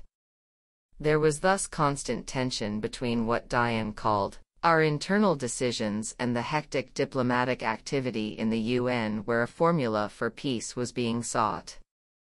The prime movers behind the scenes at the UN, apart from the USA and the USSR, were Britain and France. There were worrying signs in the last days of June that Britain would adopt a tough position that echoed the Soviet call to end immediately the Israeli policies of annexation and expansion. But in the United Kingdom there was already a growing pro-Zionist lobby, and pressure was duly exerted on the British Prime Minister, Harold Wilson, who forced the Foreign Office to reappraise its initial stance. At times, the Israeli press was harder to satisfy than some Western governments. Generally, the press was very loyal, but now and then it put a more humane perspective on Israeli actions and had to be hauled back into line. Ministers complained that the Israeli press unnecessarily showed pictures of the new refugees from the June War, or the first demolition of houses that were targeted either in response to sniper fire or as part of the early plan to create a new state of affairs in several West Bank towns. Eshkol warned, this could damage our image in the world. Other culprits suspected of damaging the image of Israel were discussed in the meeting, among them foreign diplomats in Israel and in neighboring Arab countries. The Italian ambassador in Amman was singled out in particular. He reported constantly to his foreign ministry that the Israelis were expelling people or that others were forced out because they had no food or work in the West Bank, and that an alarming new refugee problem was developing. He also accused the Israeli army of widespread looting, something that quite a few soldiers recalled later on in interviews and oral histories. The ambassador in Amman also initiated a European call for an international committee to investigate the situation in the occupied areas, a move Israel rejected out of hand. Even the Americans expressed their misgivings about the Israeli policy of expulsion. We do not know how exactly they phrased this concern, as the censor has erased much government discussion on the subject. However, we do have the comments of Yaakov Shimshon Shapira, the Minister of Justice, on the American message, and they seem to have been articulated in tones of regret. We could have waited 2 or 3 weeks with the expulsions, especially in eastern Jerusalem. So the language must have been quite harsh. But the whole affair alerted ministers to the possibility that the policies on the ground could also be monitored, and not simply their declarations and statements. It was Moshe Dayan who laid the foundations for future attitudes towards foreign journalists at times when Israeli forces were carrying out operations that he did not wish the world to know about. In those early days he did not mince his words. A main concern is not to allow any journalists into the West Bank. It should be a closed military area. Dayan wished to prolong this state of affairs for as long as possible, but even he understood that it could only be done for certain fixed periods that could be quite long, as we learned during the Israeli Operation Cast Lead in the Gaza Strip in 2008 to 2009, when it lasted more than 2 years. The policy was shaped at that meeting with the help of the Director General of the Foreign Ministry, who suggested issuing licenses instead of a sweeping prohibition. "Oh," said Dayan, "then you will get untold horror stories." So the press was domiciled, the world indifferent, and the Americans willingly misled. Israeli ministers had little concern for either U.S. condemnation or support for Israeli actions. Every now and then condemnation of a sort would be heard, but it did not alter the Israelis' determination to continue their efforts to create the facts of a new reality on the ground. One crucial issue was the arms embargo that had been imposed by the Truman administration back in 1948, and was still in place in the early days of the Johnson administration. But not for much longer. Years of building a pro-Israel lobby in America began at last to bear fruit. The sinking of an Israeli warship, Eilat, was the trigger the lobby needed to realign U.S. policy. At the beginning of October 1967, that lobby began pressuring the new Special Assistant for National Security, Walt Rostow, who proved more susceptible to these pressures, and the embargo was lifted. About a year later, the first shipment of the most up-to-date aircraft arrived in Israel. Israel was now America's favorite son and could continue to do whatever it wanted in Palestine. The world, then and today, was divided into two groups of observed heirs and opted for two types of engagement.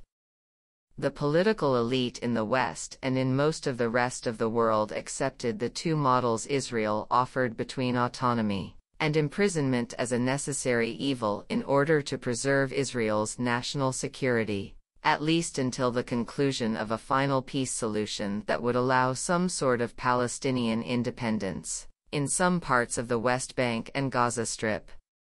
In principle, this legitimized the Israeli structure of control for as long as the Israelis deemed it necessary.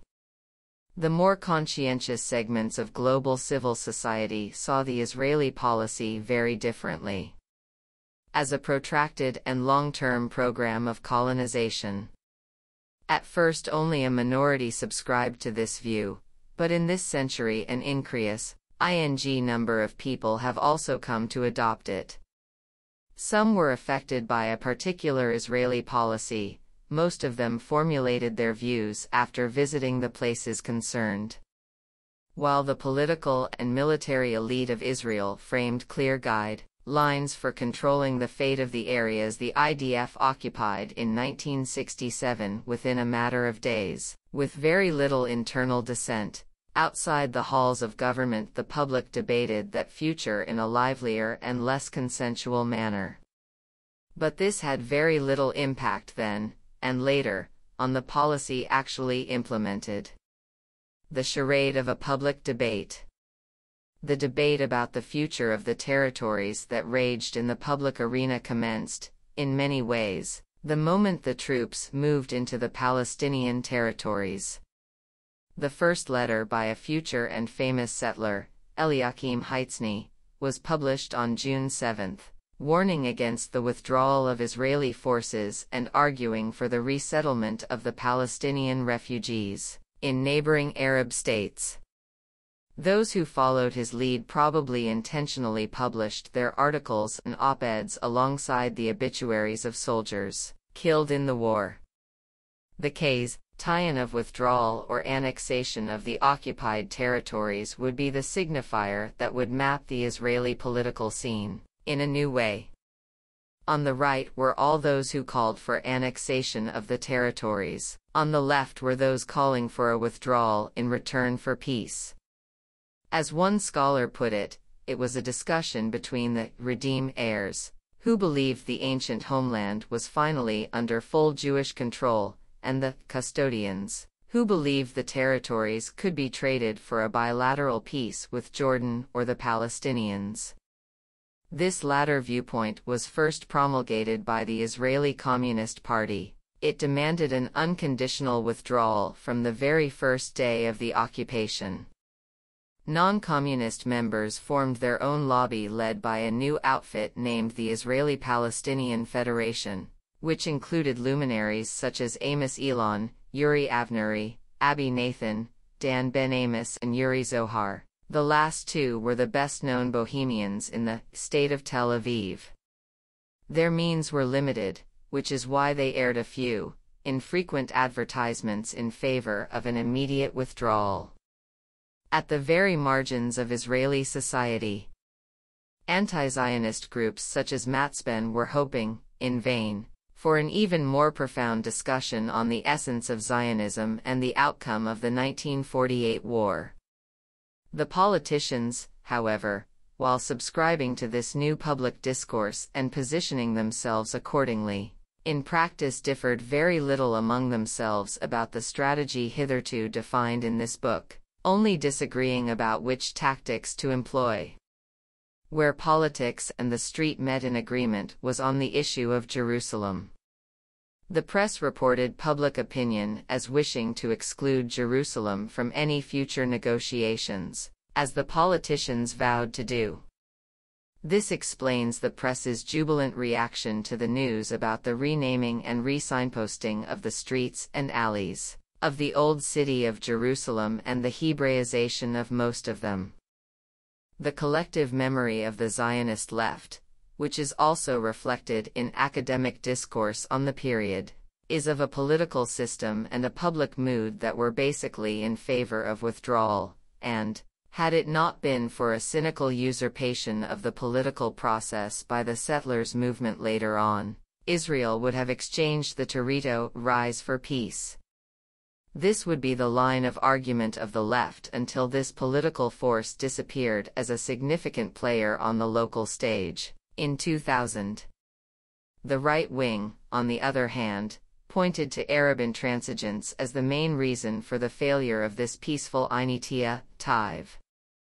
However, it is important to realize that even if the public mood was pro-withdrawal, for which I have found no convincing evidence, it had no impact whatsoever on government discussions at the time. Ministers debated the future of the territories in the belief that the public was happy, and wanted them to consolidate the military achievements for Israel's long-term advantage. There was no pressure of any kind to withdraw or to enter into significant peace negotiations with the Arab states, let alone with the Palestinians.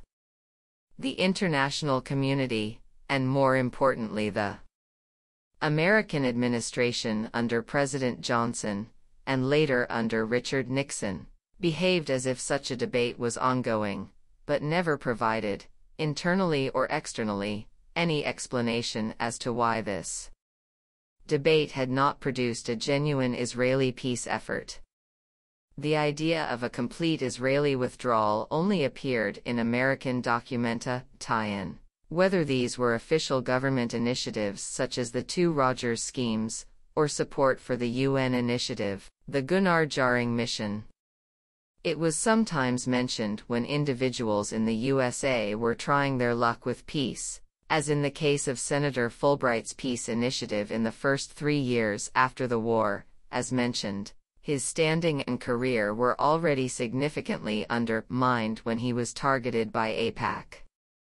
He advocated a total Israeli withdrawal. To all these initiatives, the Israeli responses were negative and the American reaction indifferent.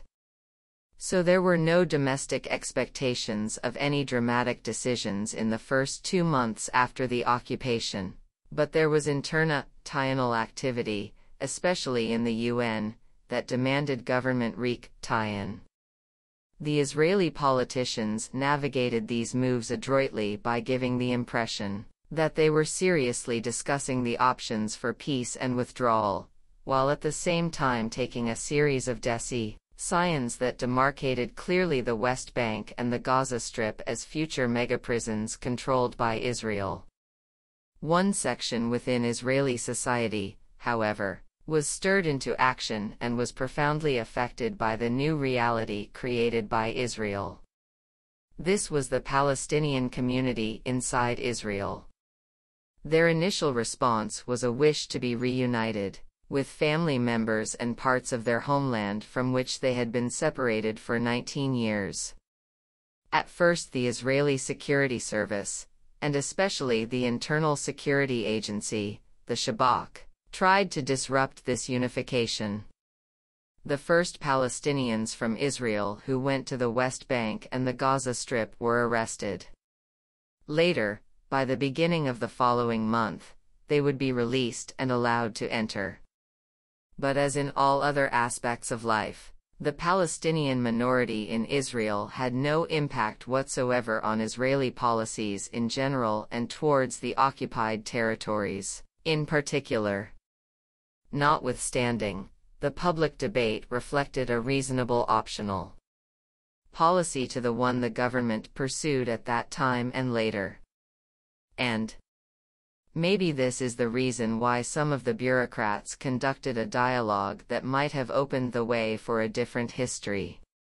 They met, with the knowledge if not the blessing of Moshe Dayan, with a group of Palestinians who had been trying to represent the issue of Palestinian refugees in the UN, an agenda they had been pursuing since the spring of 1949 when they had tried in vain to offer a new peace plan for Palestine. They formed a committee chaired by the Palestinian lawyer Aziz Shahada and a group of public figures who suggested that the Israelis establish a Palestinian government and an autonomous entity under Israeli rule that would eventually negotiate a final settlement with Israel. They were hopeful that this would be based on Resolution 181, the partition resolution from November 1947, and Resolution 194 from December 1948, which called for the return of the refugees. While some officials did take this suggestion seriously, the government never gave it any credence, and thus we can only speculate what might have happened if such a proposition had carried more political weight. Quite a few of the Palestinians who knew about it regarded it as collaboration with the occupation, and most Israeli policymakers believed that whatever negotiations were needed to finalize the unilateral Israeli actions on the ground, the partner, in those days, was the Hashemite Kingdom of Jordan and not some Palestinian body. The PLO, incidentally, was totally opposed to this initiative, something that also contributed to its failure. What is interesting is that it laid the ground for a West Bank minority stance that might be developed into a more mainstream option in the future.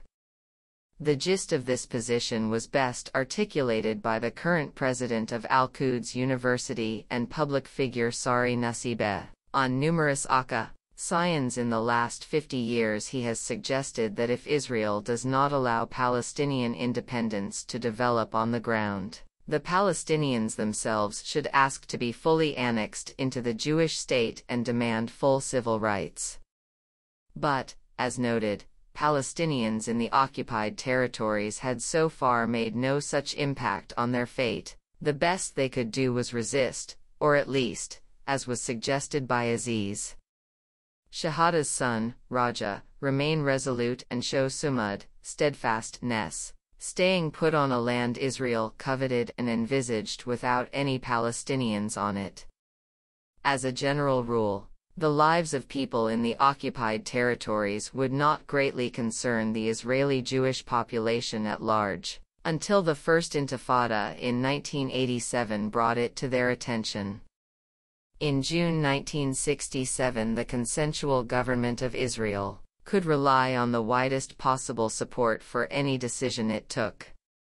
The euphoric mood lasted for the entire month, but in one way or another it actually lasted until October 1973, when the army was almost defeated by the Syrian and Egyptian forces. The victory of 1967 was seen by many Israeli Jews in much the same way as Haaretz described it. At the end of the short war, an event as monumental as the creation of the State of Israel in 1948. The paper itself played its part in this euphoric legitimization of the occupation of another people and their lands. In a bid for new subscriptions, the newspaper reminded its readers that it had pressed the government to go to war as early as the middle of May, and even supported the occupation of the Golan Heights. By the end of June, an overall policy towards the new reality was agreed upon, a debate which sealed the fate of the territories, the status of their inhabitants, the question of their expulsion, and the future of Jerusalem. What the government did not discuss, or at least it does not appear in the records, was the actual setting up of the mechanism to control the lives of the people in the West Bank and the Gaza Strip. It was left to the army to manage these people, who at a stroke became stateless and without any recognized international legal standing that could protect their basic civil and human rights. In many ways, this is still the case today. And thus on June 16, the chief of the Central Command, General Uzi Narkis, took over the control of the West Bank and appointed as military governor of East Jerusalem, Judea, and Samaria the Irish-born future Israeli president, Chaim Herzog, who had served as the main spokesperson for the 13th government on the wireless, effectively calming down or intensifying the panic, as the government wished, on the eve of the war. Governors general were appointed all over the West Bank and the Gaza Strip, and the bureaucracy of the occupation began its daily routine of maintaining the megaprison of Palestine. It was in the Greater Jerusalem area that all these attitudes and practices were put into effect in the first month of occupation, and, following their success, expanded to other parts of the West Bank and the Gaza Strip. Chapter 3. The Greater Jerusalem as a Pilot Project. The delineation of a Palestinian space, enclosed within several Colorado-nized Jewish areas, was the result of a concerted effort that gave the megaprison its final shape. When examining it closely as we do here, colonization can become very tedious. So let me warn the reader, this chapter contains a long list of the names of colonies, numbers of dunams confiscated and urban spaces created. Let me also urge the reader to study it closely. It describes the meticulous planning and the swift implementation of this plan within the first year, after the end of the 1967 war. Long before Israel tried to justify the colonization of the West Bank and the Gaza Strip as a necessary security response to terrorist activities or a unilateral act, in the face of a long-standing diplomatic deadlock, the West Bank in particular was fated to be bisected, settled and Judaized in such a way that from the outset any notion of turning it into an independent state was doomed. The politicians made the decisions, and they were, as we have already seen and will see again here, determined to establish the facts on the ground that would keep both the West Bank and the Gaza Strip as part of a new and larger Israel. But it was the bureaucrats who were busy charting the new geographical and demographic maps of the occupied territories. They were supervised by a group of experts, including some of Israel's leading academics of the day, men of great international repute such as the economist Dan Patinkin, the sociologist Shmuel Noah Eisenstadt and the demographer Roberto Bacci, among others. So in 1967, politicians, academics, generals and civil servants set about turning the West Bank and the Gaza Strip into a mega-prison, the biggest ever seen on Earth. There were two principal enterprises, one external and the other internal. The external one was the slicing up of the West Bank and the Gaza Strip by driving colonized wedges into them. The internal one was a constant, never-ending issuing of decrees, the purpose of which was both to expropriate Palestinian land for future colonization and to limit the natural and organic growth of the Palestinian communities by preventing new building and expansion. A very similar method was used before 1967 and after in relation to the Palestinian minority inside Israel. The basic idea was clear. Some of the occupied territories were to remain Palestinian, the rest had to be controlled directly.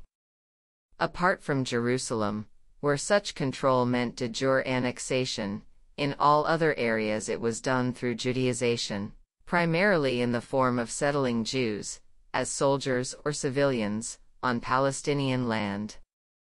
Jerusalem first. In the typical Israeli way, The dramatic transformation of the urban and rural landscape of Jerusalem and its environs was depicted as urban planning. However, what began in 1967 and continues to this day is an ethnic cleansing operation based on land expropriation. Back in 1967 and 1968, this so-called urban planning was a military operation par excellence. It was therefore entrusted to the Chief of the Central Command, General Rehavam Ze'evi, who replaced Uzi Narkis in the summer of 1968. This veteran of 1948 was nicknamed Gandhi, not for his peaceful policies. In every respect his philosophy was the exact opposite of the Mahatmas, but due to his dark complex ion. He would later form the first political party in Israel that openly advocated the transfer of the Palestinian population to Jordan. He was assassinated during the Second Intifada by the Popular Front for the Liberation of Palestine, PFLP, in the Hyatt Hotel in Jerusalem, built on land he had helped to expropriate in 1967. The boundaries Ze'evi helped to establish as a municipal space for Greater Jerusalem are the current boundaries of the city. As the Israeli journalist Leslie Susser pointed out, the line Ze'evi drew took in not only the 5 square kilometers of Arab East Jerusalem, but also 65 square kilometers of surrounding open countryside and villages, most of which had never had any municipal links to Jerusalem. Overnight they became part of Israel's eternal and indivisible capital. In order to establish settlements in the occupied areas, Israel used the same legal practices it had employed in Israel itself from 1948 to 1967. It was executed in a very direct and obvious way in East Jerusalem, since this area was officially annexed to Israel and thus Israeli laws were applicable there from 1967 onwards. In addition, in 1970, the Israeli government reactivated a mandatory law from 1943 that had already been used to expropriate land inside Israel, and now applied it to the area of occupied Jerusalem annexed in 1967. Thus, 17,000 dunams were confiscated under the ordinance of the law, acquisition of land for public use, all previously held in private ownership by Palestinians. On this land, the government developed the Shechunot, neighborhoods, a euphemism used to describe the new Jewish colonies built in East Jerusalem so as to single them out as part of the new post-1967 Israel. It was through land robbery by the state, endorsed by all the Zionist parties, that these urban sprawls were created. A very thorough and exhaustive study by the Palestinian researcher Khalil Tafakji enables us to follow this process very carefully, facilitated by the helpful way he lists the names and locations of the new settlements. This act of recording is extremely important, as only a handful of Israeli Jews within the consensus, including the Zionist peace camp, would recognize these neighborhoods as settlements. The massive land expropriation in Jerusalem began in earnest towards the end of 1968. Most of the residents were not compensated for this expropriation, while those who were found the compensation ridiculously low. The 17,000 dunams that were commandeered included buildings such as schools and hospitals.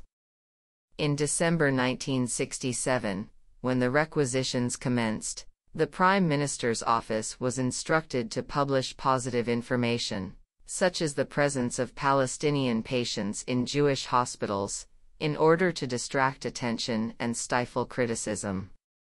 However, as the expropriation gathered pace, it became clear that the world was already reconciled to the annexation of East Jerusalem to Israel. The principal means used to expand the East Jerusalem wedge were systematic land robbery, colonization, the designation of certain areas as green spaces, the ecological lungs of the new metropolis, namely no-go areas for Palestinians, house demolitions, and a repeated refusal to allow extensions to existing buildings for Palestinians. Another means of extending this wedge was a disinclination to invest in any infrastructure for future Palestinian housing and habitats, although the Palestinian citizens paid the same taxes as the Jewish settlers. Tafakji's research tells us that only 5% of the taxes were invested in the eastern part of the city in the second half of the 20th century. This wedge now has a name: the Greater Jerusalem Municipal Area, an amoeba that grows by the day and swallows whole areas, de-Arabiizes them and colonizes them. Palestinians were forced exponentially out of the newly expanded amoeba as it swelled over years, and eventually by the beginning of this century it had cut the West Bank in two. Within a decade of occupation, the composition of the Jerusalem wedge comprised up to 15 huge newly colonized areas.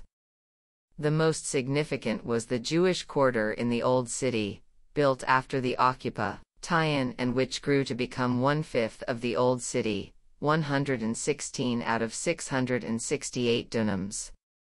On the day of the occupation, 6,000 Palestinians who lived in 3 out of the 4 ancient quarters, the Maghribi quarter that was totally demolished, Al-Syrian and Al-Sharf, were summarily expelled from the city to Jordan. At one time there had been 5 mosques, 4 schools, a historic market and a commercial avenue dating back to the Mamluk period in those quarters. Judaization swept it all away. The enormity of the wedge and its impact on Palestinian life became apparent when in 1993 the municipal borders of Greater Jerusalem were officially drafted. Later on, when the Oslo peace process petered out in the 1990s, successive Israel governments claimed that any new settlements built in the West Bank in general, and in Jerusalem in particular, were in retaliation for Palestinian terrorism, mainly suicide bomb attacks. In reality, this settlement policy had nothing to do with retaliation, and began long before any suicide bombing commenced and continued throughout the years of occupation. It was simply presented this way, mainly for domestic consumption. Again, there was nothing new in this line of argument. It was used to justify the early stages of the 1948 ethnic cleansing, then not to colonize Palestine but to uproot the people. So while the ink was still drying on the Oslo Accord, Greater Jerusalem was reinvented as an area consisting of 600 square kilometers, which included 15% of the West Bank. Just one block of it, Malay Ejmain, is nearly 1% of the West Bank. Satellite settlements in areas adjacent to this new Greater Jerusalem were built with the future intention of serving as land bridges between Greater Jerusalem and the rest of the Israeli colonies in the West Bank. This expansion soon covered the ancient hills of North and East Jerusalem with a new urban sprawl of modern housing, dressed up here and there with Orientalist facades that resembled the very houses demolished to build these new neighborhoods.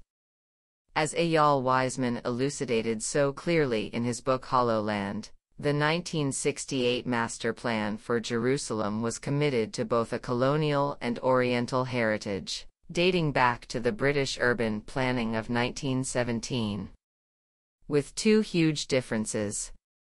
The British redesign and beautification of the city was not done through the demolition of old houses and the eviction of the indigenous population, and did not involve Greater Jerusalem with the concrete monstrosities that characterize the new Jewish neighborhoods. By 2005, 200,000 Jewish settlers lived in this area. Many more are expected to join them in the present century. I will now describe the way the Greater Jerusalem wedge developed. In essence, it was made of 15 colonies, which the Israelis immediately called neighborhoods. The first colony, already discussed, is called the French Hill. The second one is Neve Yaakov, established gradually between 1968 and 1980, and the third wedge colony is Ramat, which necessitated the expropriation of more than 4,000 dunams of private Palestinian land, and is now home to about 40,000 settlers. A fourth colony is the ever-expanding settlement of Gilo, which was established in 1971 on confiscated land of around 2,700 dunams, making it now the biggest colony in southeast Jerusalem. This discord and eyesore is a familiar landmark for anyone making their way from Jerusalem to Bethlehem, on the western side of the road. It is a huge complex towering over Beit Jala, Bethlehem, and Jerusalem. A fifth is East Talpiot, built in 1973 over 2240 Palestinian dunams, hosting about 15,000 settlers today. Together with Gilo, it comprises a Jewish colonizing belt in the southeast of the city. Part of the land was designated no man's land prior to 1967, and it was the UN that gave up an additional 2,000 dunams to allow the expansion of this colony, which, like all the others mentioned here, is referred to by all Israeli Jews as a neighborhood. The sixth is Molodifna, built in 1973 on 7,000 dunams of land owned by Jerusalemite families, hosting, in mainly impoverished conditions, North African Jewish settlers. It was built in the heart of the Palestinian East Jerusalem neighborhoods in order to cut their territorial contiguity. The police and border police headquarters moved there to emphasize the Jewish presence. The next is the Hebrew University, built in 1924 on land bought from the village of Isawiya. More land from that village was then expropriated by the university in 1967 for a new campus. Now a mammoth labyrinth, it took me hours to find my way from my class to my office when I taught there for a short while.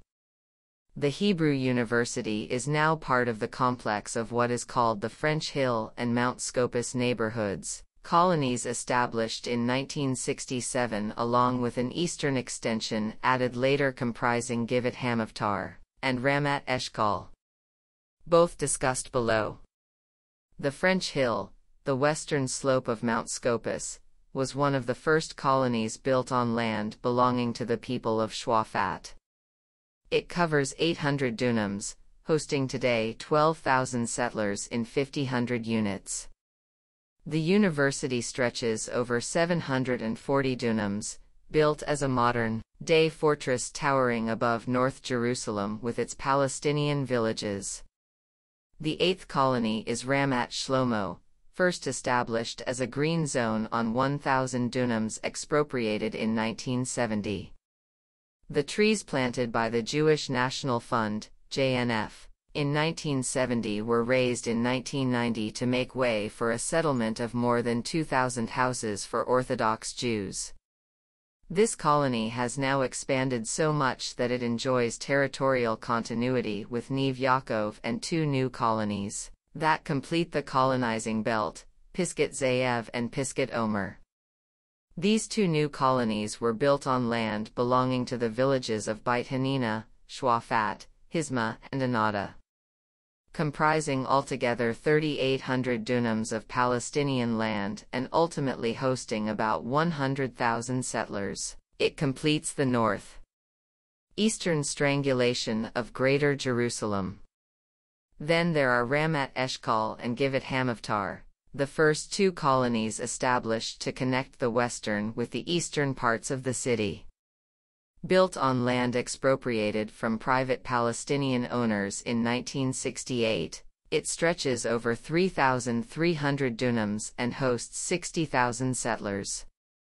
They were the first bricks in the neighborhood wall, surrounding the Palestinian neighborhoods and villages in eastern and southern Jerusalem. There are gaps in this ring of Jewish colonies, the outer ring excluding Palestinian areas, and inner rings separating Palestinian areas from each other, but they are quickly being filled with new Jewish settlements in the 21st century. You can add to this list the Adarad industrial zone on 1,200 dunams of land requisitioned in 1970, near the old airport built by the British during the Mandatory period, and mention should also be made of Givat Hamados, built on land expropriated from the villages of Beit Safafa and Beit Jala of about 170 dunams. Givat Hamados was only built in 1991, a more sensitive year, which necessitated the charade of first erecting a temporary caravan that later was gradually replaced by about 5,000 building units. Together with the colony of Jilo, it is part of the southeastern colonizing belt meant to prevent Palestinian territorial integrity and continuity. So the Palestinian neighborhoods that were incorporated into Greater Jerusalem after 1967 were later besieged by Jewish colonies, hemming them in on all sides. The last of the 15 colonies, and I apologize to the reader for this checklist, but its importance cannot be overstated, were clusters and pockets of colonization that appeared later in the day. They mushroomed sporadically in the Old City and to the south and north of the city of Jerusalem. On the southern end, Har Homa, Jabal Abu Ghanem, was the most famous of them because of the attempt of one man, Faisal al-Husseini, to stop the stealing. In 1990, Israel bulldozed almost 2,000 dunams of land belonging to the villages of Surbayer, Tuba and Beit Sa'ur in the same area, to the south and southeast of the city. Around 6,500 units were built there, a project completed in 2011, and together they completed an urban sprawl that completely cut off these Palestinian villages from Bethlehem and Hebron. Finally, in addition to the expropriation of land and the erection of substantial new neighborhoods in the West Bank, particularly in the area around Jerusalem, we should mention the crime against aesthetics that took place over the years in one of the city's most beautiful neighborhoods, Mamila, opposite the Jaffa Gate, Bab al-Khalil. It was a buffer zone between the Israeli Army and the Jordanian Arab Legion between 1948 and 1967, but survived the skirmishes, exchanges of fire and the 1967 war relatively unscathed, but not the colonizing zeal of the occupiers. If you are, like me, a connoisseur of the city's photographic history, you have seen countless photographs of this neighborhood, which was home to some of the finest hotels in the city in the early 20th century. These gems were replaced by a new eyesore, an indecipherable complex of garden houses and American-style condominiums. Work on the complex commenced in 1970 on 130 confiscated dunams. To the aesthetic crimes against the city of Jerusalem can be added those of culture and religion. One of the most important parts of the Mamila area was its Muslim cemetery dating back to the 7th century. The graves were removed at night so that no one could witness this, and in their place the Simon Wiesenthal Foundation built a museum of tolerance. To ensure that Muslims could not reach this sacred site, it was surrounded by an electric fence. Desecrating Muslim graveyards for new constructions was nothing new, however. The old cemetery in Haifa, Al-Istiklal, was desecrated in a similar way when a highway was driven through it, scattering the gravestones to either side.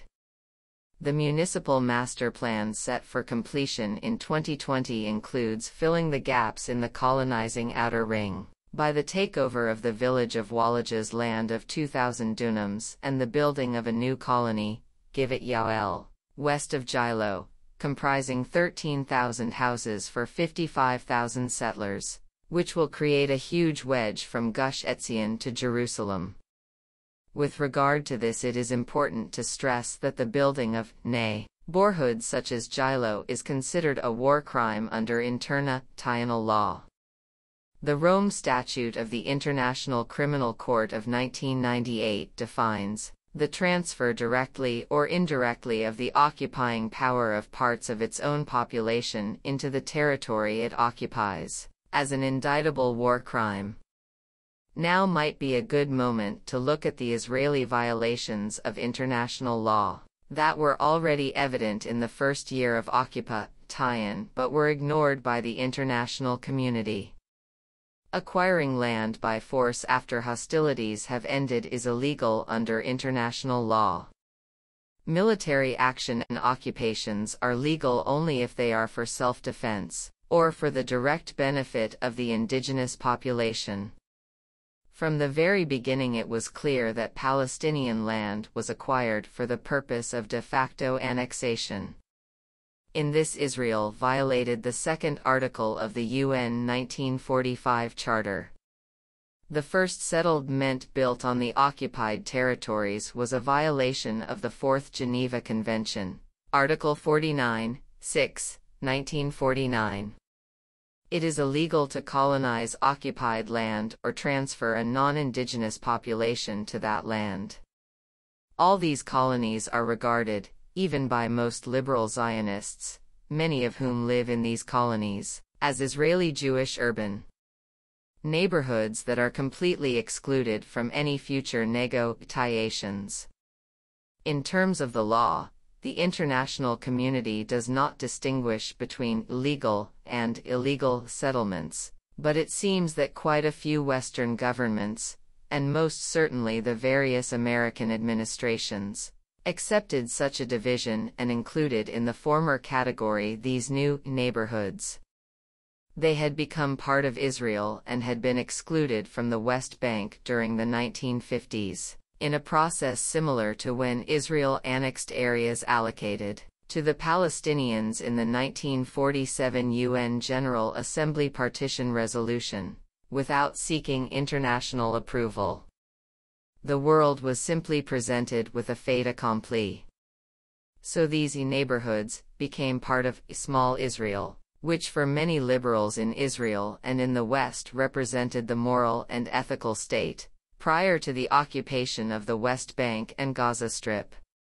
Such areas, even in the eyes of the Israeli peace camp, were non-negotiable, as would transpire with the Oslo Accord when their fate was discussed for the first time.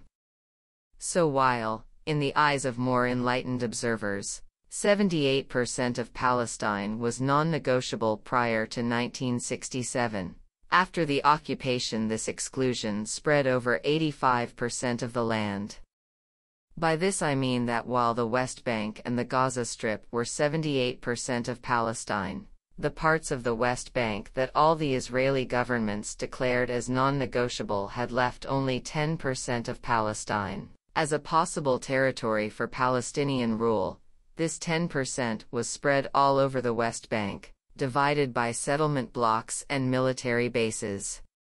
In time, with the full support of the West, the efforts of the Israeli peace camp to draw a line between the immoral Israel of the settlers and the moral one of the pre-1967 state will dwindle, and with it any hope of solving the conflict by a two-state solution. While the government delineated the boundaries of the New Jerusalem, one politician in particular took it upon himself to draw more clearly the boundaries between a future Jewish state and the Palestinian West Bank and Gaza Strip. This man was Yigal Allon.